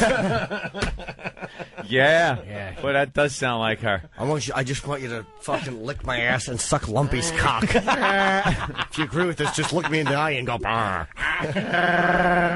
Why would Chewbacca want to get home to those fucking zeros? Oh, please. Hey, Renee's Vengeance, could you drop a log on that seat? What a dumper she has. Fucking, why would you want to race home through space for that? And Han Solo and fucking Harrison Ford acting in that clip stunk. Because, you know something? Uninspired drivel. Yeah, he's believe me, he's not the best actor. And he obviously did not want to do this. Looked at it like it's dog shit and didn't want to fucking do it.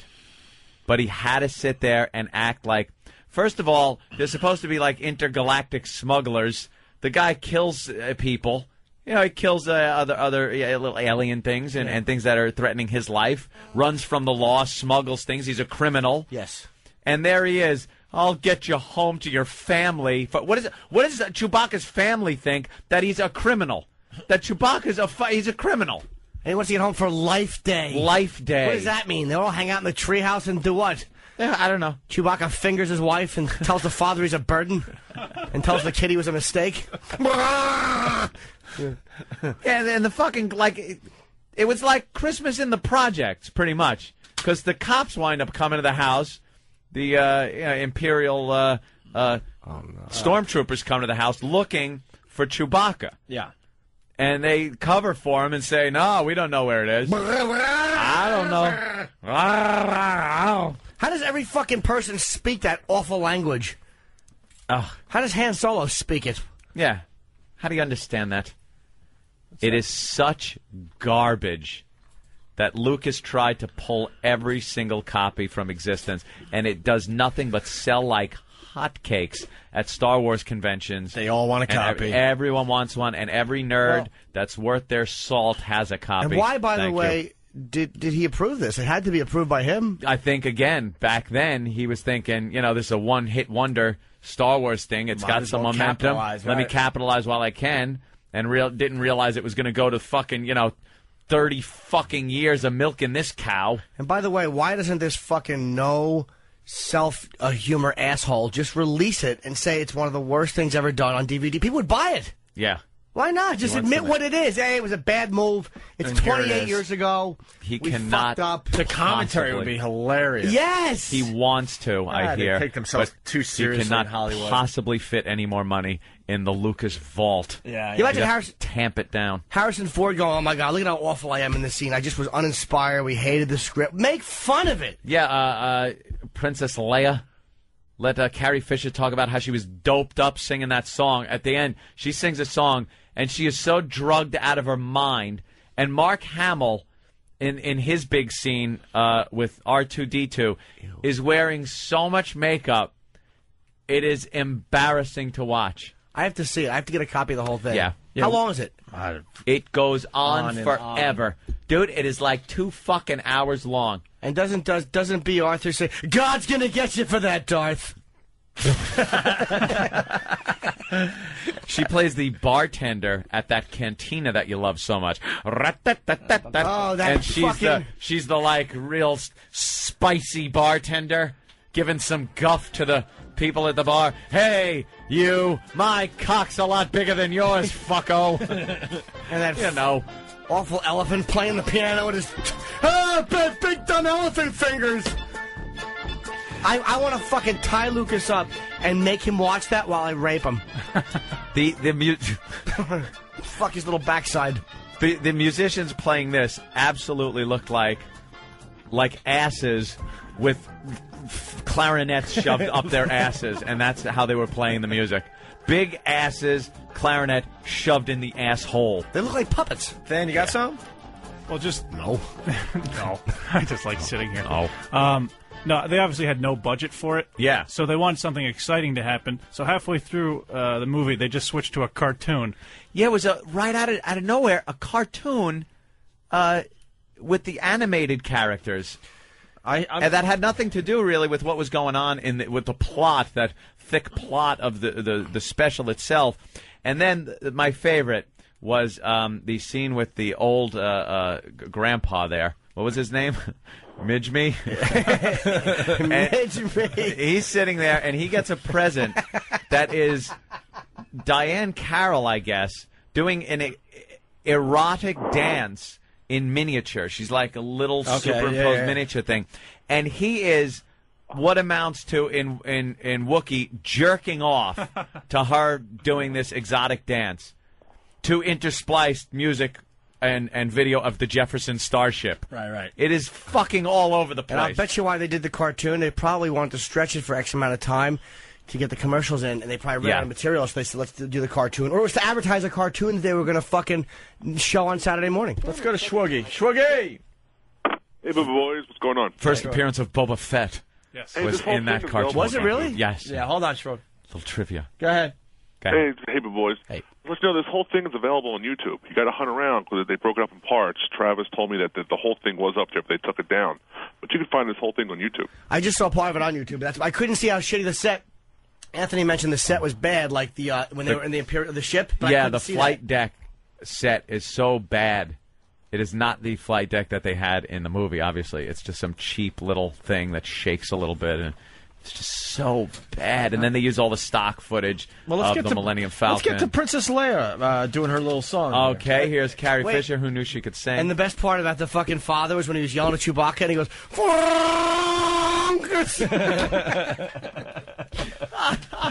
Now, the Earthlings at Kenner have asked my associate and me to present the Star Wars collection.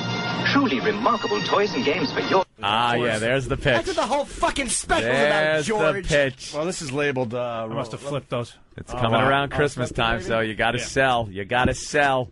Yeah, okay. Life Day. Princess Leia. This holiday is yours. But we all share with you the hope that this day brings us closer to freedom and to harmony and to peace.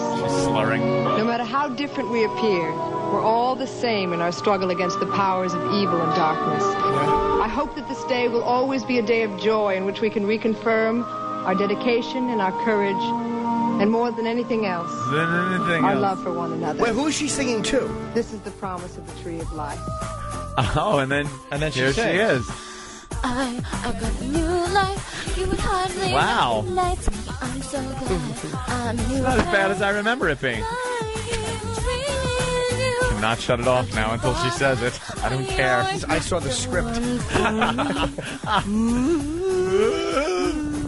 Is enough? I saw the sign, and it opened up my eyes. I saw the sign. Life is demanding without understanding. I saw the sign, and it opened up my eyes. I saw the sign. No one's gonna drag you up to get into the light where you belong. Gets all breathy. She's great. We celebrate a day of peace, a day of harmony, Who would sit through this? a day Mabel King walked out. we all can share together joy. I believe she's singing to Chewie's family and everyone else. Is she in the treehouse? Holy shit.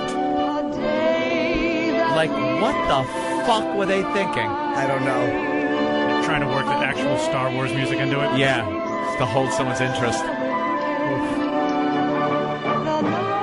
Da, da, da, da, da. Oh. Where's Vader to choke her out?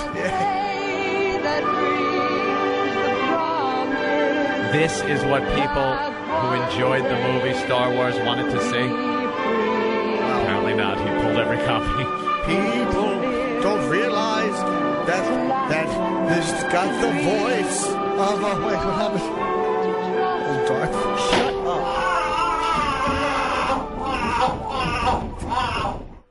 Yes. Get her with the Imperial taser. Is there anything else you want to play off this? I'm so annoyed. It is so... Yeah, watch it. We got more Wookiee talking. We got Art Carney, Jefferson Starship. Let's hear Art Carney. What does he do? He's got to be awful. He's the comic relief. B. so Arthur. What does he do? And B. Arthur. He's a handyman, I think, or something like that. Yes, he's the one that took images of Lumpy and put them on his hard drive and was file trading with Gary Glitter. Look at this Wookiee cock. Hey there, Lumpy boy. He would.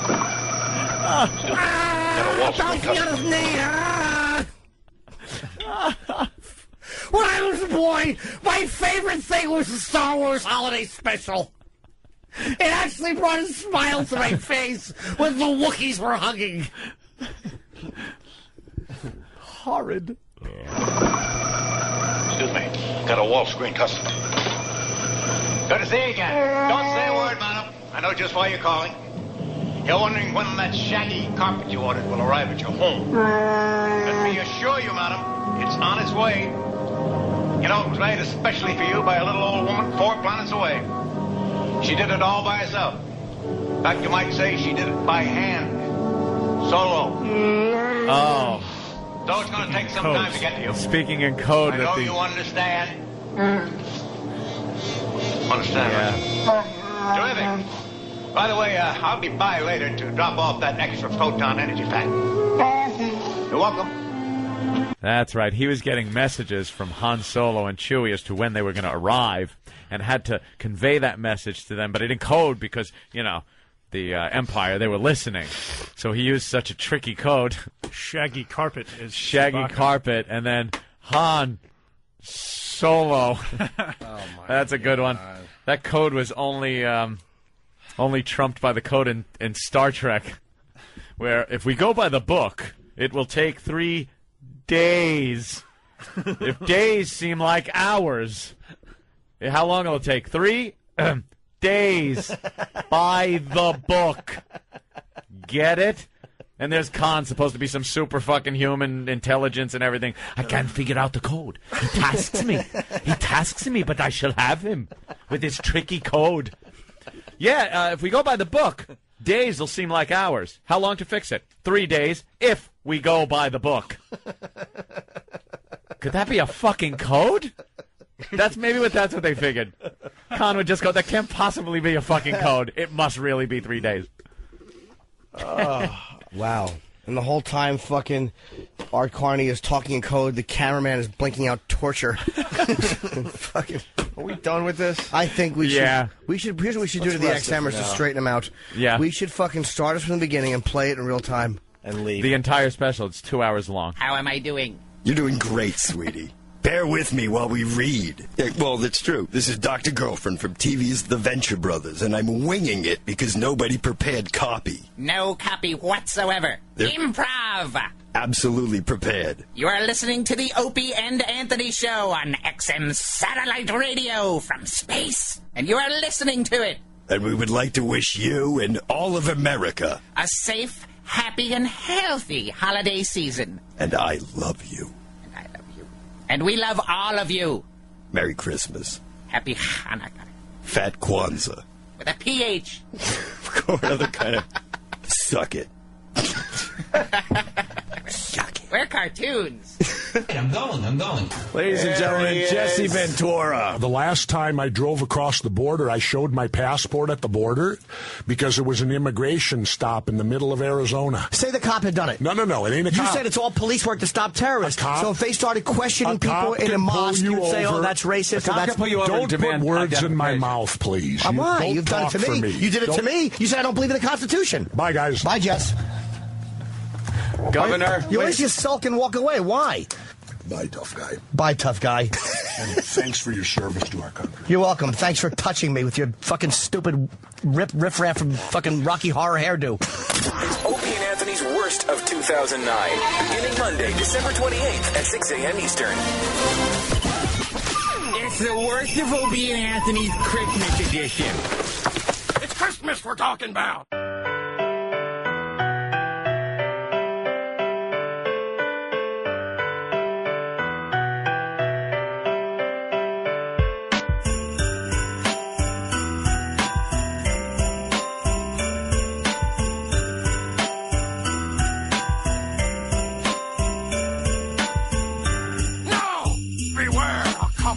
Fast Eddie's underwear.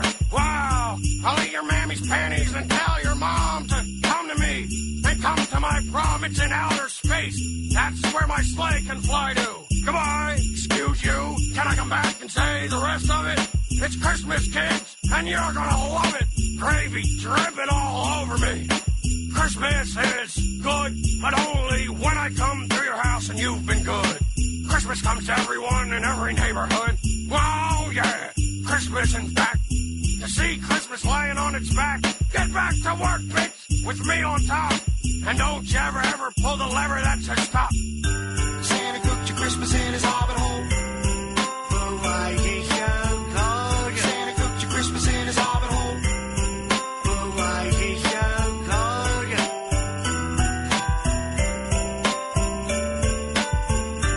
Yeah, you know, it is what it is, so. Whoa! Took a big old dump in a Pringles can. Now I'm wiping off my ass. Forget about my hand. Pumped up, ready to do it. Get in my sleigh. My sack filled with fluid.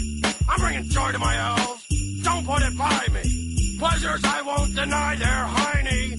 My armpits will sweat when I see that long-haired elf coming out of his Corvette, even though it's old and it's got a little scratch. It don't matter. I just love to lick his patch on his chest. You'll catch me red-handed. Douglas, I'm the Christmas bandit. Topsoil plant.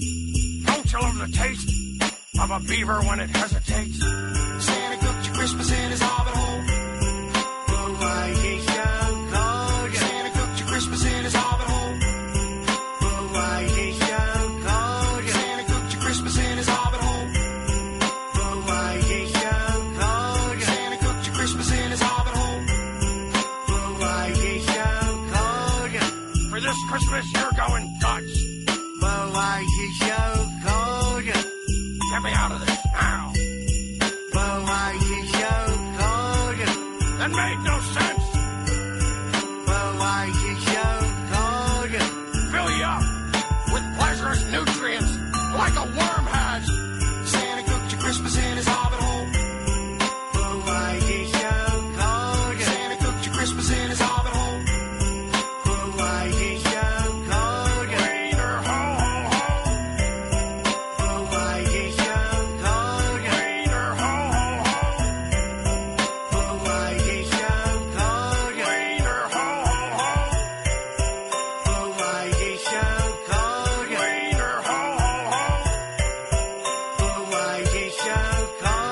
And it all happened at the company Christmas party? Oh, yeah. This just in, Tom Brokaw, NBC Nightly News. This story coming from the Boston Herald in 1994. Tom Likas, charged with beating and threatening to kill his fourth wife after getting tanked at a company Christmas party. He had to attend a domestic violence training class. Tom Brokaw, NBC Nightly News.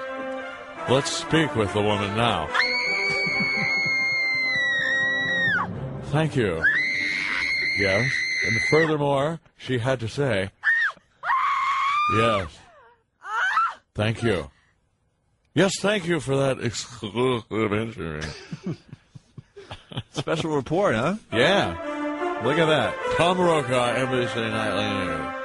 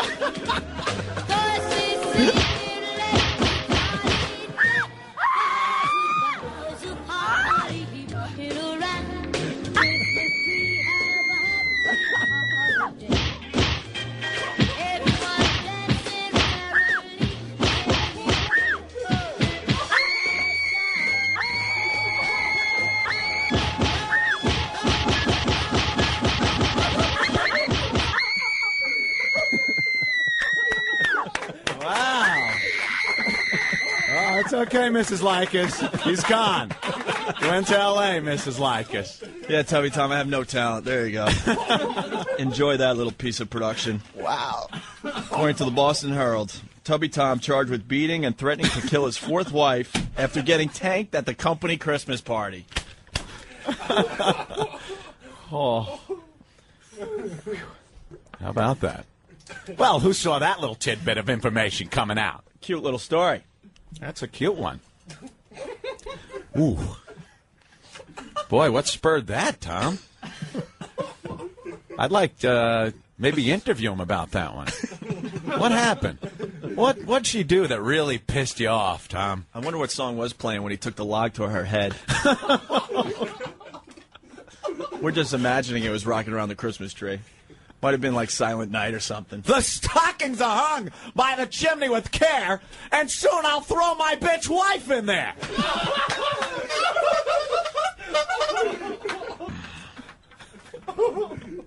I'm old St. Prick today. It's the worst of Opie and Anthony's Christmas edition.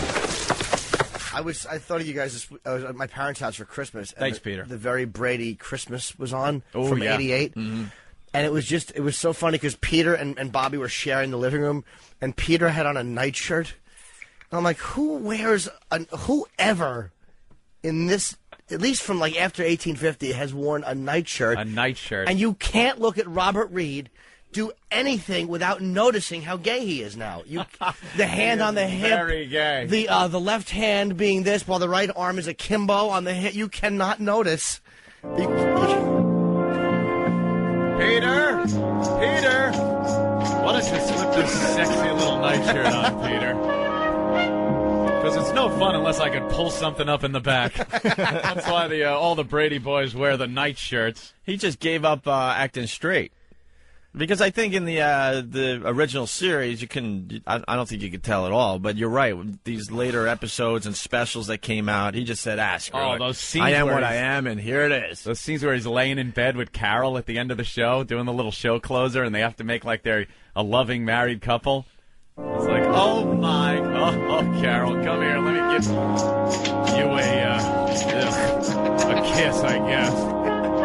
I can smell that vagina from up here. Ew.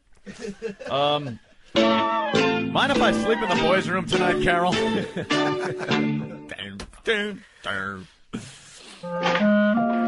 Greg, do you think I could shove that big horse sculpture at the bottom of the stairs up my ass?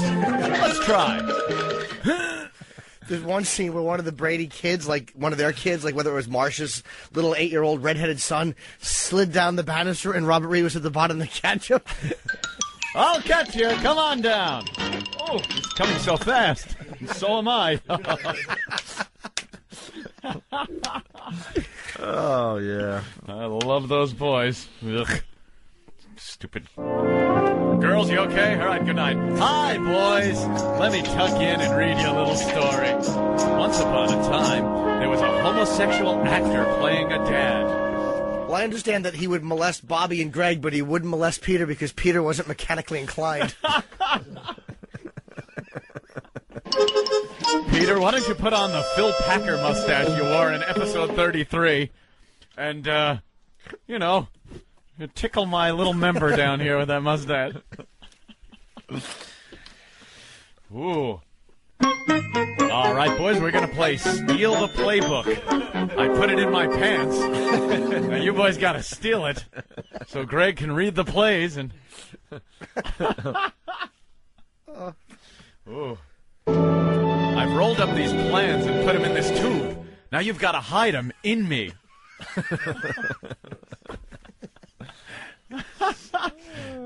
Dun, dun, dun, dun, dun, dun.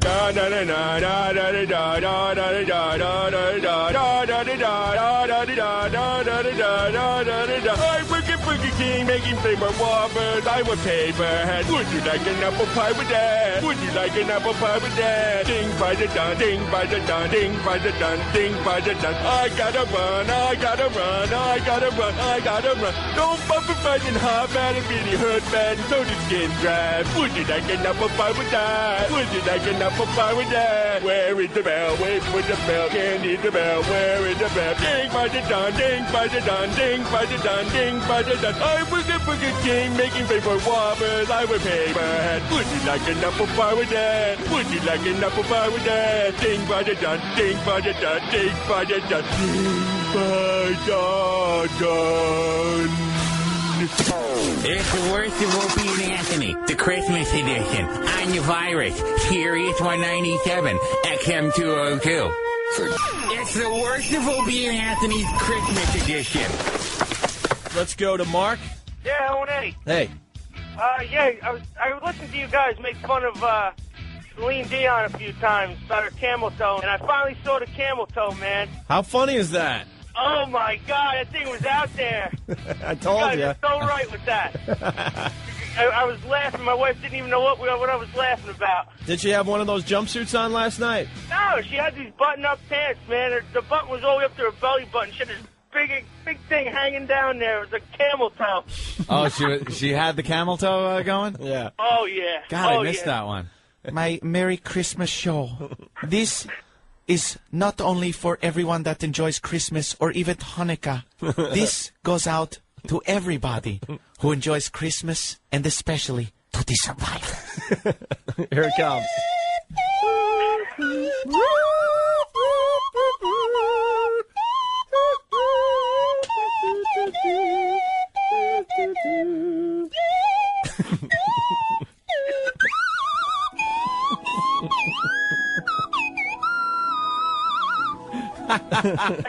Merry Christmas to all. If you come down and play my flute, you can. Shut up, Mark. Stuff, man. All right, bye, Mark. And I'm sure there wasn't a Christmas tree on the mighty Titanic. But if there was, they all deserve presents. Because they will soon be dead in the icy waters of the North Atlantic. I missed that. Damn. I know. Would have liked to check that out. There must have been some good viewing. Camel toe on there. Retire already. Retire. Big reindeer hoof in my pants. That's what it looks like. A big knuckly reindeer hoof. With my emaciated pelvis. Watch Santa and his elves disappear into my gash. My cavernous gash. And up the chimney? No. Up my gash goes Santa with all the presents for the children and the survivors. On Dasher, on Dancer, on Prancer, in my gash.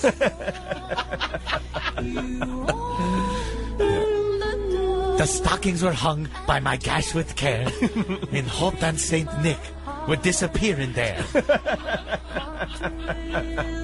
Dashing through my gash in a one-horse open sleigh. All these survivors go, saying, "My, what a big gash."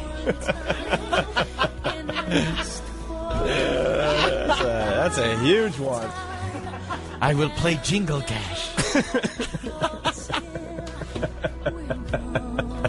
But Christmas is a very special time of year for everybody to get presents as Santa comes down my gash.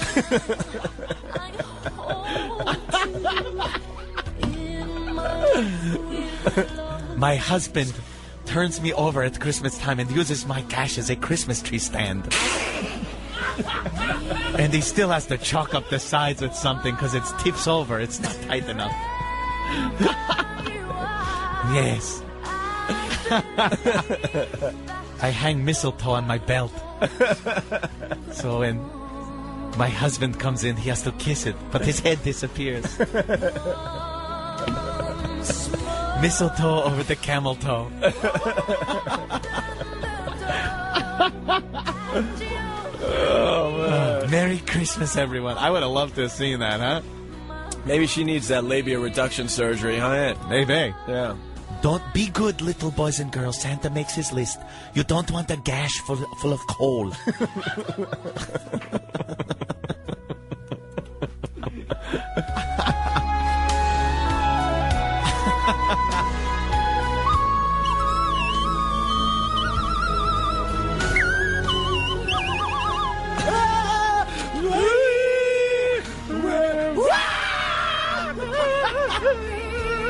My camel toe, full of presents for the children and survivors.